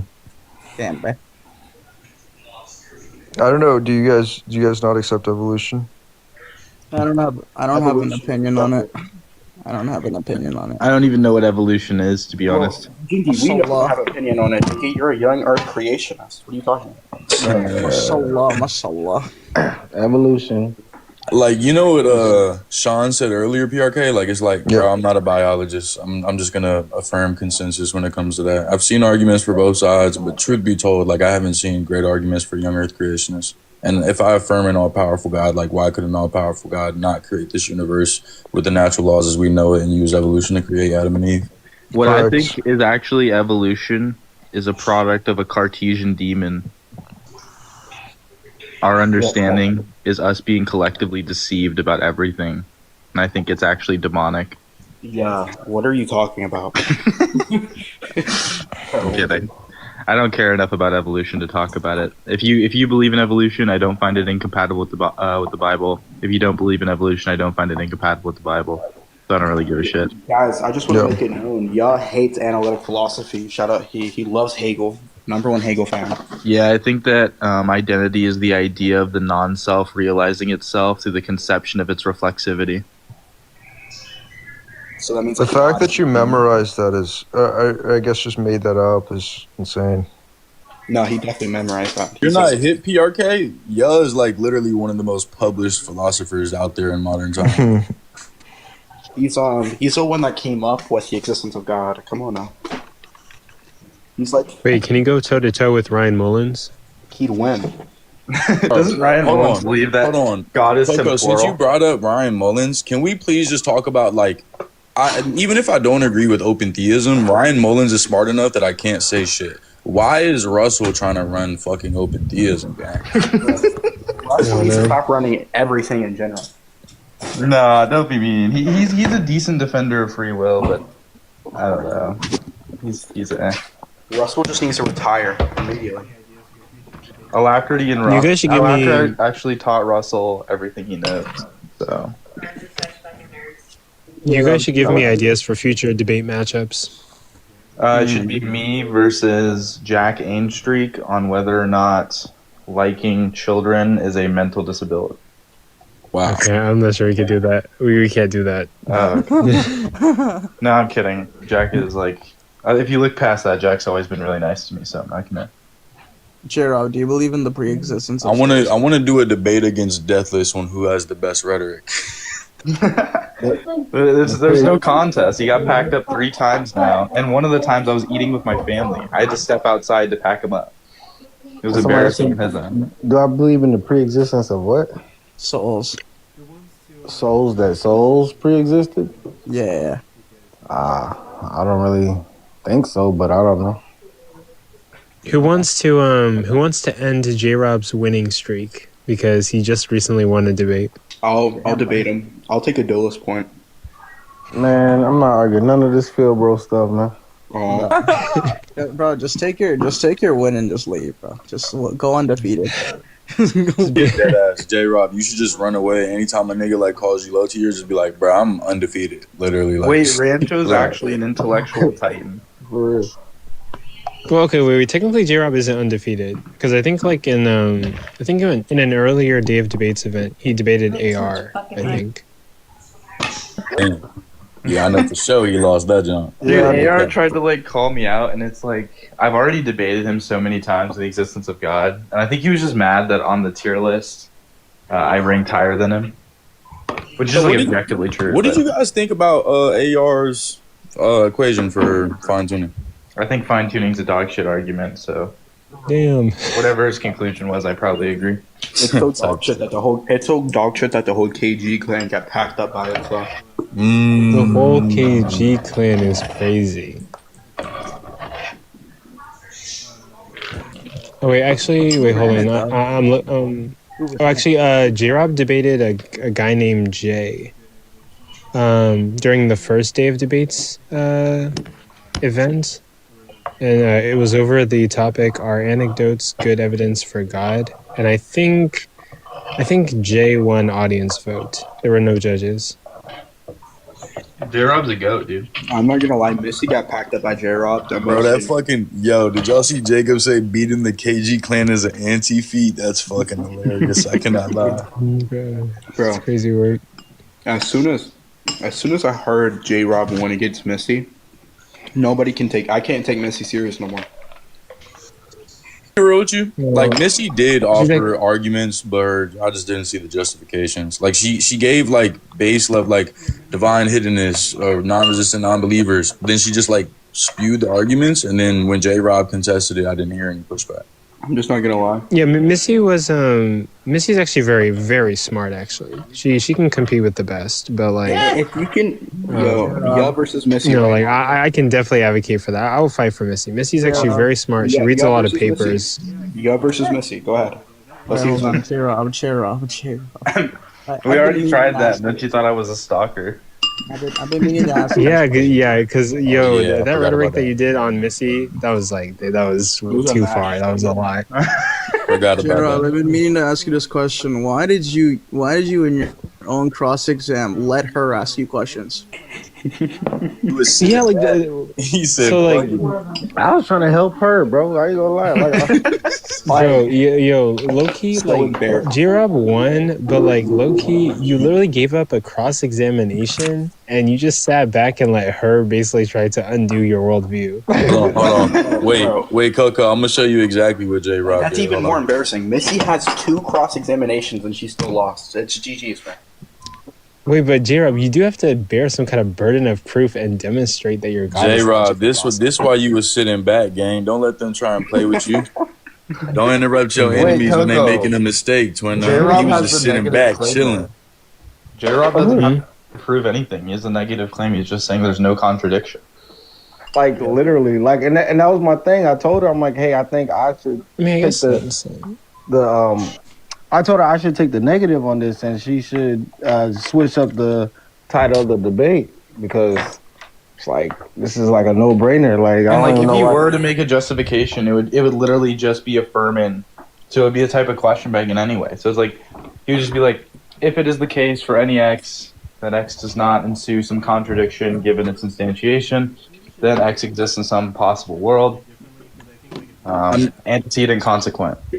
Yeah. Yeah, like I guess like maybe it should have been more. It probably should have been worded differently because I think like it's more fair to have both parties have some kind of burden to debate. But basically, like J-Rob kind of like he sat back and then Missy had to present the P and not P. And yeah, like there was a lot of burden on Missy, but J-Rob didn't really have any burdens, so it was kind of like weird. And plus, the logical problem of evil just establishes that within this world there would be a contradiction. It doesn't establish that God is logically impossible. Yeah. I mean, I feel like that was her problem. She didn't have like just one argument. She tried to pull like 3 or 4 of them, and she didn't like really stick with one to try to. I'm gonna teach you how to get beat me Missy. to affirm a contradiction. Like I think her best option would have been trying to stick with the whole. I think I should learn ASL and then debate Missy in ASL. Yeah. All you have to do to beat Missy. It's up to her. 1, learn ASL. 2, all you have to do is like learn how to defeat the divine hiddenness claim. Yeah, the divine hiddenness one. That's I got you. You want to see how to beat Missy in ASL? What's ASL? Just go like that. Okay, yeah. Chill out. What's ASL? No, like I will defend Missy all day. Like if That's you're my gonna debate dog. Missy, Don't you think need to because I'm study. joking that I'm not cool with Missy. For sure, that's my dog. Yeah, I got ya anytime. Yeah, I will ride for Missy's Missy. not Missy's even the actually. highest IQ woman on the app, though. I mean, but she is pretty high. Nah, but she is pretty high. She killed me Autumn when she IQ said, capper, dude. when she said omnipotent means like in control of everything. I was like, what? Yeah, bro. Yeah. I don't think she has a robust like background in Aristotelian philosophy to actually cash out what that word would like mean for us. I'm not gonna lie to you, bro. Wait, hold on. But like, whenever you say like God is like all powerful, well, actually, okay. Like, I sort of get what you're saying. It could be the case that God is all powerful, yet He chooses to restrain Himself and allow people free will. Yeah. Yo, can I be real with you, Coco? And then like with some of the like theists on here that are smarter than me and have read more than I. When I like come on your panel and I listen to atheists bring up problems and then like I go research and I actually read, I feel like some of them don't like actually want to, like they just want to have an issue. They don't want to solve the problem. Because you could just go pick up a book and like most of the church fathers have already talked about and solved the majority of these problems. Every modern problem. I think that is a. Go ahead. Every modern problem that any atheist brings up has already been solved 5,000 years ago, bro. Sorry. True. But like to be honest, like it was solved before philosophy was even like a thing. to be honest, I think that's kind of true, right? Like what I've noticed is like I mean like a majority of people on TikTok are not reading like heavily, right? But technically one could go and like read the church fathers or read about like different atheists like position. I think it goes for both sides, the theist and the Christian. Because I mean like yeah, like admittedly some atheists will bring up stuff and like the theist will easily rebut it, or like they could go like read an article on it. But then like some theist will like say something that clearly isn't like the atheist worldview and it's like a straw man, and then like you're like, have you talked to any atheists to even like make this argument? So I think it goes for like both sides to an extent, yeah. But a lot of people on TikTok who are debating are not really reading, and then like like as you meet other people, there are certain people who are high tier on here that read a lot, certain people who are like mid tier who like read a little bit. Then there are people who are like not reading at all or studying at all, and they're just regurgitating what Matt Dillahunty said. I'm not gonna lie, I hate Max. So I need to lock in. But Hegel. Come on. Unfortunately, that was. I mean, unless you were just saying, that like unless you were saying that some high tiers are well read, like Apollo, for example, is not. He doesn't really read, and neither do I. Neither does like most people. Wait. Yeah. Wait.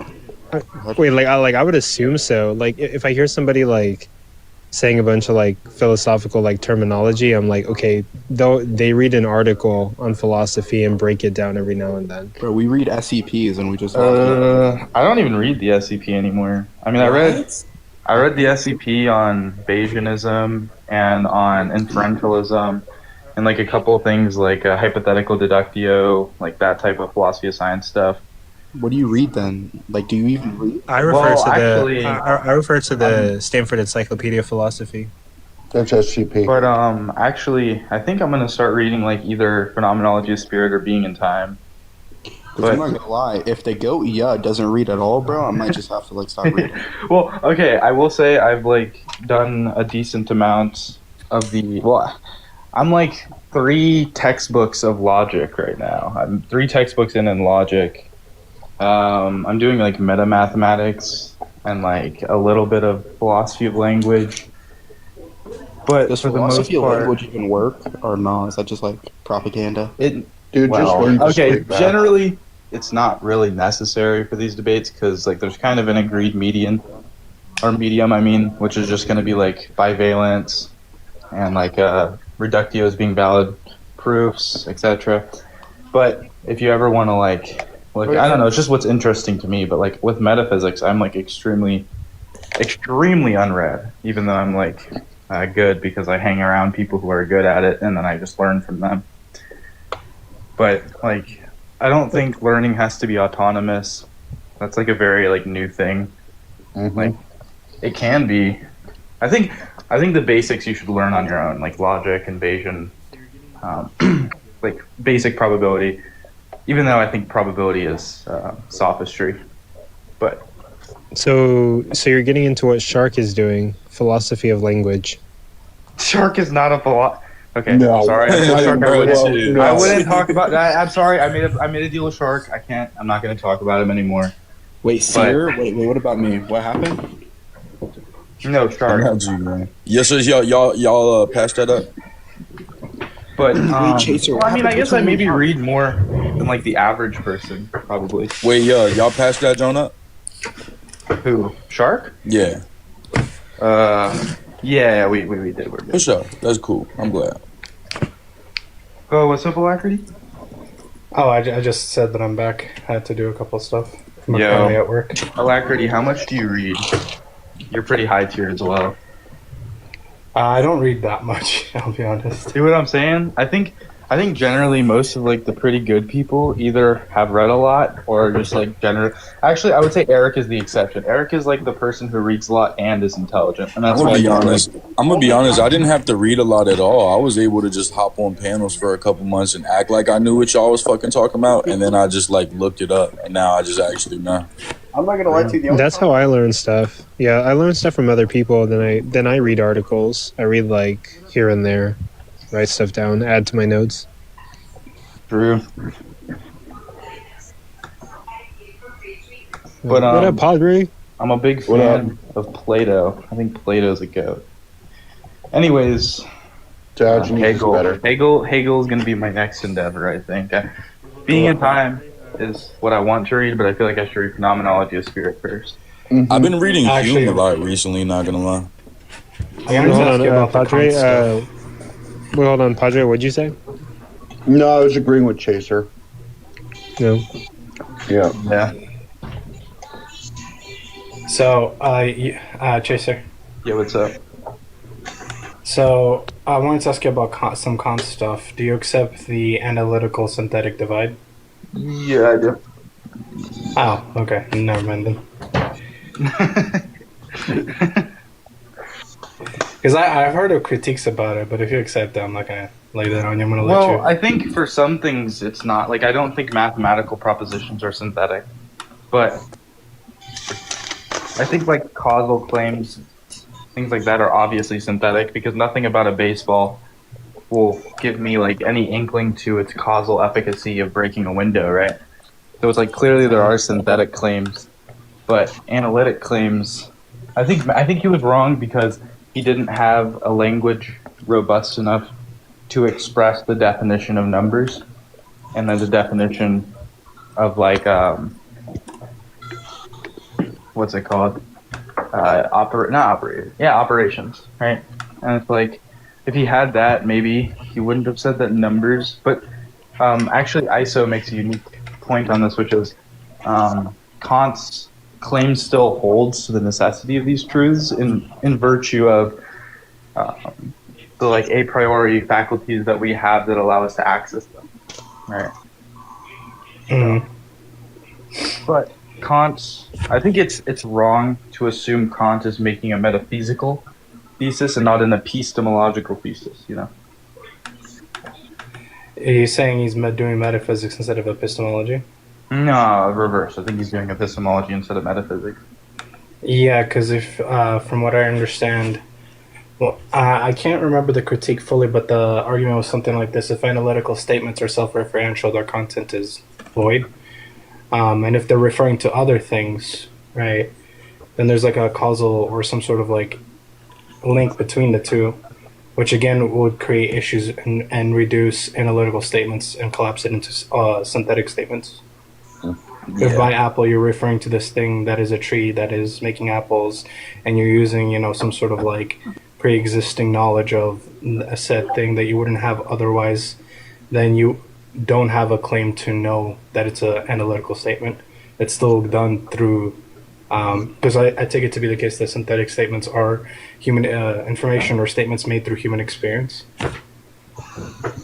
Yeah. And analytical statements are things not necessarily true by definition, but that's like a good shorthand. Well, actually, I disagree with you. I don't think all synthetic statements rely on human experience. I do think synthetic a priori is a valid category for certain things, using like some sort of... Because like a thing you have to remember with Kant is when he's talking about necessity, it's an implicit epistemic modality. It's not really talking about like the logical, metaphysical, etc. It's talking about like essentially what are things that are undeniable for us, right? And then that would obviously just be things that we cannot reasonably hold to be false, which would just be necessity and the epistemic Yeah, universal modality. phenomenological experience leads to So some it's- sort. Yeah.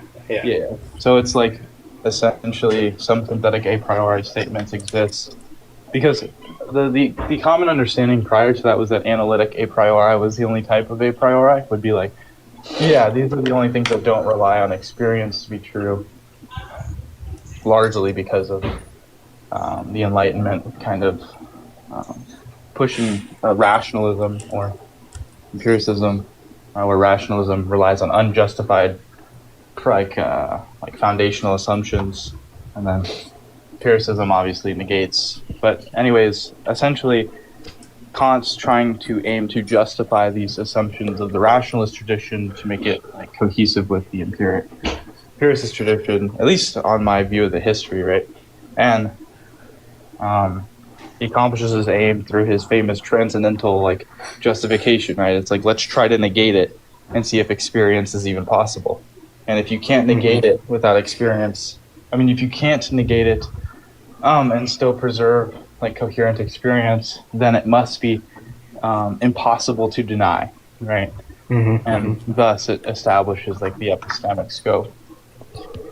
Yeah. So, because the critique that I heard, I can't formalize it right now. Specifically, I have to look it up and like really get down to the nitty gritty because I haven't formally read any Kant yet. I mean, I have a critique of pure reason, but haven't touched it yet. Yeah. I feel like it's like everyone, can say that about Kant. It's like, yeah, I have it, just haven't read it yet. I actually met a guy who read Critique of Pure Reason in the German because he knew how to read German, and I thought that was unbelievably based.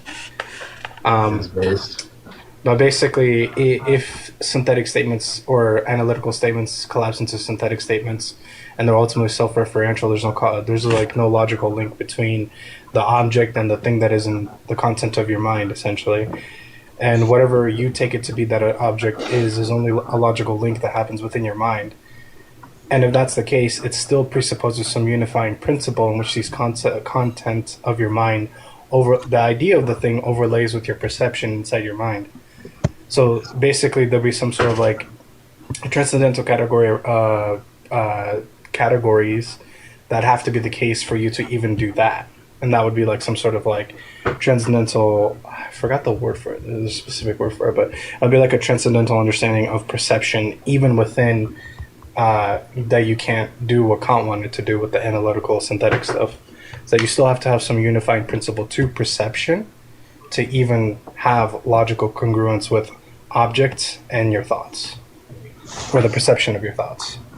Well, okay, maybe I'm not. Let me try to steel man, but that was really like hefty stuff, and I don't know if I'm necessarily cracking. But so this is what I got, right? Essentially, and I'm just going to summarize it very quickly. It's just like essentially, if you collapse the analytic statements and synthetic statement, then the object which you're referring to in the synthetic statement that is representative of like an analytic statement, like for example, all bachelors are men, you would apprehend a bachelor. You would apprehend a bachelor that also satisfies men. But since that object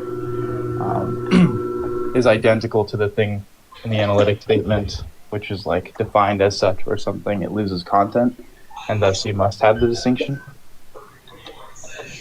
That's the best I could do.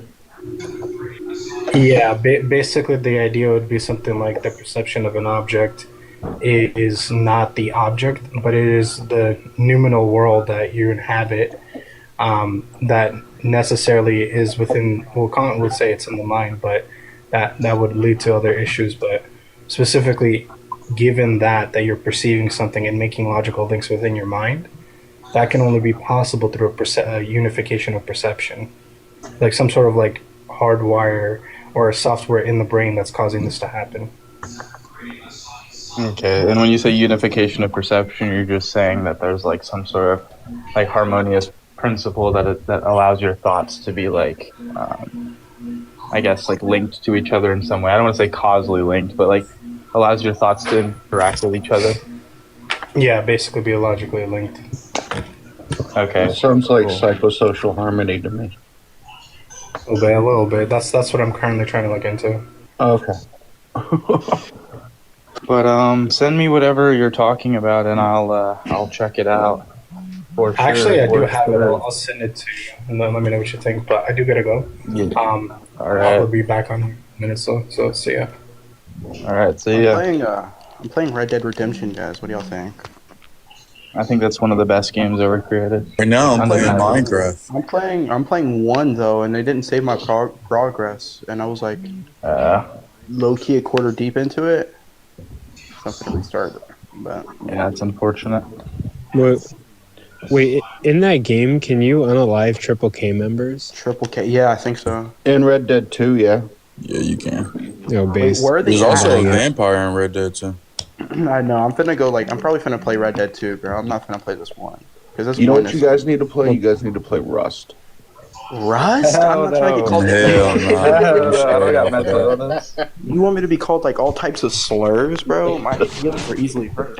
Nah, Yo, that is simultaneously could be the most. That's why I didn't hop on Arc Raiders. I knew that'd be a game. They'll hear my voice and I just get spammed with the hard R. Listen, like Rust is either the most based and toxic place on the planet, or it's the most like wholesome place. It's like Roblox for adults with AK-47s. True, I guess. I don't know. I've never had that experience though. I'm not gonna lie to y'all boys though. It's getting late. I gotta go call the HUDs. Yo, and Seer, I just want to thank you guys for like all your publications. I've been reading up on it. You guys are blessing my mind. Like you are freaking smart individuals. I'm glad somebody's actually using my knowledge. Yeah, bro, you guys are freaking geniuses. Glory to Kaysen. Yeah, glory to Kaysen. Glory to ya. Glory to Kaysen. Hey, Coco, you already know what it is, gang. I'll see you whenever you live again. Hope y'all have a good night. Yeah. Oh yeah, love you, brother. God bless, man. Did you see my Bayesian refutation of AR's little fine tuning thing? Oh yeah, like I saw it. But No, like, you have to break I didn't that stuff see it, down. but like this is my thing. Is right. I can grant that either AR is sound or you are sound, and still like not care because probability is just like dog shit. PSR, right, LeBron? No, my main argument against AR is he didn't show a lot of his work, so they're just like assumptions. So if you just accept his assumptions, the math is sound. But if you don't, then it doesn't lead. Doesn't he also assume that there's not like a principle of indifference, like the probability of the universe, given the not God hypothesis, is actually just prima facie higher. Yeah, he in terms of charitability, he invokes symmetry, but he doesn't explain why he's saying that the possible world of a god with the life-giving property is equal to the possibility of a world with a god without a god with life-giving properties. Well, I mean, you could. Well, if I were an atheist, I would actually argue that on like some sort of parsimony principle, since I would say God is a distinctive type of postulation that, given, because I think there are robust proofs of like the parsimony axiom. But wait, really quick. Padre. What's up? You have good knowledge of the Bible, right? I'm okay. Is it the case that Matthew talks about the people leaving their grave and greeting everybody, but only Matthew talks about it and none of the other Gospels? Off the top of my head, I think that is the case, but I'd have to reread it again. I don't necessarily remember it in Matthew though. I thought that was a John piece. Because that sounds more aligned with like. I read Matthew recently. I don't remember reading it. Like that claim aligns more with, and I'm just talking out my ass at the moment, but it aligns more with like how John is constructed, as opposed to Matthew. It doesn't seem congruent with like how Matthew is presented linguistically. No, I think it might be. Let me look it up. Matthew 27:51. Coco, I have a really low tier question for you. Oh, go for it. Do you think that given the granular nature of gnomic disposition relations that you can negate interpropositional dependency relations given existential quantification? Oh, you shit. Bro, there's no way I'm answering that shit, bro. That's low tier, bro. Lock in. That's just a low tier argument. Yeah. Well, what you should have said is that we can actually represent the original conditional as a subjunctive conditional and just take a sort of defeasible argumentation. Bro, I don't know what. No, I have nowhere. I don't even know where to start with all that. This guy's just not locked in, so we're just gonna say that he can concede. I almost want to be a shit, and if I ever participate in debates again, require that you submit your debate in latex format. I mean, Loki, like. Fuck that, dude.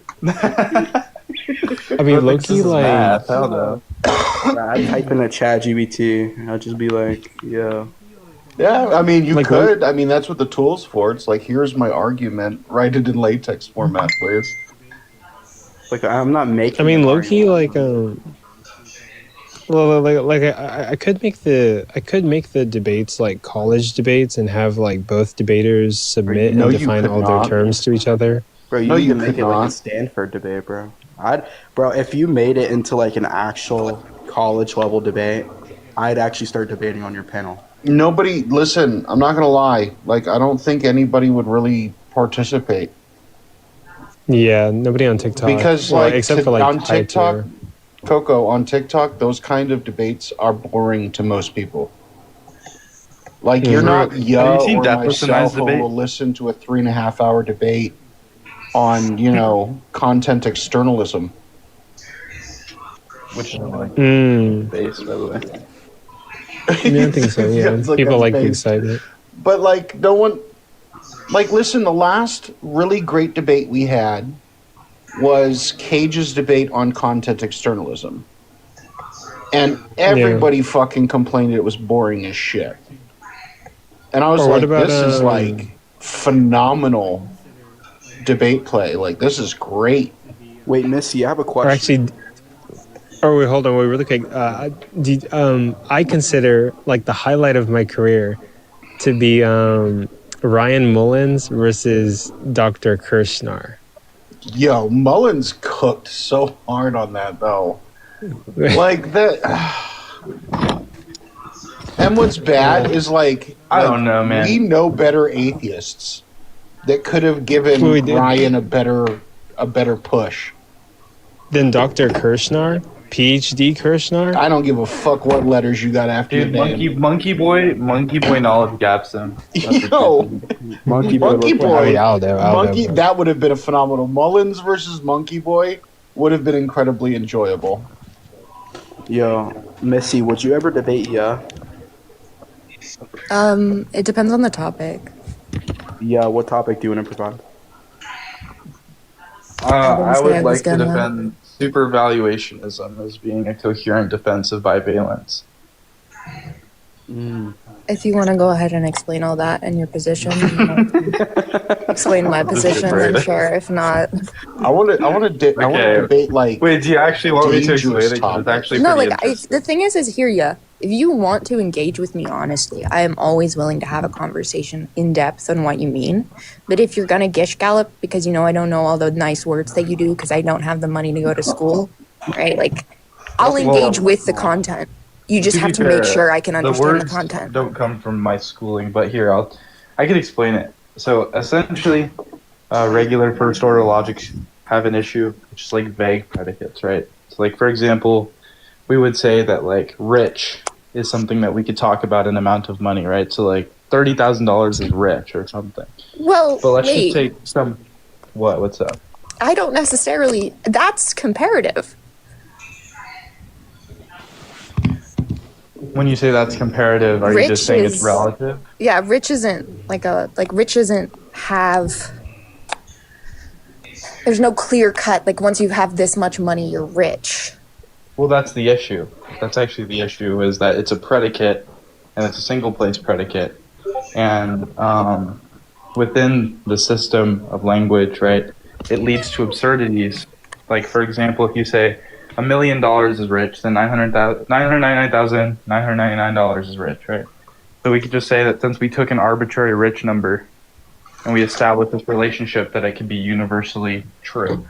But the only issue is that obviously there are some amounts of money that aren't rich, and since that would recursively apply to the whole system, right? We would have to establish that every single amount of money, like every possible amount of money, is rich, given one rich number. Given that it's obviously at the extreme, and so first order systems don't have an adequate response. But you actually almost immediately took like the supervaluationist position, which is that we take this rich predicate and we do something called sharpening it. And a sharpening of a predicate, or a precisification, is essentially just splitting the area between the amount of things that satisfy it and the amount of things that don't satisfy it exactly, to preserve an either or between it satisfying P or satisfying not P. And that's the supervaluation. So you actually intuitively even agree with it. That's so like the you thing, would say, right? Like if you bring me a concept, I will most likely be able to engage in that concept honestly and give a very I'm not saying you're coherent, stupid. right? But the thing I'm not is saying like you're if you stupid. come at me and you're like, right? Like I'm not gonna come and teach you how to crochet by saying, hey, you need to go ahead and do a chain slip stitch into a double crochet, treble crochet into the back hook stitch of your post hook chain. Like you're not gonna understand that, right? But if I explained it to you, then we could talk about it. Bars. That's all I know. That shit sounded like bars. I was talking about crochet because I've shown some of my crochet work, but I've been crocheting for just almost so we 15 years. are like on the same wavelength here. I'm only rhetorical. It's like a joke. Like I don't actually think that's like. I don't actually Yeah, think but you're jokes dumb. are funny. It is funny. It was like pretty much everyone was laughing, Missy. I know, but I just don't understand that humor. Well, that's okay. Other people can, you know. That's fair. That's fair. Yeah. At least you didn't call me a bitch. I don't generally. Wait, someone called you a bitch, Missy? Who did that? Well, today or just in general? Oh, I thought during the debate, J-Rob called you a bitch. I Oh was no, like, if what? he did, I would not have let that. You think I would have let that go? I don't know. Depends on the Well, Sean called Prince a bitch today, and I got on his ass. Prince is a goat, though. He could defend himself. He's a student of Caitlin. But I believe like he's actually, Padre, I do have a question. Shoot. Do do you take like an absolutist stance on content externalism, like all content traces back to external properties, like external things on the mind, or do you take like a lighter stance, which is given free will, we can actually interact with these and have a sort of content internalism insofar as we can take things that we are given via content, like externalist, like the content externalist thesis, and manipulate them in the mind to like have unique mental have unique mental experiences that aren't So that dips that into don't have like the that would dip into explanation like being external. my thoughts concerning like the purpose of emotion and my fill of mind and stuff. Because like yes, like as a structuralist, everything is externally referential, right? By structure. Yeah. But not so much that it inhibits free will. Okay, base. Yeah, because we exist in a modal field of possibility, right? But we don't know the entirety of the set. So like there is a freedom that exists within it. It's just not like will. Well, It's just alignment. I don't think that possibility is required for genuine freedom. Right? I don't think like I'm a necessitarian. Yeah. Like I think freedom is just like if you read question 85, I think it's like objection 3 of the Summa. Aquinas talks about free will, and he defines it as just the unmoved moving of the will. Right? So it's just moving your will towards actualizing some potency, and I think that is like generally compatible. Yeah, all that matters is that the explanation of this movement is not external to the mind. I mean, yeah, external to the mind or the will. And as long as that's the case, I can interact with like content that is external from the mind, or given to me external to my mind, while preserving the movement of my will relative to this content, which can give me like a new content that doesn't trace itself outside of my mind. At least that's how I understand it. I don't read much on fill of mind stuff, so. Yeah, and like it becomes partially internal because in my fill of mind, emotionals serve as like chronologically indexed anchors. So you don't actually remember the event; you remember how you feel about the event, and that feeling allows for the synthetic derivation. That's why there's error in it over time. No, there's no error in it for me, by the way. Oh, there's always error. No, there's never error. No offense. Unless you have an eidetic memory. I have pretty close. Yeah. Yeah. Like, I was talking with, do you know Deathless blocked me? Like, I bullied Deathless so hard that he blocked me. Oh. The biggest bully on the internet got toppled by some fucking 19-year-old kid from Arcata. That's hilarious. Like, the thing about Deathless is like there are, and I hate to say this out loud, there are aspects of his worldview that like almost make sense. But he's like this weird monist, and then all of a sudden it falls apart. Yeah, I guess.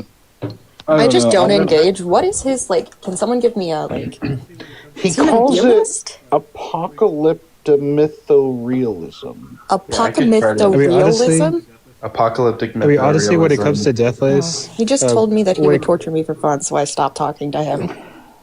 Well, like ultimately, when it comes to Deathless, I just don't engage with mental illness. Yeah, but this is the best I could do from everything I've gathered from Deathless. Is essentially apocalyptic mythorealism. One, it has a severely inflated ontology, so we'll get into that in a second. It has 7 different types of existence. Jesus. But mine has 2. But he also just a foundational belief is that mythorealism, right, is just the thesis that myths are the structure which all like philosophy, mathematics, etc. supervene on. How is he Like, defining myth? it would be like some set of like it would be like a foundational narrative. Mm-hmm. And this foundational narrative, like for example, he thinks that contemporary narratives are like Darwinism or something, which is like actually coherent with describing the scientific method. Because obviously the scientific method even operates on a principle of natural selection, given that it's consistently redefining itself given changing environments. Mm-hmm. Right? So it's like, it does make sense in that way. But essentially he describes his foundational myth as this contradiction. He affirms it's a contradiction, which by the way just explodes this whole system, but I don't want to talk about that. It's this contradiction, and this contradiction has the three Trinitarian perspectives, and by which every possible system is downstream of this contradiction. And he defines it using omni-logic, is what he calls it, which, by the way, no one... I'm sorry, but you put omni in front of logic, and that is an oxymoron. I'm going to be honest. But essentially, omni-logic is like a logic that affirms, like, essentially, it just says, like, it's kind of like trivialism in a sense, but if you, like, analyze it, you'll come to like some sort of conclusion. Like it relies on this thing called the crucifixion operator, and I can explain that somewhat to you guys. Man, this shit sounds like what happens when you treat ChatGPT like a person instead of just a tool. No, this sounds like many a trip I've been on. So the crucifixion operator is like an encoding function, where it takes two inputs and then it produces an output where the output is supposed to be in the quote-unquote middle of the inputs. So he uses it on propositions, and essentially when you apply a proposition to the crucifixion operator, it will take the bivalent nature of the proposition and find its middle value, right? Where it's, I think he calls it like omni-true or something. Or like, yeah, something like that. Anyways, this is like the foundation of his epistemology as his crucifixion operator, which the issue with it is that it relies on bivalent logic for its inputs, right? It encodes a bivalent logic system.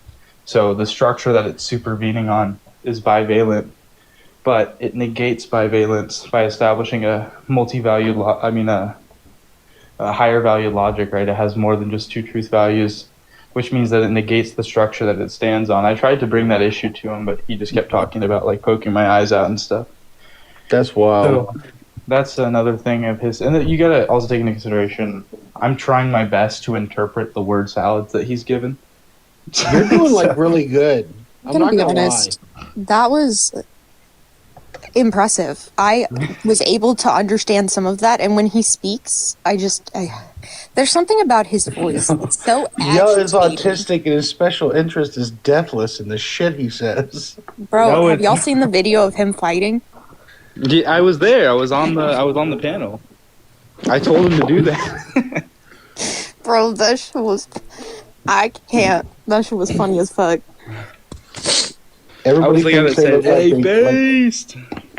Everybody thinks they look like Floyd Mayweather or like some movie star when they fight, and all of us look like jackasses. To be honest, anybody who thinks they look cool hasn't been in a fight. True. Like once you get it to fight, you realize that all of that like movie shit is so fake. Oh my goodness. True. Well, so wait, really quick. I'm reading through this. By the way, Joey's in here, Plato's Cave. I'm reading through his notes. I'm adding it to my notes. Do you know that Luke says that Jesus was born during Quirinius's reign, but Matthew claims that Jesus was born under Herod's. Oh my god. Yeah, it's a pretty... Oh my goodness, Coco. Yes. Such a low tier argument. Oh my god. Wait, it's two different reigns that are 10 years apart. Wait, yes. Well, also, you should look into Herod's birth year. And oh my goodness, where's my Bible? Guys, Isn't the objection to that, like, one is talking about when Jesus started ministering, and the other is talking about when he was born or something. I don't know the objection. I mean, I'm not a genius or anything, guys, but I'm pretty sure you learn how to debunk this when you're in like your first semester of seminary. I mean, I don't know, but And if I remember correctly, it was that the census taker, what's his name? I think it's. Wait, this. Let me go Okay. get my. Let me actually go grab my Bible. That's a good option. And also, like, Luke is the one talking about a census, right?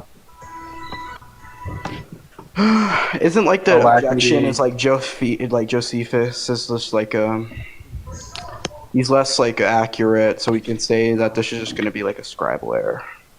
Pretty sure that's like the objection, or like how to debunk this. I'm just still blown away by like the incongruency of methodology, right? So like you're taking a modern expectation, right? This bias you're importing from modern historical methodology and placing that expectation on a text that precedes it by 2 millennia. Well, yeah, but like this text is also supposedly inspired by God. Yeah, but written by humans.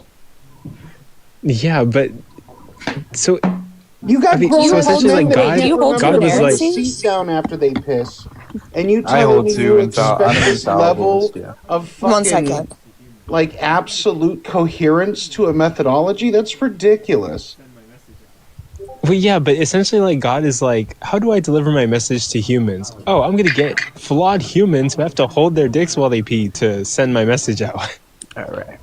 Wait, was that like a feminist thing? Were you saying that he should have given? I have no idea.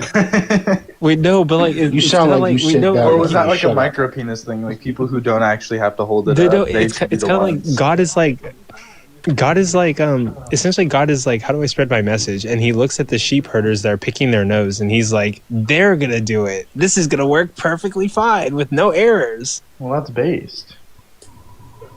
I mean, like, no, that's just like the whole problem of divine Sheep herders, that's pretty cool. Yo, that wasn't that basically like That's the Aristotle's name. dad was a sheep herder? What's y'all's objection? There's to, also like, a different lineage in Mark and Luke, isn't there?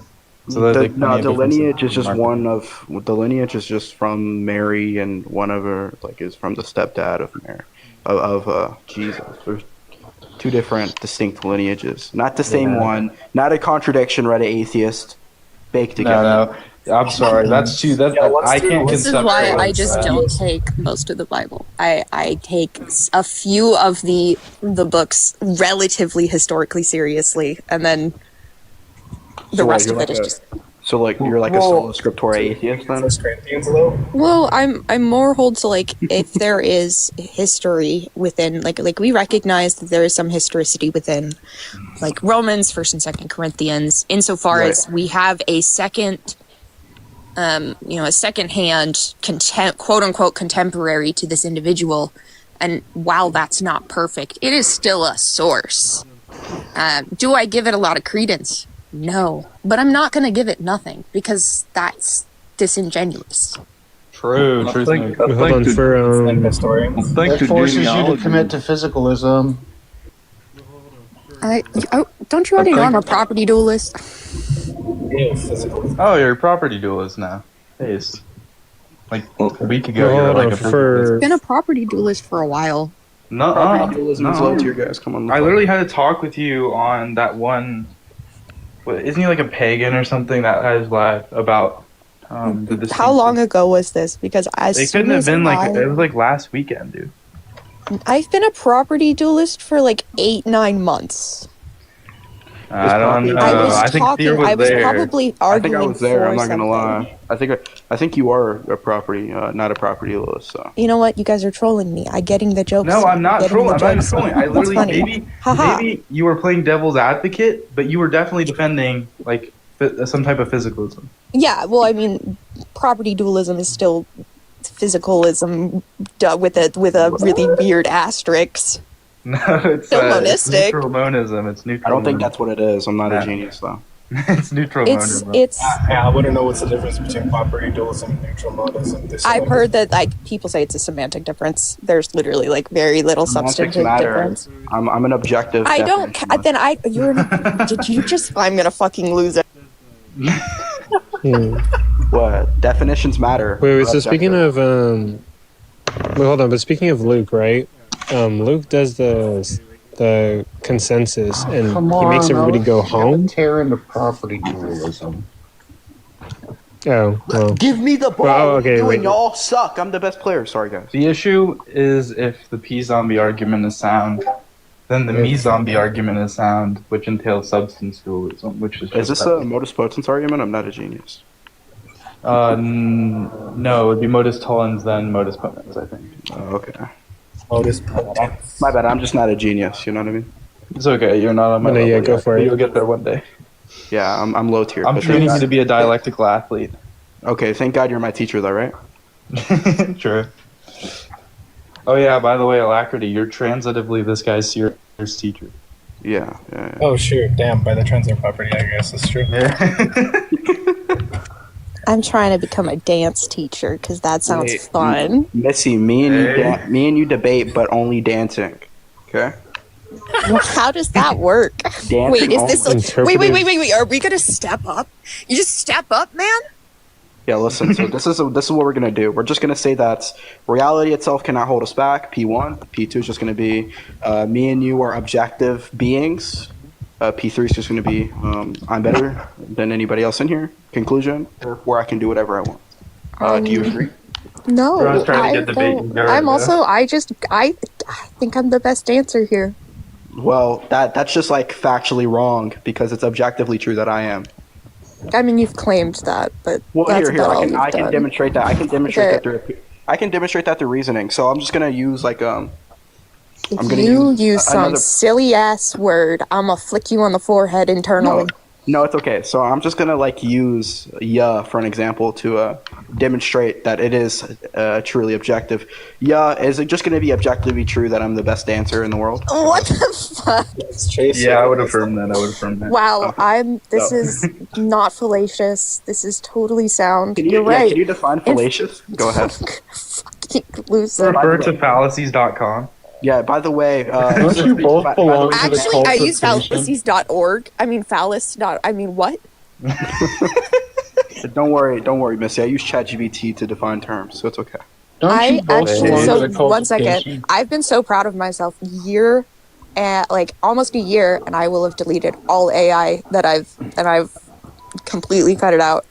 The thing is, I have sexual conversations with AI, like I have discussions about the I ethics grant that of, you don't. I grant that's your way of getting it.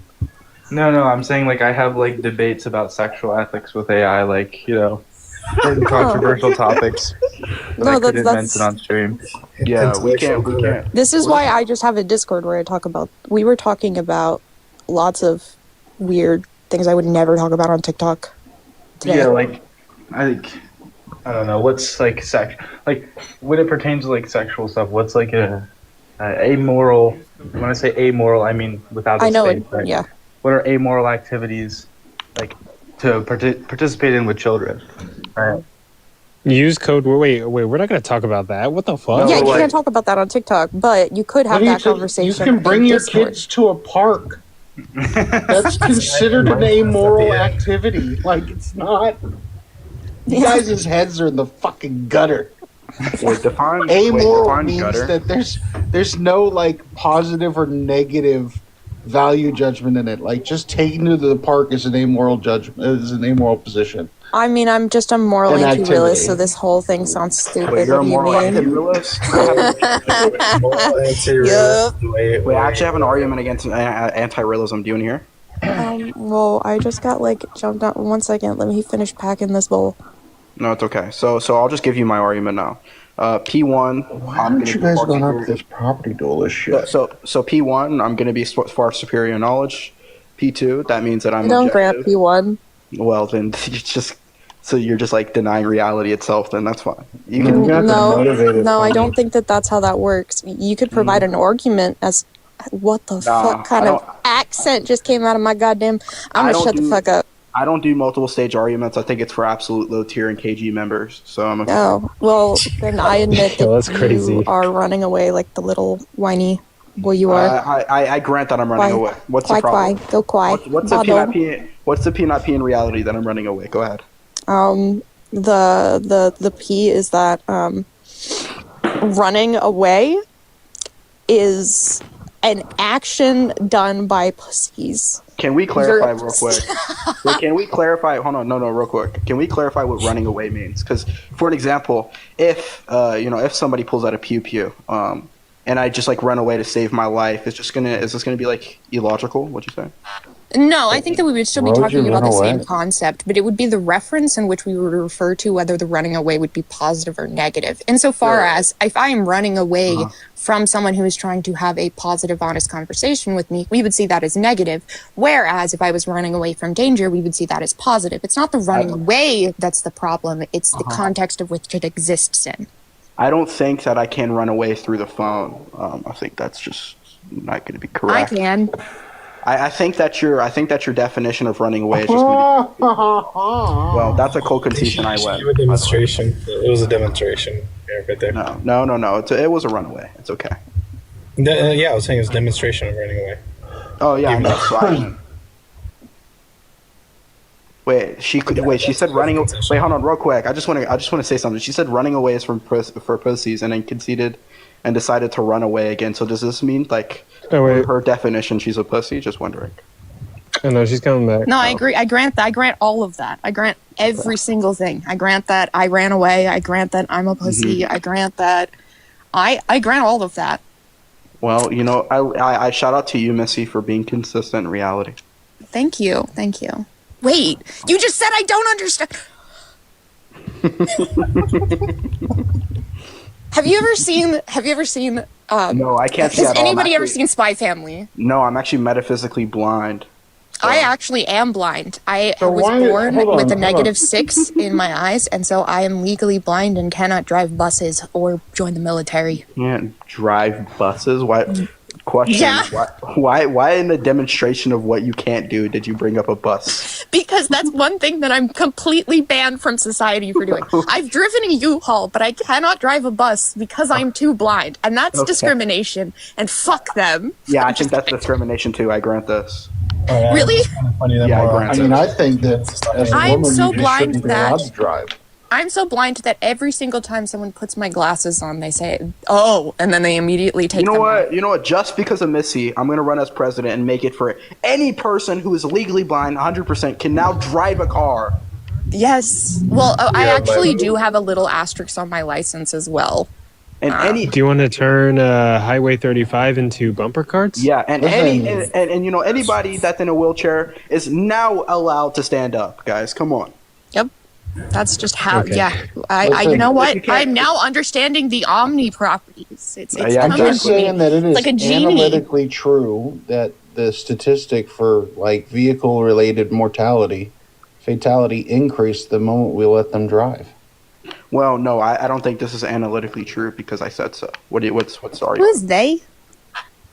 Who do you think they are? I don't know. I'm autistic. Please tell me. The ones, you know who I'm talking about, Missy. Those people. The shadow people, Missy. Why are you talking about the gnomes in my garden that way? I don't like how you speak about my magic gnomes. Missy, Very it's the odd. shadow people, Missy. It's the I don't know what that means. Are we Missy. playing magic? Missy, Can the you shadow people. explain to me how properly dualism doesn't reduce into the reductionism? Yeah, or just say substance because I level said so. I dualism? really wish that I could explain it all, but I don't have my entire thing figured out, and I'm not going to pretend to sit here like I do. I'm having a really hard time right now with consciousness and whether it can be reduced down to its physical properties. Like a What? part of me really wants to say, no, there seems to be more than that. But in order to remain consistent within my own worldview, I'm recognizing that I have to hold to some sort of dualism, and I'm kind of having like a Just read Hegel. I'm going through Hegel from my. I actually am reading. I'm reading Hegel and then Heidegger and then I'm reading Pierce and then I'm reading Simone and then I'm reading. Well, I've also been reading a lot Simone de of. Beauvoir? You mean Yeah. the intellectual titan of radical feminism? I'm going to be reading her after, but I really want to go into phenomenology, and so I've been reading a lot of Marleau. I've been reading Marleau-Ponty because my friend said that I think a lot like that, just in general. I think any problem that's ever uprose in reality, Hegel's already solved it. Let's be honest. I would slap you, but you're on screen. No, you grant us. You grant us. Here's the thing. I have to remember that like every person that ever did philosophy is a horrible person. Nah. What about Aristotle? He's the GOAT. Oh, I also don't think that's like. Sorry, I know they have radically different beliefs than we do, but I don't think that makes them horrible people. Like, obviously, Kant wasn't a horrible person. Kant is the GOAT, guys. No. I guess what I mean a horrible person like is he was extremely he held extremely racist and sexist beliefs, but the way he acted was never like. Well, Emmanuel. One second. Is that not a performative? 1 second. That's a contradiction. He wasn't a bad guy. He just treated some people horribly. That's not a contradiction. No, holding racist beliefs doesn't mean that you treat anyone horribly. Yeah. Yeah. I think that I just have a different understanding of like internalized patriarchy and internalized all of that, right? Because all of this is like very entangled in internal biases, right? Because like even I treat women in ways that are different and harmful because I grew up within the patriarchy. Even I recognize that I treat people of color worse at times because I grew up within racism. I just want to make it clear, I do none of these things. So y'all just said like intellectual giant, right? So yeah, I guess you don't have to deal with the very human thing of having bias. That's a precept. Wait, that's a precept. Can you demonstrate how he's human? I can't. Okay, I can't. then. So thank you. So now you're no longer an anti-rationalist. Rene Descartes was always right. So real quick, for demonstrational purposes only, can you say I think therefore I am? Cogito ergo sum. Don't know what the fuck you just said, but I agree. That's I think therefore I am. Cogito ergo sum. The only thing I can probably do is they made me do the Iliad and the Odyssey because I went to a classical Christian school. When you say classical Christian, what is a classical Christian? So a classical Christian school is going to be a type of a type of education. So it's going to be one where we're introduced to logic, rhetoric. So I had house systems. So I was in a house. What was it? You're just Lutheran. No, so we had we had 4 houses. We learned logic, Latin, rhetoric, dialect, socials. Were you like Catholic? My dad is a Calvinist Protestant who went to seminary under R.C. Sproul in Fort Lauderdale. Yeah, I grant this. And this is where I get a lot of, I think, I remember the first time I ever asked a question. I didn't even think about this until I guess within the last 2 years. Because someone was like, yeah, you're very philosophically inclined. I was like, no, I'm dumb as bricks. I realize now I'm not dumb as bricks. There's some people that are really stupid on this app. CH or Not too much of my prodigy, bro. But CH is your prodigy, little bro? No, but the first time I got in trouble because I was actually grant what Missy's saying because I'm a logic tutor, and some people genuinely cannot no matter how I explain it, they cannot understand if-then statements. I understand things very well. I just don't I understand the large concepts and I struggle with the language associated. Well, I mean, you saw it right there, right? I understand... engaged with that. You gave me something. I immediately engaged with it in a way that lines up with something, right? True, yeah. But as long as, I think a minimum requirement to be considered, capable as a human is, can you understand how if-then works? Can you do... Everyone can understand that if you throw a ball, then it falls somewhere. Does it? Right. No, bro. That's not one. Obviously, maybe they have some intuitive schematic understanding of that allows them to understand the if then in that particular context. But I mean if then in general. So like for example, if I said if the sky is purple, then Santa Claus exists. Santa Claus doesn't exist. Some people do not like get from that the sky is not purple. Or like for example, I said if the sky is blue, then Santa Claus exists. Santa Claus doesn't exist. Some people can't exit their schematic understanding of the sky being blue, given the nature of the conditional, to negate the Yeah, sky I being think blue, it's given the consequence. Wait, my of goat, real falsity. quick. Go. it's because I think you're sometimes really smart people don't know how to explain really smart concepts to dumb people. I feel that. If then is not a really smart Yo. concept. No, but the way you just presented it, right? If the sky is blue, then Santa exists. Santa doesn't exist, therefore the sky is blue, right? They're not going to see that. They're going to see that like a math equation and not a story. You have to make it a story. Wait, was Deathless right the whole time? I feel like Deathless was right. never This just say that. confirmed Apocalypse. You have to. You have to. When it comes to laymen, they are dumb. They are so dumb. So you have to say like, okay, I'm not let's gonna say, get too let's say facetious that here. you I go. don't think we should call them laymen. They're just normal people, but I guess that's what layman means. But I don't think we're not laymen. No, We I just- think we're laymen too, but laymen. Like I'm not a layman. Never put that on me. I'm not a layman. I think that if you can understand some of the basic concepts. I have certification to prove I'm not a layman. Never call me a layman. True. Well, wait, hold on, really we quick. could talk If about Paul, Oh, good. Okay. You're still on the Paul stuff, Coco? yeah, I'm taking notes on it. Wait, Never take if notes Paul, on Paul, bro. Just say he's a heretic. End of discussion. wait, hold on, wait. If Paul never mentions anything about Jesus bringing Lazarus back from the dead, or the zombies rising after Jesus' resurrection or Correct, whatever, they're not zombies. I mean, they're saints that were dead coming out of their graves. That's not zombies. That's zombies. I mean, that's basically zombies. Can I have your definitional, like, can you give No, me the definitions ontic are- of a zombie? Can you Nah, give me remem- what's the ontic of a zombie? No, remember, definitions are subjective.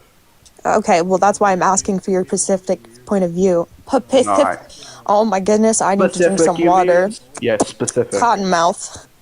Wait, hold on, but isn't it weird that like the Gospels are like adding details, right? But then Paul doesn't mention anything except for the resurrection and post-death appearances. Nothing about Lazarus or any of Jesus's miracles, or the bodies rising from the graves, or the census that was done, or anything.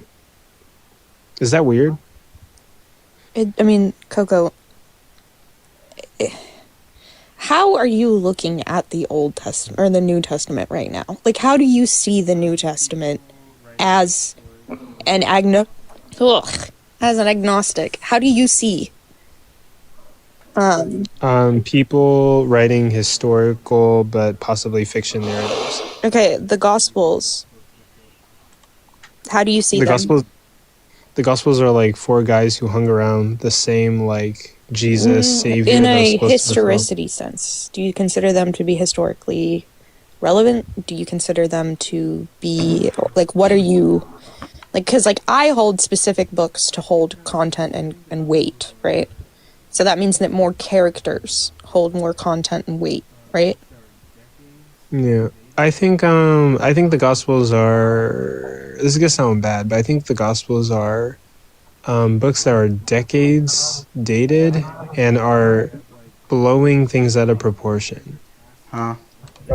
Decades dating is not a problem. I mean, like I think if you have basically these guys are tasked with like hanging out with Jesus, then passing the story of Jesus around via word of mouth and scribes for decades, and then finally writing it down. And then when you get to these Gospels, Mark is going to say some things, then Matthew's going to add more things, then John and Luke are going to add even more things. And you would expect that like they're all writing about the same person's life, that they would all contain maybe differentiating but similar events about Jesus's life. You would think that more than one gospel wrote about Lazarus coming back from the dead, or other things. You think they would share events? Well, I mean, I guess. I don't know. Ask my goat. Yeah, he hasn't answered everything. What do I need to? No, I mean, do endow you want my me to be omniscience? honest, Coco? If you're going to take Hmm. them as having it, like if you're going to take them as being a real story, whoo, you got a long ways to go. What? I mean, you have to take into some instance that there are real stories in the Bible. It's just Sure, there are real, but that doesn't mean that the Gospels hold well, historicity. the problem is with the Gospels is can we prove Matthew, Mark, Luke, and John are actual historical records of what happened to this rabbi named Jesus who was walking around? People called him a crazy homeless man, just like Moses, just like Elijah, and just like John the Baptist. That's all we have to prove. And if we can prove that the stories are more probable to be a true outcome and are more probable to say, okay, well, this guy whose name is Jesus and who is a rabbi indeed was real, and these stories are more accurate than we have of him, then maybe we can conclude that Jesus is indeed, or these stories are indeed real. We just have to prove the instances of divine creation and all of these things to be real. That's a lot of precept I gotta take. No, it's precept just in the instance of what we No, have I to mean, solve. it's me saying, like, okay, this is a person that could have risen from the dead. Yeah, exactly. That's what you have to do in order to just like take any textual criticism. Yeah, I've never been convinced of that. As much as I would love to say that I have tried my damnedest. I've had years where I just dealt with that. And I don't really. Well, then how do you perform exegesis on any of the Gospels of John? Because to prove, in order to have any exegesis on John, and just for an example, John chapter 8:58, I would have to take into accountability that what John chapter 8:58 or most of the Gospel of John is trying to say is that Jesus is a divine creature, whether it be God or an angel, however you want to look at it. He is some divine creature. So you have to perform an exegesis, or you have to perform a precept. No matter how you like the Bible, in order to have any scholarly viewpoints, you have to have precept. Of course, and I just like in some regard that holds to supernatural, and I haven't been convinced. If someone can convince me that like there is an individual that it's like this is possible for them to be raised, like I've never been convinced. Once I was unconvinced, at least. Missy, what do you take to be an impossibility? I mean, being risen from the dead after 3 days is something that I wouldn't say is an impossibility, but we don't have any evidence of that happening. Well, and that seems like a very large claim to say that this individual rose from the dead. Then to, on top of it, say, no, it's a god. And not only is it a god, it's this specific god. That's a lot. Well, you have to take into accountability that these people didn't have the language that we have now. So, like, if it was just like if, let's say, this random guy who was a rabbi and his name Jesus died, and then next day later you see a guy who looked just like him, they're going to be like, well, Jesus resurrected, right? Sure. And so we see this instance with Nero, right? Yeah, but that was back in. We don't see that. The further and further we get into history and towards the more modern era, the fewer and fewer examples we have of this because people have a wider understanding of how biology works. Wait, well, simpler question. Do you think you can establish with any reasonable doubt truthness to the claim that someone rose from the dead through some sort of evidence? If I was given enough evidence, are you saying that I could claim like? Is there any way to establish that claim as true? I don't think it's impossible to establish it is true, and in fact, I think that if we found that there were natural kind of conditions that would allow someone to, let's say, maybe not experience like a full death, or I don't want to bring up the Princess Bride, but he's mostly dead. Like, there are lots of possible explanation, sure, but none of them are likely. No, we're not talking about explanations. We're something that establishes the specific truthness of that claim. So, like, what would be the truth claim of why, like, Jesus rose or Jesus rose from the dead? If you claim that it's possible to establish with any given amount of, like, methodology that this claim could be true, I would use the scientific method. you would use... I don't know how you would do that through the scientific method. It would be strictly historical. Yeah, well, we would, in order for it to be demonstrated and testable, we would have to be able to do this consistently. Do it consistently. Yeah, that's what a methodology is, though. But I'm trying to say specifically, if there's a way to establish it as being true, then it can be true. If it can be true, then it's not a wild claim. It's something that could be established as true. It could be, but I still think it holds a very high burden of proof because of the claim that it's making. I don't think it holds a high claim of high burden because, simply put, you just need sufficient evidence. And then what would that sufficient evidence be? Sure, well, we can define, like, I just hold evidence to be something that raises the probability of something being true. Or I don't want to use probability around you logic people, but it raises the chances of something being true, right? That's an adequate definition of evidence. But what I'm trying to say specifically is just that if it's possible, right, then it's not a wild claim, right? A wild claim would be something like a square circle. Is it possible that we could create unicorns? I mean, that's a completely different question entirely. What's the properties of a unicorn? It's going to be containing that. It's just going to be a horse-like animal with a horn on its head. Yeah, El Chapo did. What's the problem with it? I mean, I'm a property to us. Unicorns exist, man. I don't know what you're talking about. El Chapo. Okay, cool. I mean, unicorns exist, man. They're real. Unicorns are real. Story. Like El Chapo did do it. He did it for his daughter. I don't know who that is. I wasn't allowed to have a childhood. Please, everybody, don't gang up on me at once. El Chapo was a part of a childhood. I grant this. Yeah, true. No, he's one of the biggest drug lords the world's ever known. No. What are you talking about, Coco? He's like Barney. What? Stop! I'm not actually that innocent, guys. I've been homeless. I've been homeless too. Checkmate. Yeah. So you just got egoed. I'm a Diogenes maxer. Sometimes I actually grant that you would be a fuck. You know the game that's the dude in the pot with the hammer? That's you. Are we struggling maxing right now? No, I don't want to struggle max right now. Dude, you know what's funny? What I've been doing recently? This is like not... I don't think it's a big deal. But I'll go on lives and like I'll see some like person in the chat. I'll just start flirting with them. Dude, I've gotten like 3 girls' numbers on TikTok from the Chaser account. Wait, for real? Wait, should I start doing that? Because listen, your boy's kind of lonely. Dude, it's funny because I'll just be like this. Let's just say there's like a girl named Leah in here. I'll be like, hey Leah, how are you? I miss you. You ready for the wedding day or something? And like after like 5 minutes, they follow me back.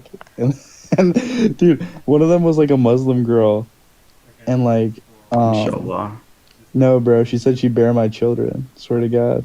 Alhamdulillah, come on. Okay, let's just don't call women. Really, really pretty woman's number at the airport the other day, or like a couple weeks ago. No. She's so sweet. Based. I was gonna ask her if she I was gonna ask her where she gets her epistemic grounding from, and I was like, maybe. Yeah. I grant that you would need that. Wait, you think that's Riz or no? I mean, so I can't really talk because I met my husband playing League of Legends and I asked him out. So I might go on League of Legends and be like, yo, what's your epistemic justification, low bros? Maybe I can pull a baddie. Oh, bro, you should do Roblox debates. I am like, also, I'm just not, there are very few, and I hate saying this, but I'm just very weird. This is why I'm not, I'm technically like agender. I don't care at all what pronouns people use because I don't identify with. I just don't. I am so apathetic to it. Isn't that how like CH got famous? Was through Roblox debates, bro? Who calls CH famous? Because of like 300 followers.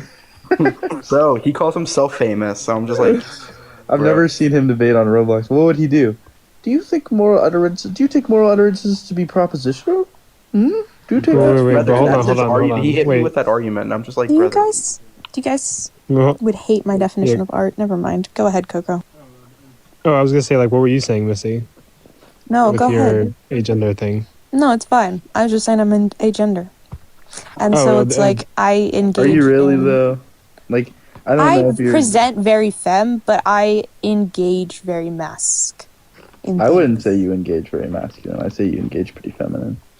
I mean, maybe it's just like the Maybe, you know, hobbies. maybe I maybe grant it's it. the hobbies and the like spaces that I hang out in. I just am You know, maybe interested it's like in maybe the this is what's hobbies men happening. are typically interested in. It seems like TikTok debating is obviously such a hyper masculine sport, right? Maybe what's happening is my view has shifted relatively to view things that are like maybe more masculine as feminine or something. That's possible, but also, I don't know. People either like me or are afraid of me. I don't know.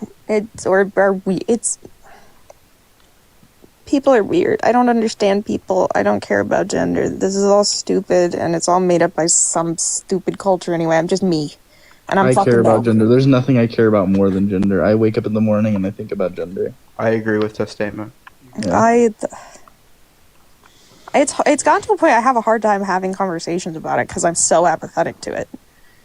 I have to You guys remember should- that like other people care so deeply, and it's so My important thing for is, me to. this is the thing with me. It's right. It's like the trans debate is so lame to me because it's just debating about whose definition is more right. And it's like, I don't care what you define as a woman. Trans people aren't women under my definition, and you're not going to convince me they are. So I don't care. That's how I like feel my about the position. abortion debates, bro. Oof! That's such a bad take. Well, We no, it isn't, disagree with because that under like a take. critical theoretic perspective, turfism is just like, generally entailed given how materialistic The thing is conceptions like define I classes don't know if you're index to being struggle. honest or not. Do you genuinely think trans women are women? I don't think they're women yet.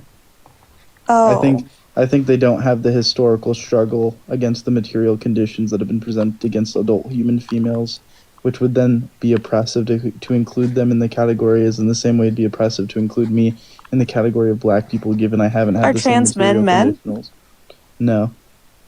trans men are not men because of the Trans same men are reasons. women because they are still generally oppressed given their they've still historically been oppressed given their sex and progression in life, right? So obviously under like a materialistic notion of class, the class of women would be defined by shared struggle against a unique oppressor, and obviously the patriarchy only really historically has oppressed in a direct way, not femininity, but females, because even masculine women were oppressed by the patriarchy, which means under like a critical theoretic perspective, which would be like where like radical feminism is going to be included in, while gender abolition is favorable, which was another conversation.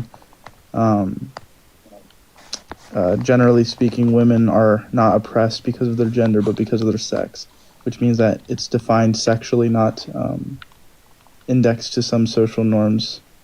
I would which say, we how never is did. someone able to look at someone and know their sex? It has nothing to do with that. It has everything to do with the shared unique oppression that females have faced. So if you see fully transitioned trans woman, It has she nothing is to do with what I see, Missy. It has everything to do with the shared history. Like, for example, a white guy can have curly hair and darker skin. That doesn't make him black, because black people are defined by their unique and shared oppression from historically different races and historically racist context, right? And you think that's So, the only thing providing that, though?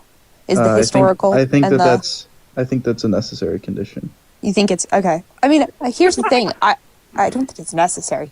I understand insofar as I understand the position, and also trans women experience significantly more Well, that's just they're trans people, but yeah, I could say that they have their own unique category, but they're not women, so they'd just be trans people. So you have two separate categories. You have three categories. Yeah, that's generally how. Well, Three categories. Critical theory generally tries to define social classes by shared struggle, right? That's like a general Yeah, Marxist sure. conception. Yeah. Sure. So I mean, if they don't again, share the struggle, they're not going to be able to have the consciousness that women have. And since they can't have the consciousness that women have, they're not women. what's the consciousness of woman?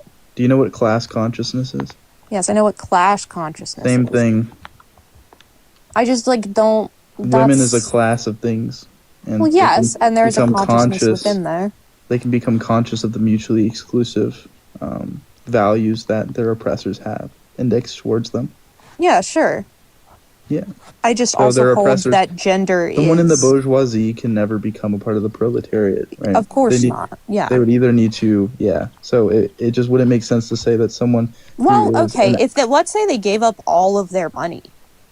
Yeah, and they but then- donated it and they gave it all up. Would they still be considered bourgeoisie, or would they be considered proletariat? No, that would be something that like maybe they would be considered part of the petty bourgeoisie if they'd be willing to do that. But the bourgeoisie is defined as the people who actively oppress the proletariat for the sake of enhancing their material conditions. Yeah, so it's just it's just going to be a semantic difference for us.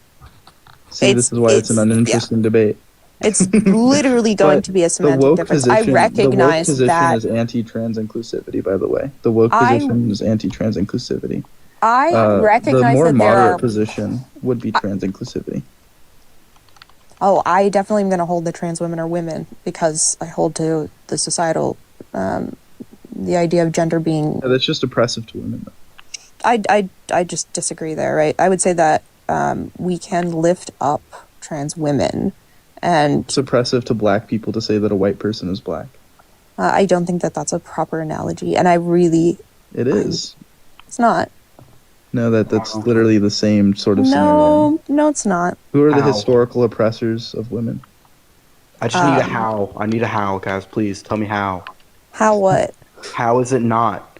Yeah. How is what not? How is it not a proper fair analogy? I guess. Yeah, how is it not a fair analogy? Yeah, so we're talking about so when we're talking about sex and gender, we're going to be talking about one thing that's biological and one thing that's societal. So there's going to be, and when we're talking about quote unquote blackness and whiteness, we're going to be talking about melanin in the skin, right? And that's going to be That's false. It's a social category. Yeah, that's not consistent with the overall critical race thesis. I mean, that's fair. I mean, if you're going to give it that qualifier Like as Malcolm X and other critical theorists of the past and black nationalists would like actually scoff at that type of definition. It has nothing to do with biological characteristics and everything to do with material conditions. Like plenty Pan-African scholars in contemporary debates actually make it a big issue to think or to levy that black students are the type of students which carry a certain burden to improve the material conditions of Africa, and Africa is just going to be the people. Like obviously it's a place, but there are Africans that are not in Africa insofar as Africans are people who are oppressed in the same way that Africa was oppressed. So by improving the material conditions of Africa, you improve the material conditions of the race of blackness, because blackness is defined as the people who are oppressed by neocolonialism. So because men have oppressed women, women ought not accept trans women. Not a normative claim. It's just saying that, like, essentially women, right? If we allow men to be women under a critical theoretic lens, the class loses its ability to maintain coherent consciousness, which is harmful to women and reinforces the patriarchal oppression.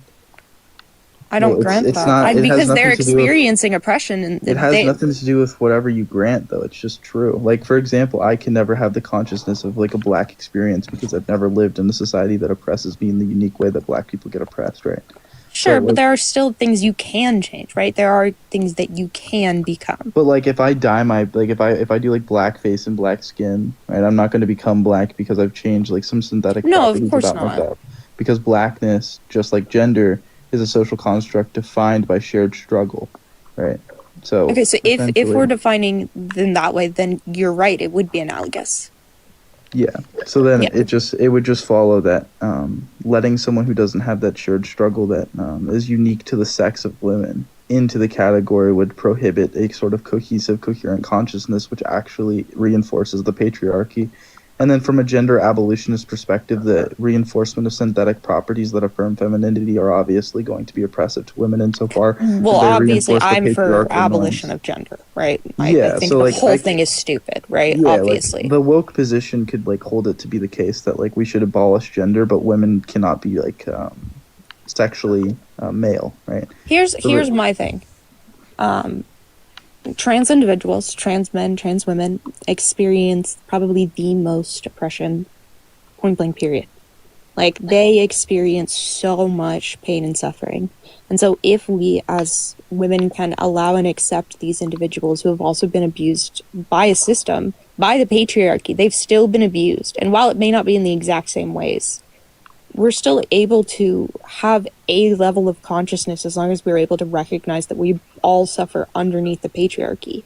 That's going to be my kind of understanding, and this Yeah, might but that's not something fit that into even men very can be like included nice in. neat boxes, but something else that it does is it makes sure that individuals who are trans women, trans men are committing self-unalivement less. That is the goal, right? That is why we are doing what we do, right? Because we want to see less trans individuals unalive. That is why we should be doing exactly what we should There's be a doing. couple issues though with trans in general, which is that it like obviously we already discussed how it reaffirms like certain patriarchal notions that are oppressive to women, but also there's a type of like demand for inclusivity which is also oppressive to women societally. So like again, Oh, I don't like, think it should be a women- demand.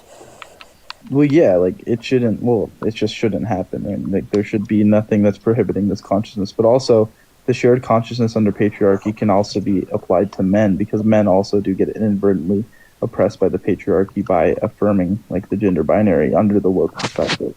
Yes, like I recognize all of The this. issue, yeah. So then it just circles back to trans people can't be included because they don't have the unique experience of direct oppression of the patriarchy insofar as the like subjugation as an inferior class of people that women share.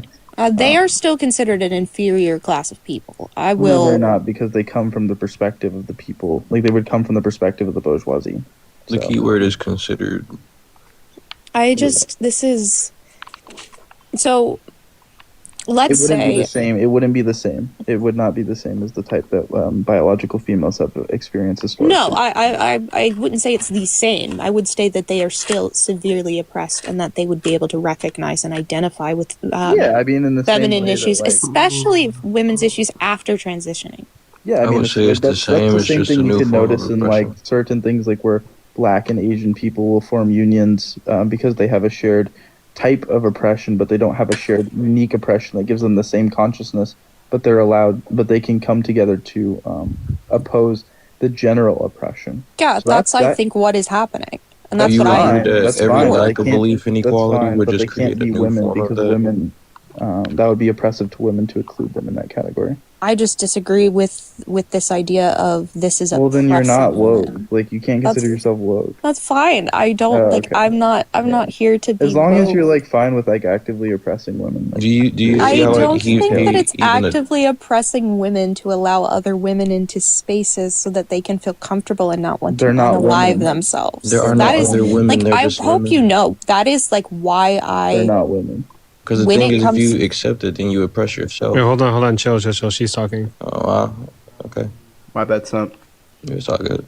Go ahead, Missy. I don't remember what I was gonna say because I got cut off and I don't.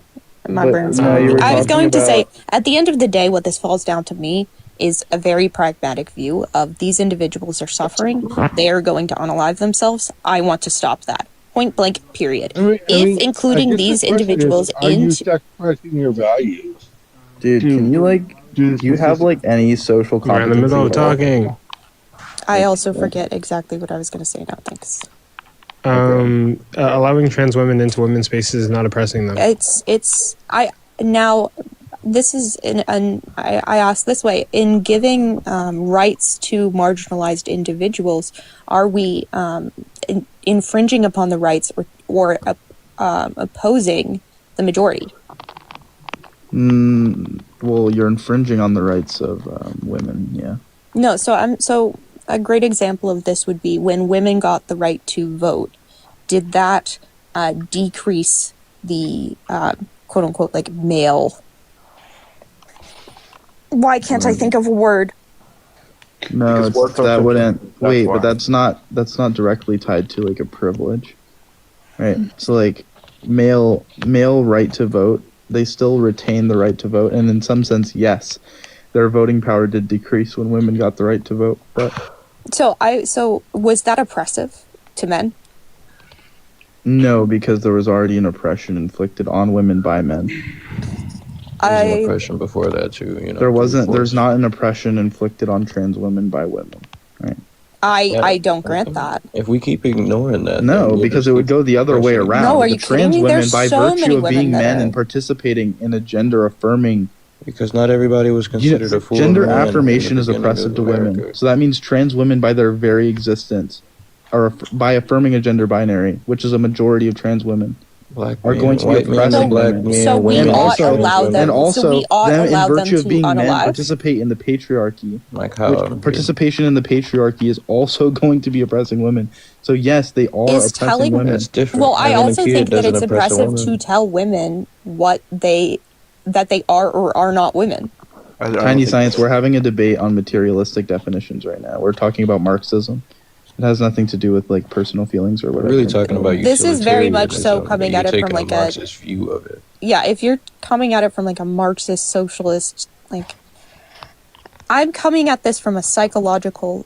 These individuals belong in this category not only because do they share some of the oppression and a lot of the oppression of the patriarchy, but also these are a highly vulnerable group of people, and they That deserve. doesn't matter, right? Like black Both people are those also a things matter vulnerable because they're group. both your opinions. My So your God, Marxist dude. view matters, and her psychological view matters. But the thing is, it's physiological. It's utilitarianism. How you utilize people shouldn't be utilizing people. Yeah, It do you should be take like an coexisting. objective list utilitarian view, or do you take more of a hedonic utilitarian view? I'm literally just a person. I think you all matter, and I think you oppose yourself. Oh, okay, interesting. Anyways, You see how you didn't take the time to listen? That's what I said. White man, black man, woman, trans woman. well, how about this, it's Mars? It's a We new were having a form of one-on-one oppression for you, debate. but Me and Missy were hermaphrodites having a exist one-on-one regardless of your conversation. You don't have the feelings, my social guy. competency enough to It see doesn't that matter. and not You're strong as your interject. weakest link. That will always be the philosophy. Dude, so it's oh my like it doesn't God. matter what angle you take at it. who's You're wrong for doing Hey, it. Marsh,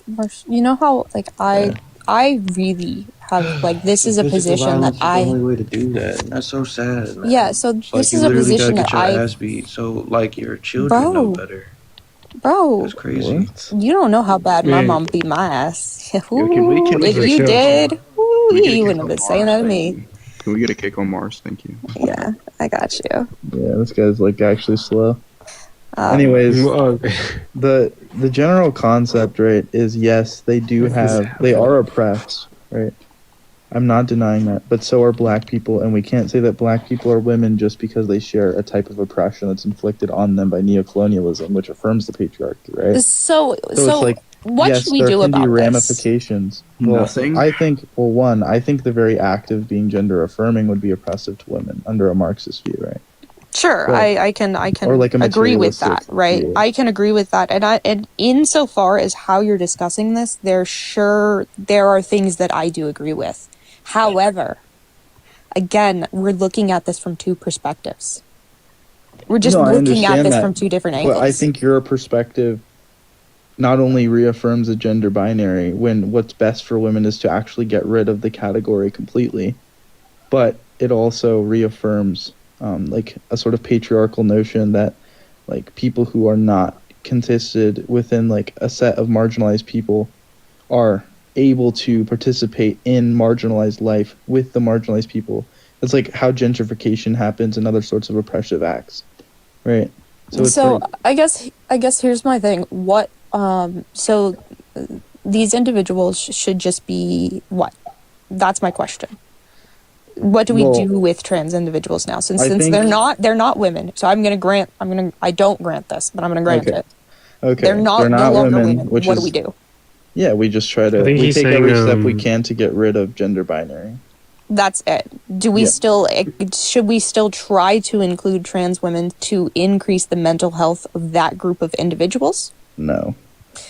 Is that Wait, wait, because wait. we don't want to be propping up an idea of patriarchy, or is that Because what's going to help their mental health would affirm the gender binary, which sets back the eventual destruction of the gender binary. so it is okay for us to cause them harm as long as it's keeping the rest of society okay? Well, do you think it's okay for us to cause all women harm insofar as it protects a very small amount of like people who have some sort of like a mental disorder? Oh, would you consider it a mental disorder? Yes, because they're trying to identify with a sex that's one, oppressed, that they are actively oppressing, and two, want to continue to oppress it by reaffirming the very things and notions that oppress the thing by no by no like active will of their own. Like I wouldn't say that they're active oppressors, right?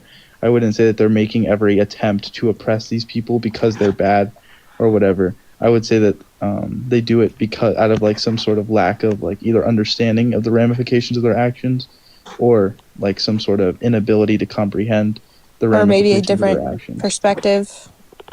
Huh? Or maybe a different perspective on what? Well, Like, do you think I femininity is understand when harmful you're to women? talking about systems of oppression. Yes. Trans women do not experience the same oppression as women. I grant that. I obviously, right? Yeah. I'm gonna be right back, Coco. Let me back up. But I guess it's why does that matter within the category of woman when this is so? Well, because what the end How goal are we is- defining and categorizing woman here? Yeah, it would just be the people who've shared like a unique shared oppression from imposed sexual norms. So it'd just be like female people who are oppressed by the patriarchal system that they supervene in, right?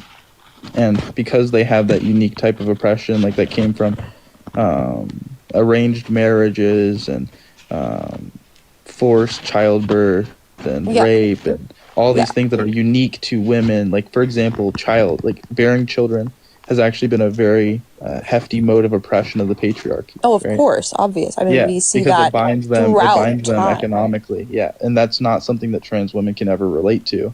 And the expectation to bear children is an oppressive fact of the patriarchy.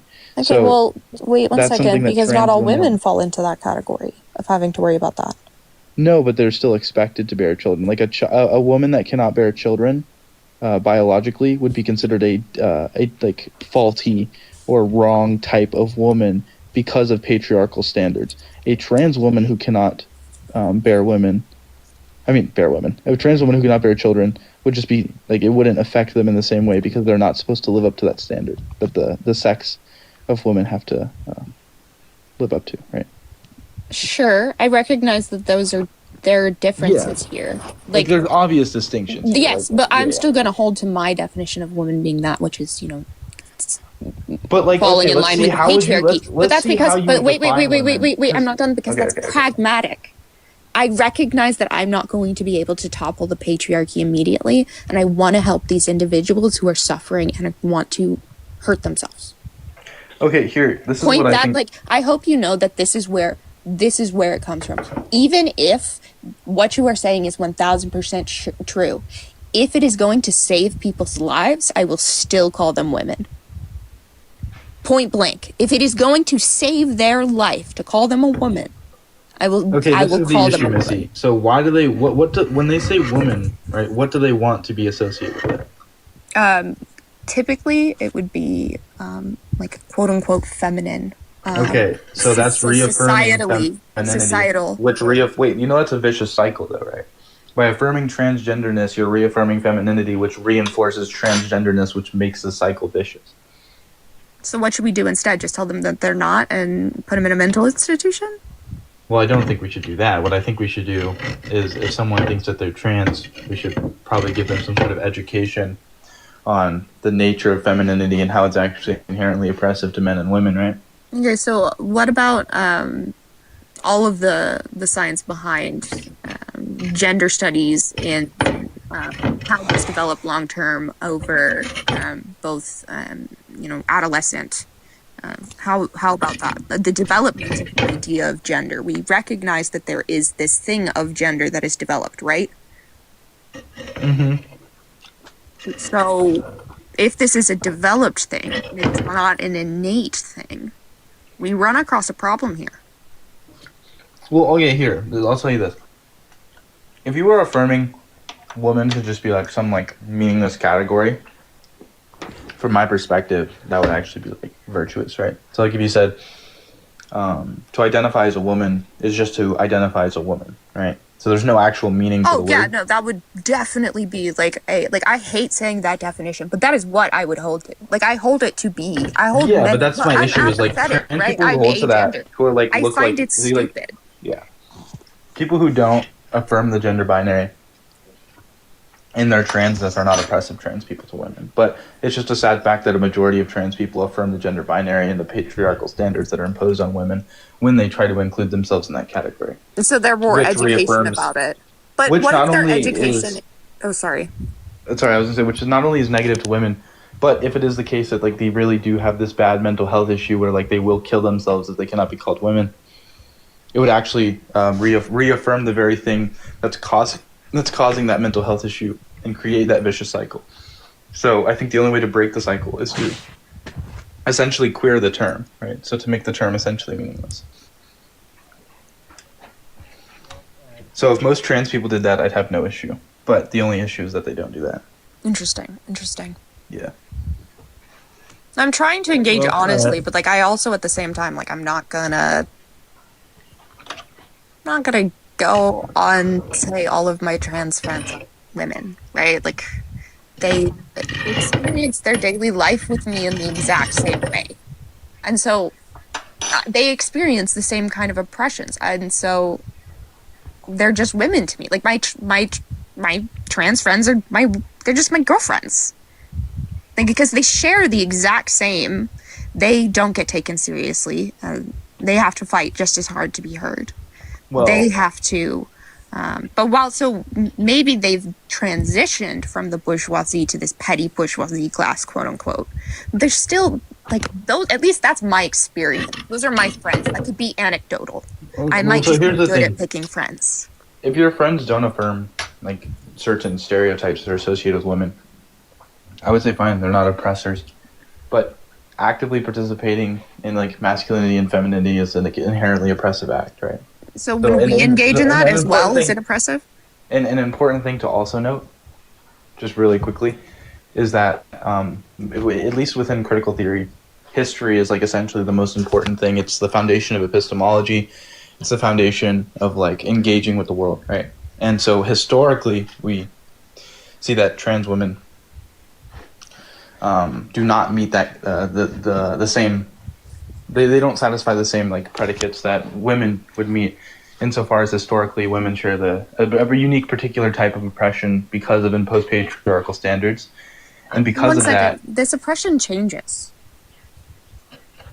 Kind of. It's like the same oppression, but it can take like different forms. Yeah, I mean, yes. I'm engaging with the thoughts. Yeah. It changes, but essentially the same sort of like contradiction is always there. Right? Well, I would say that like I have a very different experience of being oppressed as a woman now than I would have 100 years ago when they would have just immediately lobotomized me. Well, right? we're getting better, but that doesn't mean that it's that these acts are still like it's still not good. No, I obviously, right? I want to obviously, I think the correct answer is to dismantle the whole system of gender and patriarchy and all of that bullshit, because none of it matters, right? It does. It matters so much, and yet it doesn't at all. Like, it frustrates me. But I'm also so apathetic to gender that it makes this conversation really difficult for me, right? Yeah. Where it's like I don't. Well, I'm a radical feminist, gender abolitionist, right? But I'm trans exclusionary because I think that they reinforce generally gender binary, which would just go against gender abolition because I think gender is the current mode of oppression that the patriarchy is using. So that's just my thing. That's my position. I think it's oppressive. Any form of reaffirming this gender binary is oppressive. Like I would say, that's why I'm not trans. Like I'm not like an anti-trans, but I'm trans exclusionary in the sense that they cannot be women, right? They are trans, which is a unique class who have unique struggles, but they're not women because they do not have they do not have any struggle that satisfies like any necessary condition that would need to be satisfied to be considered oppressed in the same way that You women just are considered oppressed by them the trans patriarchy. women instead of women. You would just consider them trans women. Sure, yeah. but Under they're the just women. category like that for Martin example, yeah, we could call them trans women, but then we would have to make the distinction that they are not a subset or a subcategory of women. They would be their own category. And they would, in order to not be oppressive and me not to be anti them, they would have to not affirm any sort of like gender stereotypes insofar as being identified as a woman. So,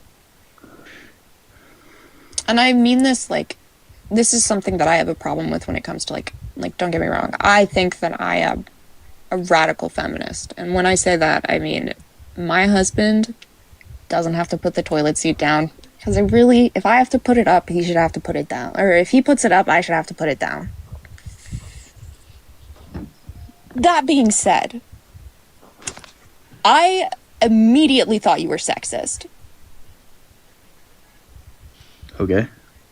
So it's like, I guess it seems like such a performative thing where I see so many people that are like, I'm a radical. And then they go and they enforce these... They engage in patriarchy. I've seen it happen countless times of women as well who like to tell me what and how I should engage with the patriarchy. That is oppressive. They are participating in patriarchy by telling me how to participate in the thing that's oppressing me. Right? And so wait, I'm confused. So are you saying, does this have to do with you thinking that I'm a sexist person, or is this... No, here's the thing. I don't necessarily think you're sexist.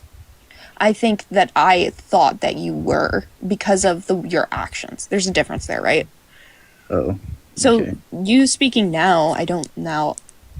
Now I could get into whether or not belief and action correlate into a point where what you act is what you believe, but that would be different, right? But I guess it's just like how do you engage in jokes around misogyny? How? What do you mean? I don't usually joke about misogyny. You don't, but you hang around a lot of individuals that do. Like who? Yeah. So Seer the other day when like we shouldn't listen to women, they're lower IQ, right? That might be a joke, sure, but how can you call yourself a radical feminist and allow other individuals to just get away with this behavior? Especially if you... I didn't hear him say that, one, and two, I would just, like, if I were to be like a debate bro about it, I would just have the same conversation I'm having with him about like the definition of women and like the oppression that's like they've dealt with. Actually, the innate oppression of IQ tests because they impose a hierarchy, a synthetic hierarchy into reality. No, I'm serious. I hate IQ tests. They're so stupid. I also hate when they people impose ask a synthetic hierarchy. it's synthetic so, hierarchies are where it all stems from, by the way. Synthetic when hierarchy. But by the way, I affirm natural hierarchy. Like I do think that some people like for example, physical hierarchy is undeniable. So sure, like there are certain that are natural stronger than hierarchies, but synthetic hierarchies are where oppression lives, right? I think that's a generally accepted thing. Is like Can I get another example of a synthetic? Yeah, it would be like emotional quotient or something, like things like that, where they're like, women have this, they're good at that, which associates them with certain obligations, like motherhood. Yeah. So like synthetic hierarchies in general are This what, guy in like, the comments, can I let him up, please? He's so funny. yeah, let him up. Sure. I'm sorry. I need a minute to just. Yeah, I'll probably be getting off soon. I probably need to go to bed. Yo, what's up, Sciisms? Well, I'm just saying it's like cultural specificity. Like in a culture, whatever you want to be good is what is good. Like, doesn't make it true. I'm were just confused. like- What can you back up a little bit? Because I don't Sure. understand. So, sure, thank you.